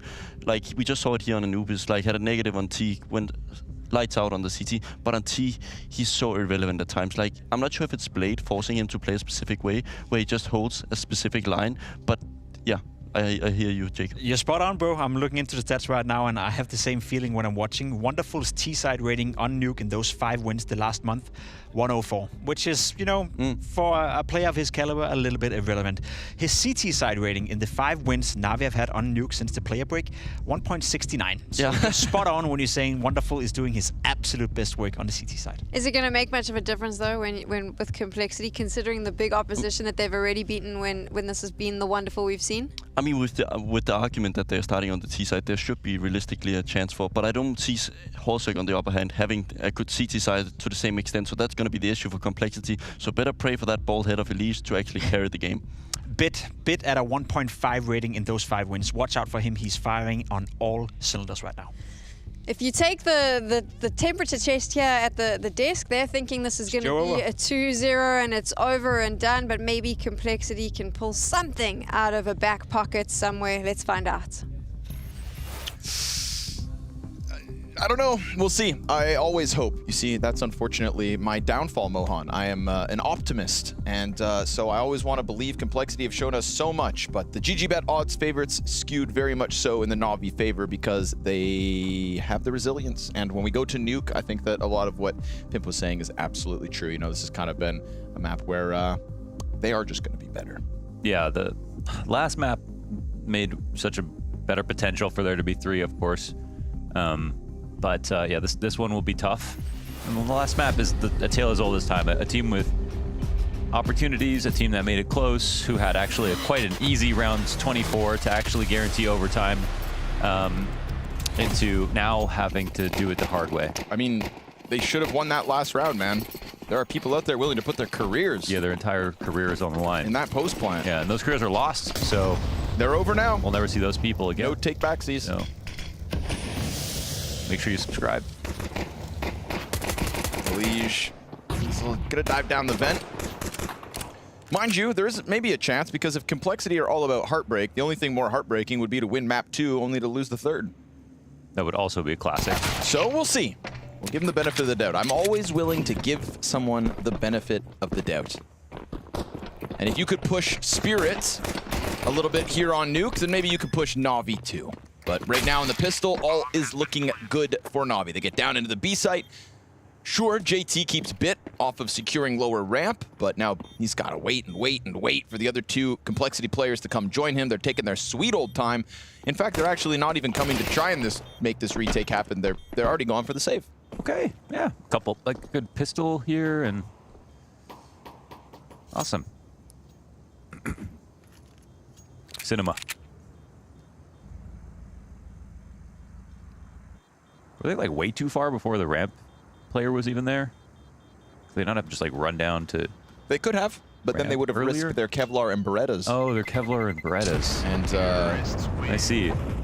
I guess you don't get rich spending money. It's one thing when nobody else believes in you, Mohan, but it's something worse when you can't even believe in yourself. Maybe it's they believe so much. True. That next round they're going to win. Sign me up. Let's see these Berettas get crazy. I'm always down to get crazy. Been hanging out with Henry G a little too much. Crazy. He was crazy once. Smoke towards main. Where do those Berettas end up? On Halzerg's back. He's swinging with the scout this round. Thomas, scout, Deagles, couple nades. See if Navi get a little too ahead of themselves. Step into that scope. They pop open the garage smoke. Don't see anything for it. Elige gets tagged down to 5 health as he tried to go for the secret fight. Nice spam from Halzerg. He does find one. Little does he know it. Meanwhile, Navi do manage to take a bit of control towards secret. Navi, when they get into secret and lower control, I think the past couple of days on Nuke, it's been a little bit up and down with like, organizing for the hit. They've gotten ecoed by Liquid. Their setup has always been solid, but organizing when they have to make that final rotation sometimes is a struggle. This one looks really good though. And they all get into position perfectly, and yeah, perfect explode on Mini. No one's watching in through Squeaky. That little bit of scout damage is just that, a little bit of damage. No one's dead here for Navi.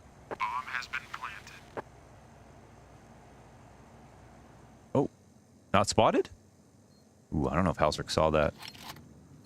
Ruh-roh. I don't think he did. Nima's coming for his scout. Oh, owned. We got one CT still back spawn. If Elige shoots, oh no. Oh no. Ooh, I mean, that's the back tough of the head. shot. He didn't have the elevation, plus he was turned around, crouched, and sort of like looking down a little bit. I feel for him.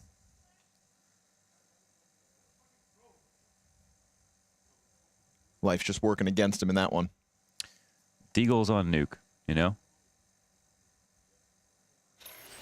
We've all had 1 or 2 close misses. Must be the radiation. I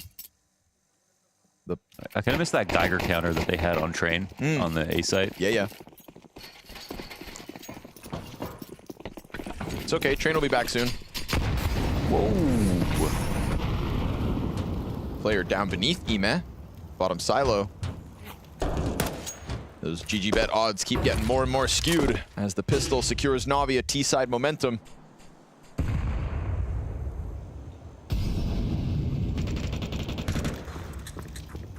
Floppy somehow opens up. Just a Deagle in ramp, I guess.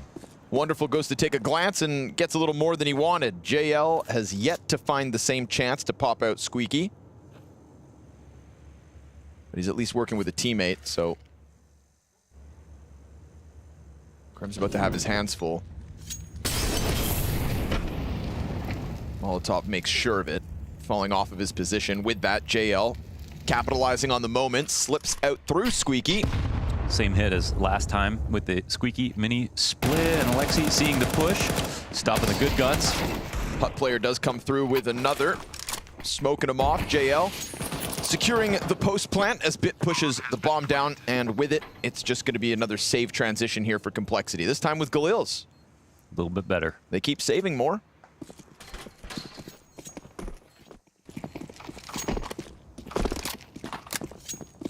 Nothing wrong with a little silver lining. Unless you paid for gold. Shout out to Pimp. Why? He likes gold. Oh, okay. They don't like him, though. Uh-oh. Uh-oh. Assume those Galils would get saved.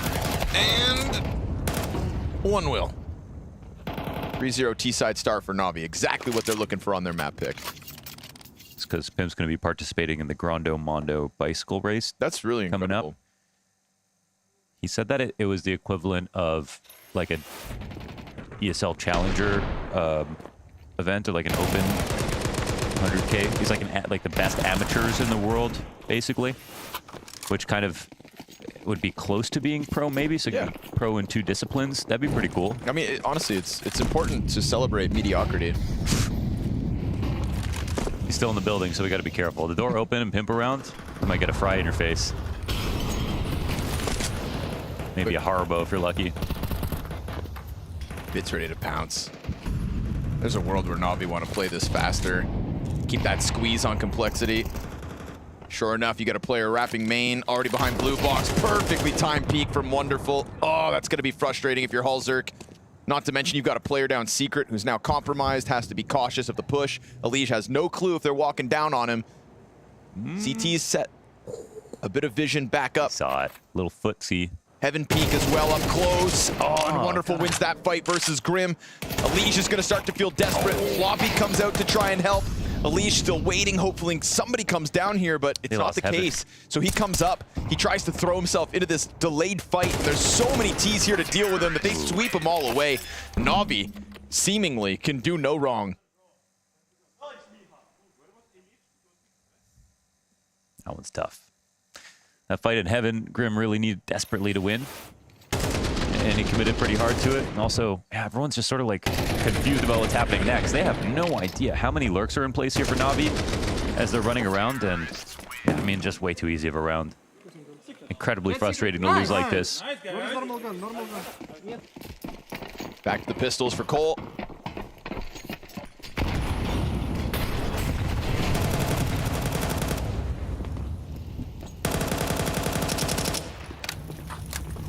Grim's found Sanctuary for the time being. Fire burns itself out. Nades follow suit. And CT's still hanging on to a few pieces of util here. Trying to get up close and personal. We saw a really good, I think, hut crunch a couple rounds ago. Able to combine with the ramp push. So, what? Here we go. Okay. Rinse and repeat. Floppy 257 kills. Grim gets on the board with 2 as well. I was gonna say, last time they came more so from ramp and they had a rifle mixed in. This time it's just perfect. Alrighty. Absolute perfection. That's the way to kickstart a CT side comeback. It is. While you're saving, that's definitely the way. Scrumdiddlyumptious. So sometimes lobby crunches work out when you're playing anti on T side. You don't want to overcrowd lobby because moments like this can happen since all of these choke points lead to very close engagements. So sometimes best just to leave one person in lobby holding for the push, 1 or 2 people holding for the squeaky, patrolling back and forth between the squeaky and hut push, and 1 guy holding trophy. And this was a call that was just perfect for Cole in the moment where they were just a little bit too crowded. And this is a 1v5. Emma's still obviously out here looking for some engagements, but not going to assume that he gets much more out of this. Ball bang. Oh, he's actually coming forward to do some more damage. He's got at least Grim locked in. Grim pre-fires the swing and Complexity finish off what was that 4-kill hut crunch. But yeah, it's like even if you knew they're going to collapse on lobby, doesn't mean that you want to have 5 guys there. Sometimes it's better just to have 1 or 2. They can both watch things. You can still get overwhelmed, but you keep some of the far positions available. And in this spot, wow, it's just crushing on Trophy. Oops. That one's a bit embarrassing. We didn't even see those duels. They didn't even get around the corner.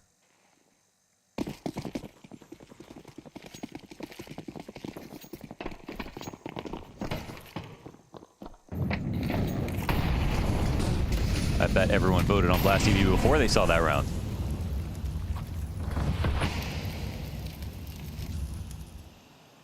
Navi will be lucky enough to jump in with a full rebuy. They go back into 4 players lobby. Haven't learned their lesson. Mind you, we see in the replay, of course, trying to play close smoke and get into a spam fight. This time, oh, Squeaky, same result. Raptors player stays tucked. A hold is fantastic. Floppy very quickly rotating in. Everybody just throwing themselves at this fight and this commitment out of Navi. Emet and Wonderful to try and piece together 2v5s. Damn, just like that, they're awake again. Nice one from Complexity. Emma will scoop the smoke up, or the bomb up, excuse me, and scoop that smoke. And Floppy's got this little offie here inside of the ramp. I mean, there's no one behind him, so I'm gonna expect him to win. He's good on these angles. Oh, okay. Doesn't win it. Should be no problem. Now, they don't have a smoke. They could take over control side and try to plant for that, but like the rotations are going to come in. The molly, so they can't open the door. They could plant Astralis in this position and hope no one comes down. Double door swings. Oh, good cover. But there's a follow-up peek. There's still time. Follow-up peek from both sides. They're respecting this slightly. Now the ramp player comes down. Grim tries to cut sound. He'll finish wonderful. Very little health here for the 2v5 to get finished off. So sure, there we go. Complexity. Convert. 3 kills. Like, ideally, you can get a smoke down, decon, you cross up another site, you can plant Astralis for control, and then you have your other player take over control side and get down the stairs, but they just didn't have the resources or time to do that. So rotations are good. JL maybe a little tilted how he died in Squeaky that round. I didn't see exactly what went wrong. Yeah, I'd say, you know, even being map up, I think Navi's still a little emotionally raw from their back-to-back Liquid losses. Their hearts hurt. They definitely stared at death face first in that last map too. These are 2 achy teams.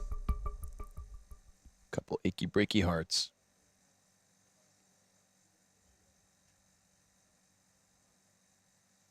Now Complexity have to try to swing back into this like a wrecking ball.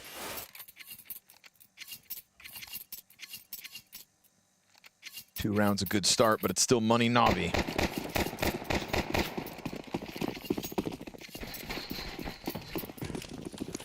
Going back indoors for some action. Faster, maybe? Just a feint on the exec. I don't know. Oh my gosh. It's a good fight. Oh, JT pulls a nade. Doesn't expect JL to be there and ready to capitalize. He swings out. Good flash from Wonderful. And yeah, poor JT. And Liege doesn't get anything while the smokes popped open. JL was behind boxes and the backside player in cover. They have another smoke from Mini.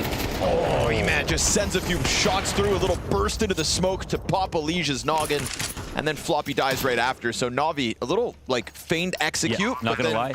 The JT exposure, do you think that's what serves as a commitment? Yeah, I mean, I'm personally not sure exactly what like spurred them forward besides just acting on the kill, but they were clearly waiting for that duel and waiting for that trade.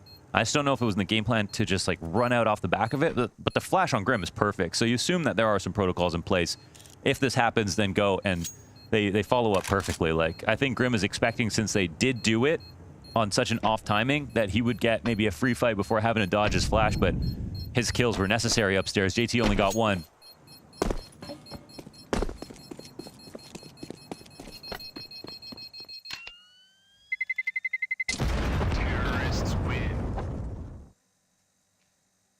JL from frustration to ferociousness. This might actually be the round that they tried last time but got smoked. Right. And then died coming out.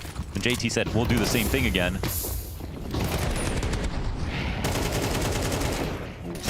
Poor Liege as well.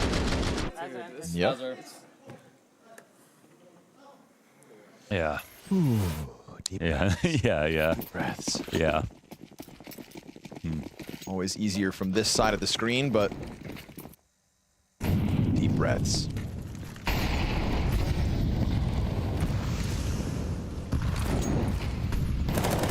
All the smoke thrown up, but nothing really behind it. They hear the jump off at the top silo. Top main peak could catch him. Halzerk's ready. Okay, there's his first. They gave the audio away, so can't be surprised when you get found out on the peak. EMAP, oh man, just blasted Liege. He was all the way in hell. Well, now he's in heaven. 0 and 6 for Liege. You don't know that. It's allows for the crossouts. I'm sure he's in heaven. You don't know that, okay? dude. No, I mean, if it was up to me. Oh, okay, double push. I mean, they'll know now it's 2 here, so speed up downstairs. Floppy's got to be careful. He's just kind of floating. Yeah, tucks into dark. Now they've at least got an anchor lower, plus JT's here to help him as the door gets swung. Double doors yet to open. But Floppy cautious of it. Oof, Ime trying to get around that smoke. Now the volley's going to force Floppy out. Alexi kills him. Wonderful looking for the ramp contact. Who's behind them? Yeah. Bomb can be planted. They've got Halzerk coming in slowly. Yes, this one could be big. Down secret. Wonderful turns just in time. He saw the foot. A little foot jiggle comes around the corner and Wonderful's on high alert. Now what's left of the Complexity retake, it's a double out from the bottom of ramp, and Wonderful already able to slip back into control. Alexi hangs on to his bomb site, his second. Grim trying to slide in, jumps the gun, and NAVI take a post plant for 6. That was a disgusting shot from Wonderful. They NAVI played it so passively. The walk up on both sides actually made perfect sense. They got by control window as well. No one peeked, and then Wonderful hit that shot. Oh my. Dude, Yeah, that's tough. He crossed. Can we have one? Can we just put Lavi mine? That was just brutal. That was like a nasty shot from Imma. Watch for Wonderful's little feet. Nice! Oh, never mind. Nice! Halzerk was expecting him to be on the stairs, but quick reposition from Wonderful pays off. TC wants in. Man, that's rough. Yeah. And Imma's been the guy to have his moments here at the groups. 100%. Looking a lot more reliable. Just. That's a 2v4, man. Oh, wow. Alexi and Wonderful making it happen.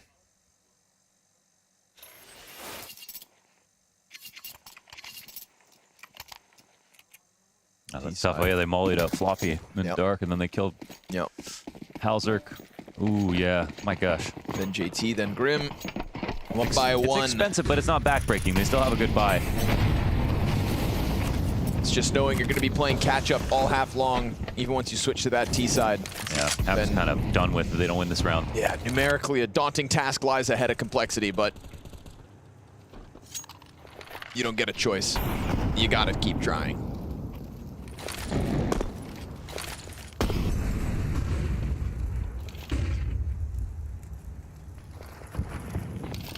Trying to size up ramp. It's going to be Floppy pressed in close. Ready for it. Oh, instant headshot from Bit. Alish here to help. Bit. Oh, Bit double kill into the Wonderful trade. And that is just accuracy with rifles here for Navi. At least they've already got JT downstairs, but it's going to have to be a 2v4 back the other way. And it could work. It could still happen. But now there's one downstairs. They know Bit is hit, or sorry, JT's hit in the head. And they have no idea where Grim is off to. But right now, it looks like they're picking the right site. Yeah, they're even protecting the vents with the way that they're attacking this, and they'll slowly find out there's no one here. Yeah. Oh, man. And Complexity maybe save 2 guns here.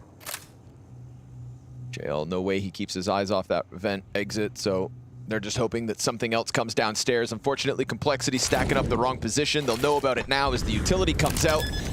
And Navi banking on Bit's accuracy. Those look like nasty headshots. Yeah, I feel like in Floppy's position, you can't really like lean into that flat angle. I mean, he had someone behind him as well, but he just has to like bait as much as possible. But he did only have the MP9.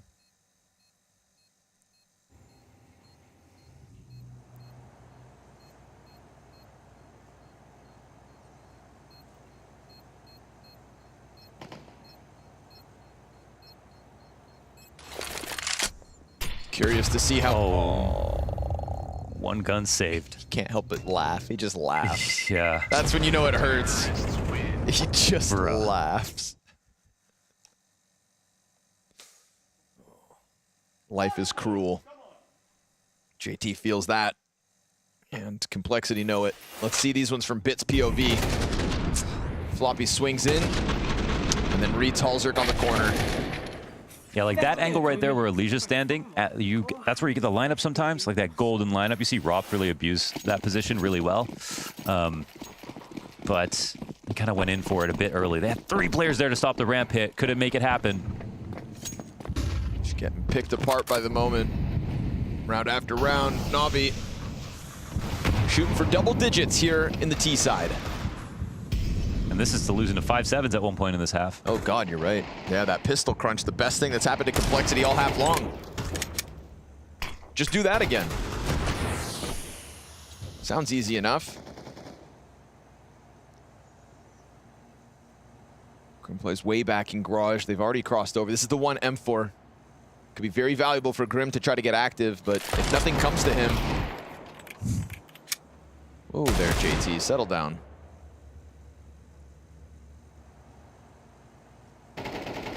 I mean, it would be perfect if they try to wrap Heaven in this spot, the bomb in secret. They're still keeping their ideas. He almost gets naded out of this round too. They might come to him, yeah. Chucking it all at him. Honestly, he does a good job of serving up a distraction. Grim's gonna get active. It had to be him. Got somebody sizing up the entry down into B. Bomb in tow. Elige on the stairs. He's having a rough go of it here on Nuke, but he's in a good spot, and more damage starts to come out here for the Complexity side. Bit now sitting on 20. Emem making contact. Elige slowly drawing them into this bomb site as we hit the 20-second mark, and if they just kind of skip steps here, this close corner will catch them off. Floppy's gonna charge down into bomb. Pistols are doing it again. Well, don't buy too much. Keep a couple pistols on board, and Complexity will give you a round. Another one with barely anything here. I think it's really funny. JT shooting into the roof of Mini gets so much good grenade attention out of the T's that they just overstep into Grim. I mean, what else is he gonna do? Try to take unfavorable duels? Nah, man. Yeah, true. Just cause a ruckus. A little pandemonium. So the setup's really nice to catch exactly what they were gonna try to do, which was that double mini play. I can't believe these are the rounds they're winning.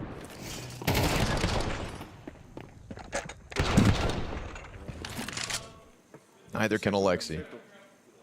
I said when I said we don't try to do mouse control, I feel like no one like steps up on I can't be too upset about it. It's still a good T side. For now. That's fair. Could still be a 5-7 half.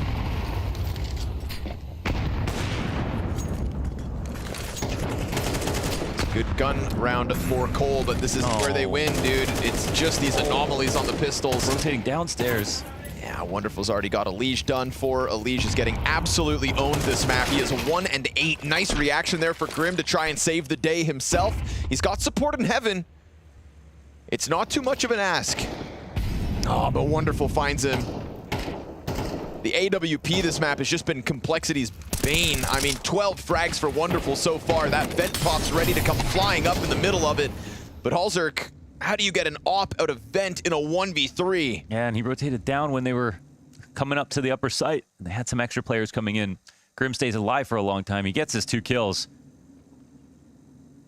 But now they're just wondering where he went because he took a shot inside a Squeaky earlier.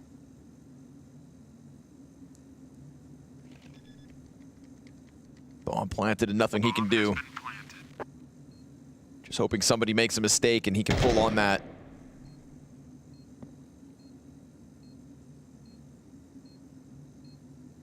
The duality of man is Elige's experience between these two maps. Yeah. From CSGO numbers in a loss on Anubis to sitting at 1 and 8, while Halzerk picks up freebies inside the vent. 8 rounds on this T side, and if it's not 5-7s, then it's not Complexities. And that's really nothing to be proud of if you don't pair them with some rifle rounds. But they can't make any momentum. Oh, and Halzerk goes down. With 1 round left in the half, it has just been nothing but success here for NAVI.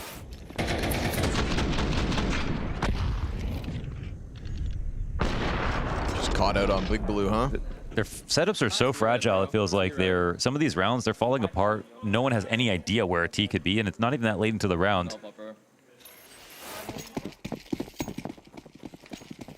Couldn't even tell you what's going wrong exactly. Complexity just need to make this happen. Halzerk will get his op back in place, but no kill. Oh, and then HE and the Molly. It's those damn grenades. Oh, Wonderful comes out, catches Elige again. I mean, that's the end of the half for Elige. Yeah, he's been tilted off the face of the earth. Just can't even get anything going. Op shot finds him every time. Teammates are dead in the opening few seconds of the game, and NAVI are just putting forward another masterclass here on Nuke. 2 of the 3 rounds that Complexity get in this half, all off the back of these half by 5-7s. NAVI speedrunning NA tonight.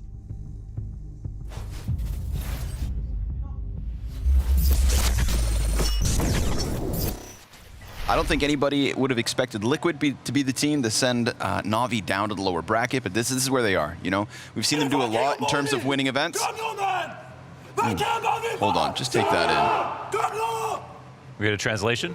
I don't, unfortunately, no sir. But I do know it translates to passion, man. And that's one thing that you can't take away from Heroic. They've got the... That's one way to disarm your opponent. Like a church organ? Okay. Not like an internal organ. Because of his commanding presence in the room, no matter what room he walks into. You need to win some rounds, just to let you know. Dude, you gotta love Apex because he's friendly even to his opponents. Between him and Stown, leaving just automatic, and it seems like they have a great idea about where he is. The molly lands at his feet. They've trapped him, they've boxed him in, and Cadian, he's lighting him up. It's getting personal, isn't it? Yes. This is what we want to see, though. That's fantastic. A smoke for NAF, but a 2v5 in the post. Shiro comes in with 3 kills. Nafany's gone down. He's looking for the ace. Naf puts his head on a present, and Stewie 2K peeks into his own demise. It's on 5. Shiro. Oh yeah, talk to him, Nafany. Let's go. They recovered that. No armor purchase up. You still expect to win, of course, if you're Team Liquid, and they even use some of the utility that they picked up from the dead bodies back against Gambit, but they could not take Shiro down. The smallest tank you've ever seen. Oh, if they could understand him, I'm sure they'd be offended. Battle of the Ops. Magisk and Brokey, and a missed shot gives timing for Brokey to take the angle around the pillar. He plays, he dances like ballet, and even though he dies, Magisk gets on bomb. It comes down to the wire, but this one's all vitality. He doesn't know that Magisk is literally sitting there waiting for him to move, and the reaction is perfect from Magisk. The shot is missed from Brokey, and that's all that matters at the end of the day. Are you actually a player? Yo, okay, we're coming in. They have the kid on Dupree. No, it's hiding in that close side. They're actually going to smoke short as well. This is pretty good, but yeah, the angle is brutal. Spink should have him, but still, 2 to find. Not favorable whatsoever. Does scoop up the kit. Does he go for it? Ops not to. Hoping D is going to be panicking. Snappy to top the round, ramp side. They're both there, and Snappy down. Doesn't have the time and doesn't have the health as it goes to 0 at Diha's hand. I love this. Another good multi-kill from Diha. This one actually finding the impact for the round conversion. And Snappy, it looked like he had something to say. What is this stacks playing? Yeah. Stacks playing, Aguiladi. Yeah, has something to say.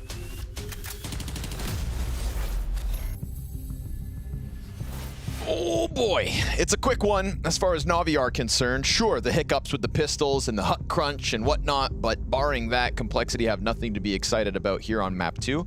JT's been laughing his way through getting grenaded out of certain rounds. Yeah, so smile through the pain. You know, anything left, it's that sometimes you have to laugh at misery. If you don't laugh, you will cry. And here's the man on the verge of tears. Well, if you do cry, then they'll make fun of you. So you can't cry either.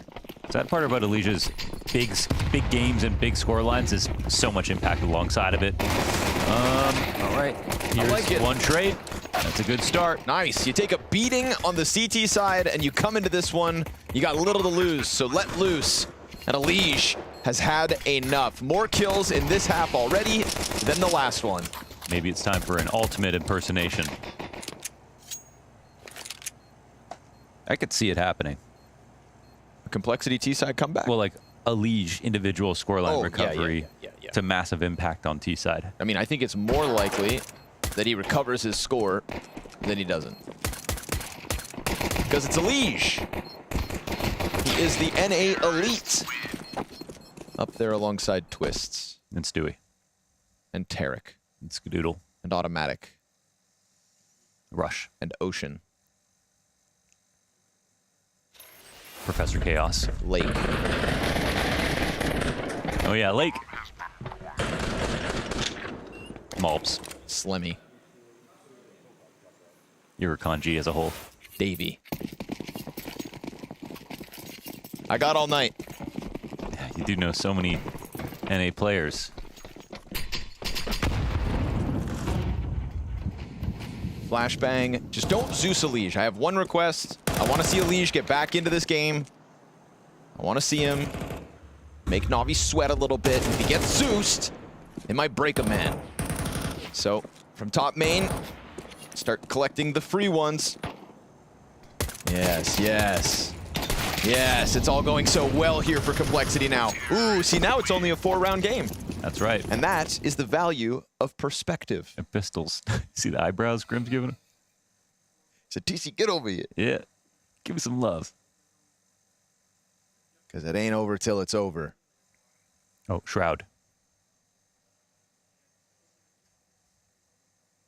I'm done now. You're done now?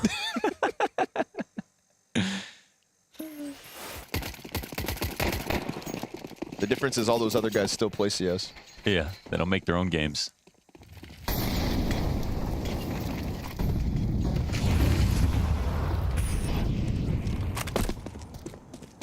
All right. Come on, just sprinkle in a gun round 2, Complexity. Just a little more. Just a little.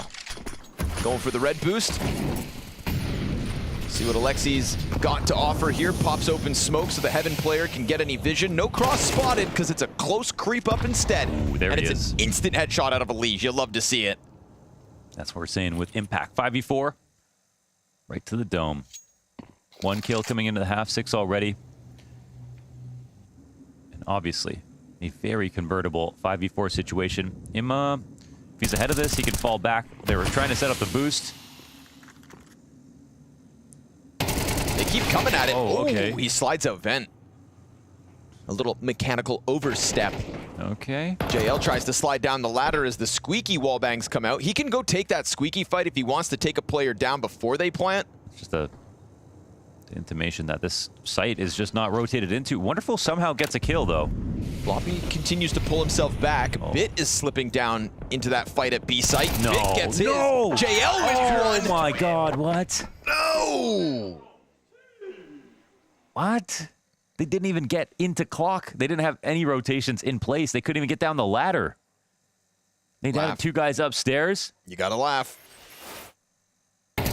And this happens as well. Like, at this point of the round, when that happens, it's like, hey, there might not even be a retake. And what is that? Wow. Okay, I mean, massive credit to Bit then for that. Sick Valera, bro. Sick Valera, bro. Sick. It's always good vibes with Navi when they're winning. All right. That's all about Bit, man. That was a crazy round. Yeah, beautiful. Tremendous.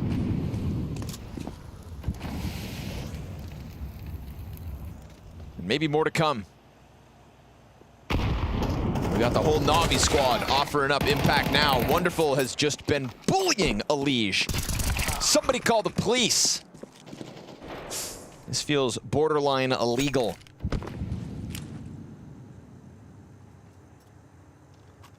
Five v 2 in the blink of an eye, and Navi looking to finish off this quick run of Complexity on Nuke. Fortunately for them, Grim and Halzerk have to tuck tail. You just got no opening here, but you got a minute to save, so.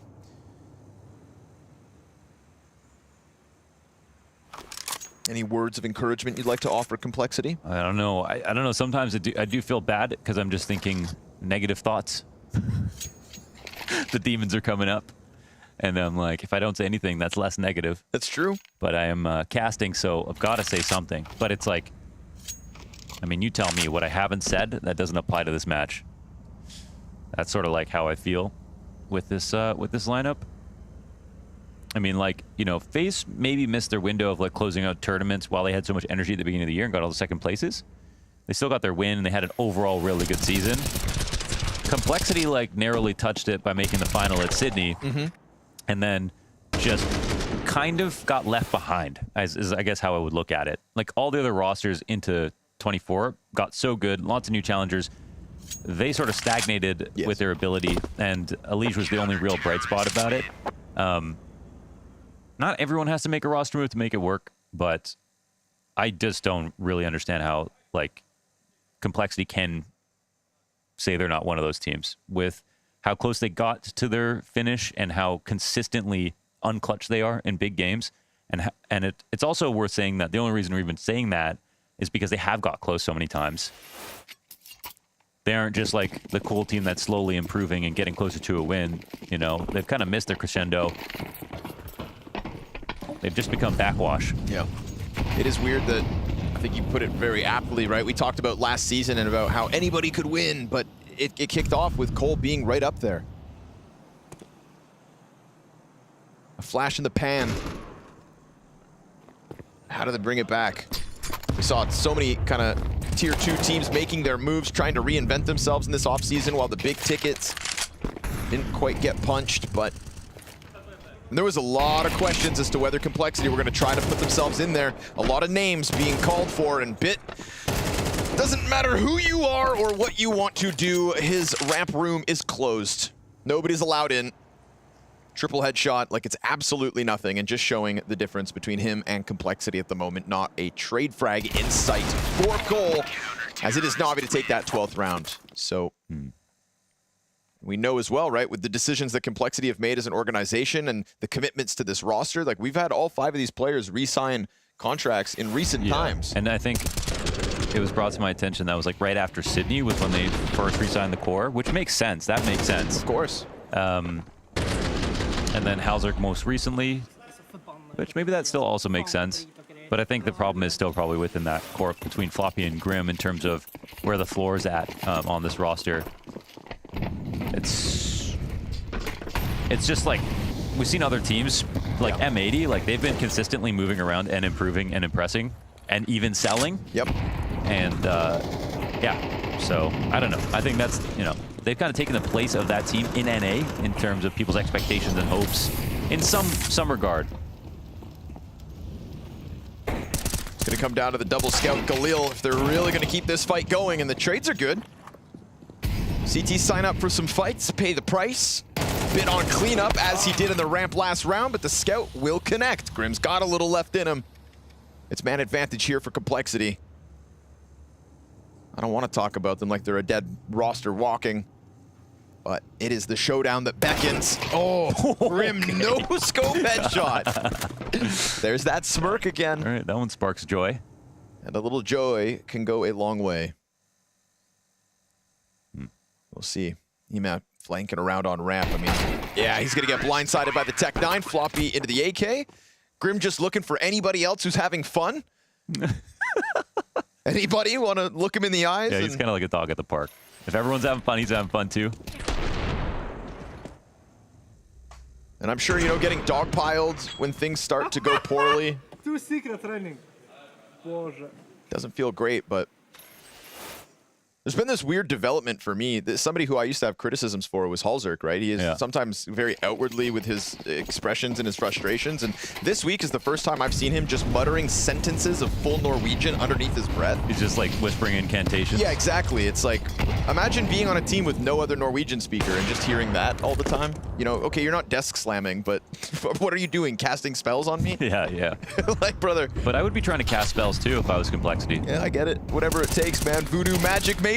But, what kind of spell, what kind of magic to pull this rabbit out of the hat, because 2v5 is what's demanded of them. And honestly, I think it's just a better sign for Navi to take down Complexity in such a fashion.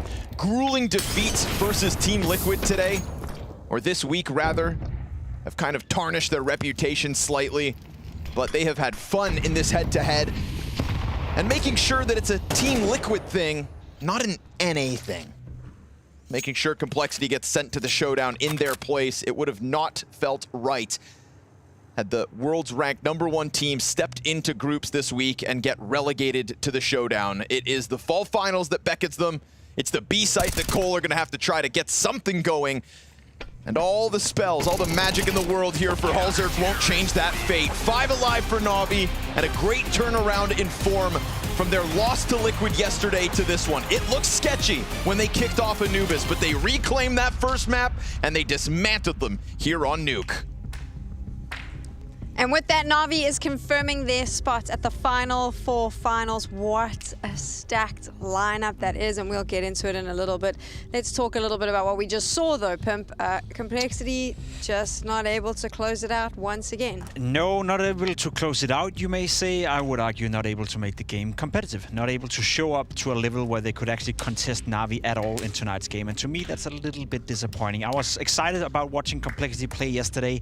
I think they did a good job against Team Spirit. Spirit, arguably, as Bobski also said, Spirit perhaps gave them a little too much freedom yesterday in the server, but Navi showed no menace whatsoever today, shutting down Complexity and almost making it look too easy. This event has been an emotional roller coaster for Complexity, let's just be honest. There were so many moments where it's been up and downs. They start off the tournament terrible form, losing against the stand-in, going against a must-win matchup in OG, struggling a little bit, then redeeming yourself against Heroic, and then they play against that Spirit lineup, right? And they should have won it. I mean, I'm gonna be honest, they had so many moments where they just had a chance to close it. Even the guy in the picture was screaming in Norwegian, how is this possible to lose this amount of rounds? Also today, I feel like they had a realistic chance to actually go to a third map, but it didn't even happen. The issue here is obviously this is now prep for them for Cologne, which is the big one, and they're going in feeling quite dejected, quite down. NAVI needed that victory because they'd had those 2 losses to Liquid. They needed to go in feeling like, okay, cool, we can actually win. Liquid was an anomaly, if you like. See, here's the major difference, because you're not wrong. You know, for Navi to lose twice to Team Liquid, it's not the best, you know, best feeling coming into Cologne, but it doesn't really matter. They qualified for the fall finals, they got the job done, and if anything, if I'm Navi right now, you can just say, okay, listen, maybe the way Team Liquid is playing, maybe the fact that they're a new team, we can't really properly prepare for them, that's not suiting us right now. So they can still be happy, they can still be joyful, whereas for Complexity, essentially, and I feel harsh by saying this, they've wasted an entire week and we're not any smarter. I'm not any smarter whether or not Complexity is coming into Cologne, playing better Counter-Strike, worse off Counter-Strike, and they got nothing to show for it. They didn't qualify, they're back to the Showdown. So if I'm Navi, I'm excited, I'm happy, regardless of the losses to Liquid. Complexity, still a big question mark. Yeah, and the question mark is, you said they should focus on Cologne, but a team like Complexity shouldn't focus on Cologne, right? Of course, they want to step inside the CEST arena, but they should focus just getting into like big tournaments, right? And this was their chance. They had a really good shot at it here at the last group stage. I'm sure they've prioritized it. Cologne, like realistically, is there any one of us who believed they would go into a semi-final of Cologne? Probably not, right? But going inside Forum Arena could have been a good shot. That was very harsh, but so true. That's it. I don't even want to add to it. He's 100% correct. Yep. I know someone who's going to be feeling very happy, very confident. I love these interviews because I never know what's going to come out of his mouth. Banks caught up with JL. Navi now find themselves at the full finals by the very last team going through. This, though, was a pretty solid performance for sure. I want to start by just looking at the Anubis, though, that at times we can see the frustration on you guys' faces and it was maybe getting closer than it should. Why do you think that was? It's probably because we agreed we kind of have a game plan to what we play and we don't do it, and then it's frustrating because maybe someone forgets, maybe you don't forget and you just don't execute the game plan correctly. And then after you lose the round, I should have done this. It's kind of frustrating. Okay. Yeah. So some of the remembering what you're supposed to do, but then on Nuke, this was, you kind of tried and tested, but it did start off a bit slower than maybe what you guys wanted, right?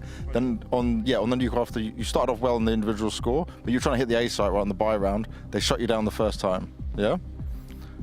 T side buy round, they shut you down first time, yeah. Second half. Yeah, second half, sorry. Yeah. Then you come into it and you literally explode back onto it. You look like you were more in control. Why was that such a change up in it? We just knew what we did. We just failed at the first time, and then the next time we just remembered what to do correctly, and it worked. I remember Alexi telling me not too long ago about this, you guys remembering and not remembering things. Why has that come back? We didn't. We spoke about it, so... You spoke about it, remember? We had to. Well, that's working out for you for sure, but overall your Blast groups, are you satisfied with the performance or not? Really satisfied. Played great CS. We took 5 games to qualify. We could have been done in 3, but yeah, we got stopped. What do you think that means for you going into Cologne?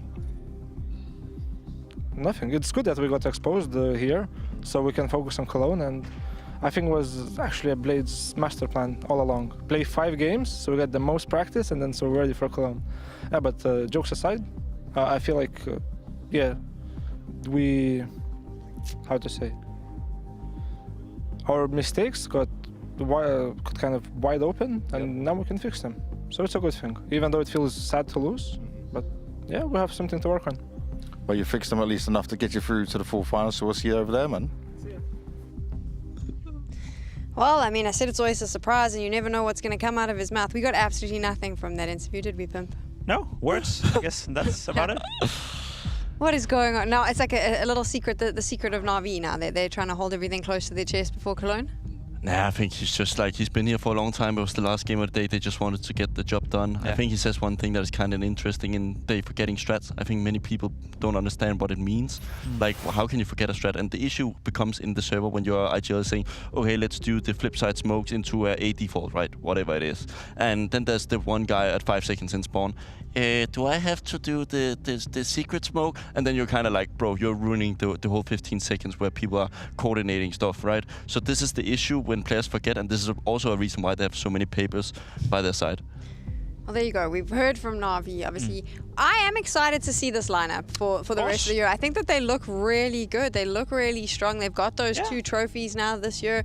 I also believe in Blade. I think JL's right. He has this like big brain strategy, and I'm hoping we see where that trajectory is going. Sure, I'll tell you this much. It wasn't Blade's idea to lose twice to Team Liquid. I still think that hurts a little bit, but apart from that, I agree. You know, I've said it before, and I'll happily say it again. I think Navi right now is playing really good Counter-Strike. They are the best team in the world, so it's pointless to say they're not playing well, but they're really making the most out of the lineup, making the most out of the scenarios that are being presented. Now, coming into Cologne, do I think they're one of the favorites to win the event? At this point, I guess so. You know, them losing to Team Liquid twice, I don't really hold it up against them. It was, I wouldn't say meaningless games, but it's against one team, and you've proven twice now that Liquid is a formidable force and having a bit of a take on how to play Navi, I guess. So if anything, it showed the rest of the world that Navi can be beaten, but I'm not worried for Blade, I'm not worried for Alexi B, I'm not worried for JL either. We now get to chat to TC, the coach of Complexity. I'm sure that they're not very happy that they're going into the Showdown. Complexity fall down to the Showdown, but you certainly did fight alongside some games, and then other games we didn't see maybe the full Complexity.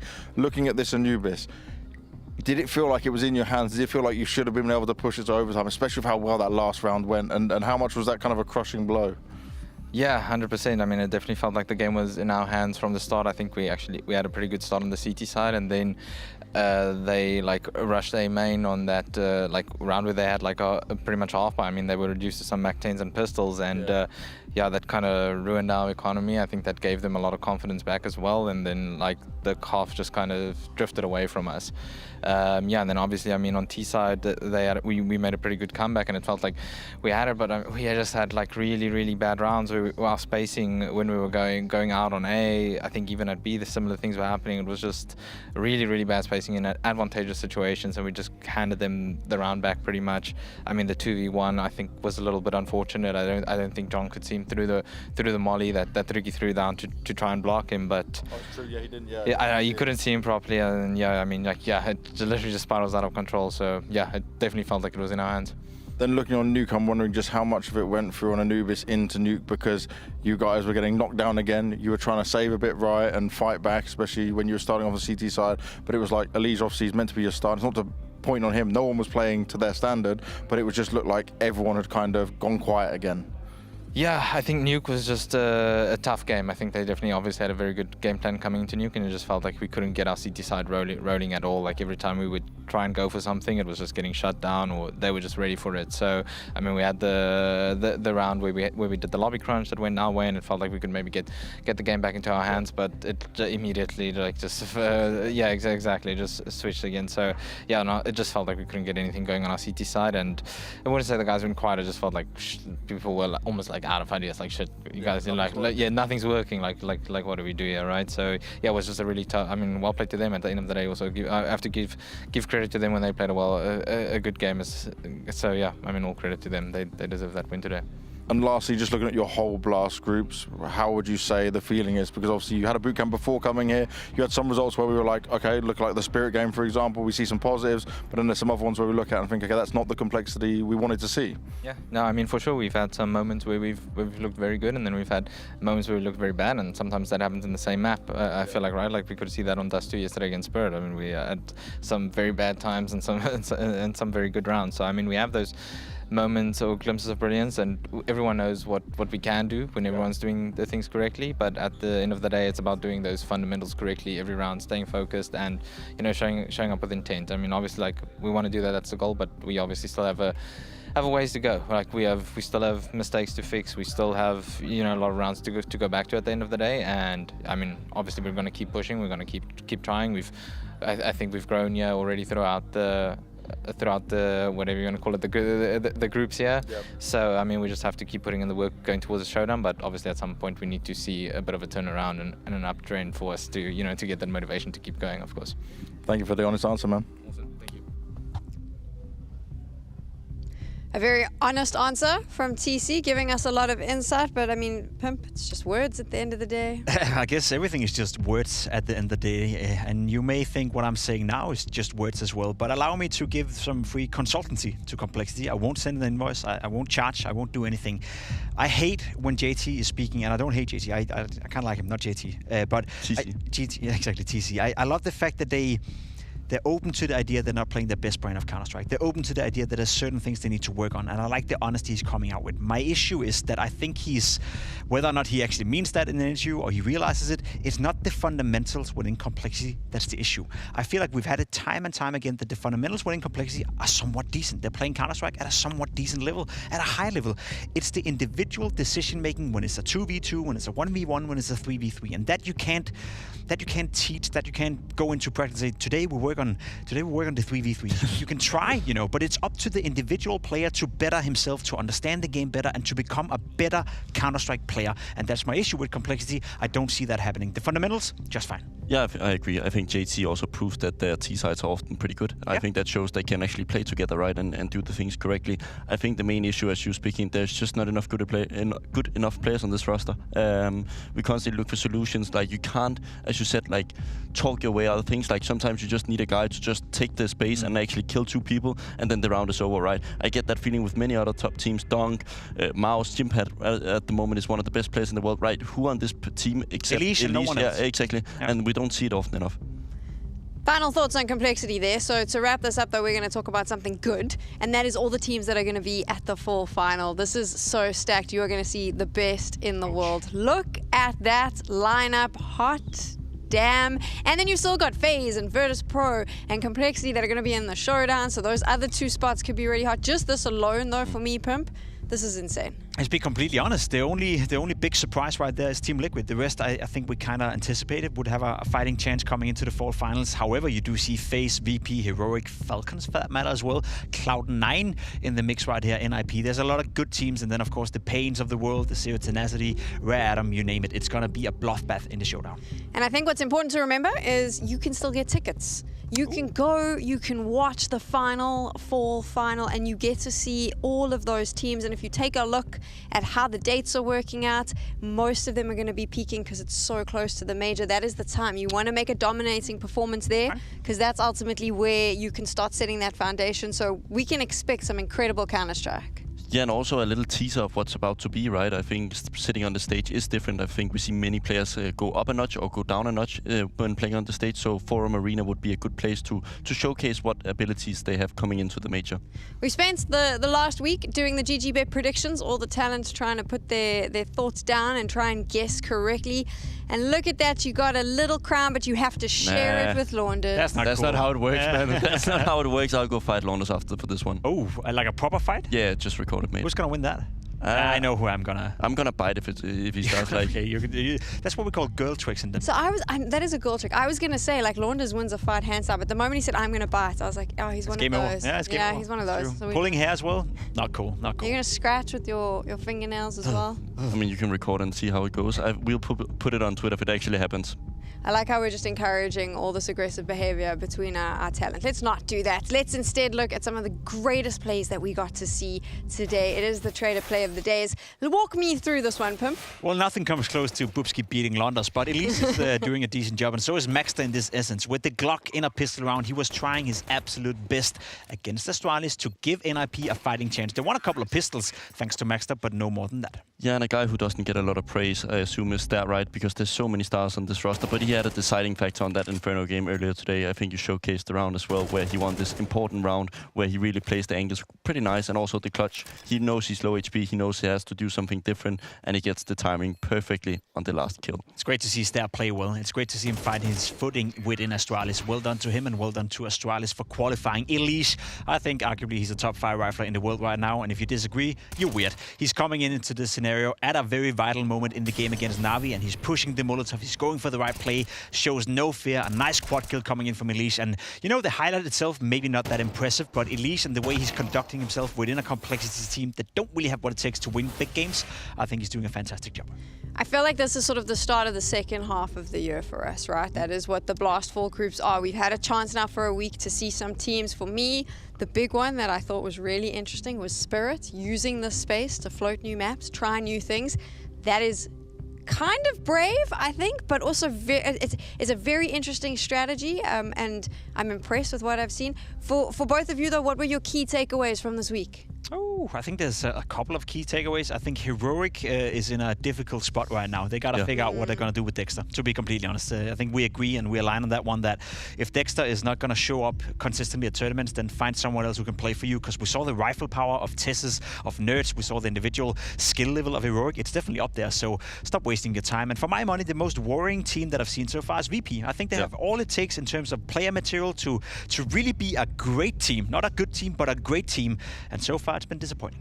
Yeah, and for some reason, Electronic can't make it work. Like, this is also kind of interesting. A guy who's been one of the best riflers of all time, has such a prestigious amount of experience, and also can be an IGL. He's like a very dynamic player, but he just can't make it work. It's been for so long now. And then, of course, there was Liquid. I was one of the naysayers. I thought that the ultimate signing was best team in the world insane. right now. They beat the best team in the world twice. I don't think that makes you the best team in the world. No, You that's have not to how it beat works. at least like 2 or 3 other teams before. Anyway, the point is, I think that Liquid lineup is very exciting. It is. So I think that is. I thought Twists was a little bit dumb to stand up. I think a lot. I spent a lot of time sitting just thinking about Counter-Strike. I thought Twist was insane to stand up and take full responsibility for that. I thought, when this fails, it's all on you, but then it didn't fail. So big up to him. Listen, Talk a big game, get the big result. Yeah, it's the perfect start for Team Liquid. It couldn't have been any better. You know, you get to qualify for the fall finals. You get to come off, you know, at a LAN environment. A lot of these players are new to Twist in-game leading. How is he in-game leading in practice is one thing. How does he do on not a big stage, but, you know, in a studio event? And how does Ultimate deal with pressure, etc., etc.? I think a lot of the questions that we had in regards to Team Liquid were answered at this tournament. And beating the best team in the world twice, not bad. No, it's definitely not. And also, the last team we just have to cover, in my opinion, is just FaZe, right? I think FaZe is in a period where we have so high expectations just because it says Kerrigan, Brokey, and all those guys on the roster. But for now, they've actually had a real rough time for quite a bit. And with the major around the corner, I'm just not sure how they're able to fix this. Because for me, like I've advocated for this, I think they need a change because they've been stuck with 4 players for like literally years. I think you need a new balance, like you need some new energy, you need some new players to come in with a new vision. It will be interesting to see how it unfolds. Is that you trying to leave the bench? You want to join? Yeah, the I mean, Kerrigan, please get me out of here. I don't want to talk to this guy anymore. Give him a chance. Give him a chance. You don't actually have to talk to him anymore because we're done for today. So we're going to say thank you so much for watching. We've told you what to expect. Some of the teams we've mentioned you'll get to see in the Showdown. And of course, there is that fall final coming up as well, which I'm sure many of us will see you there. So thanks so much, but we're all getting out of here. Goodbye.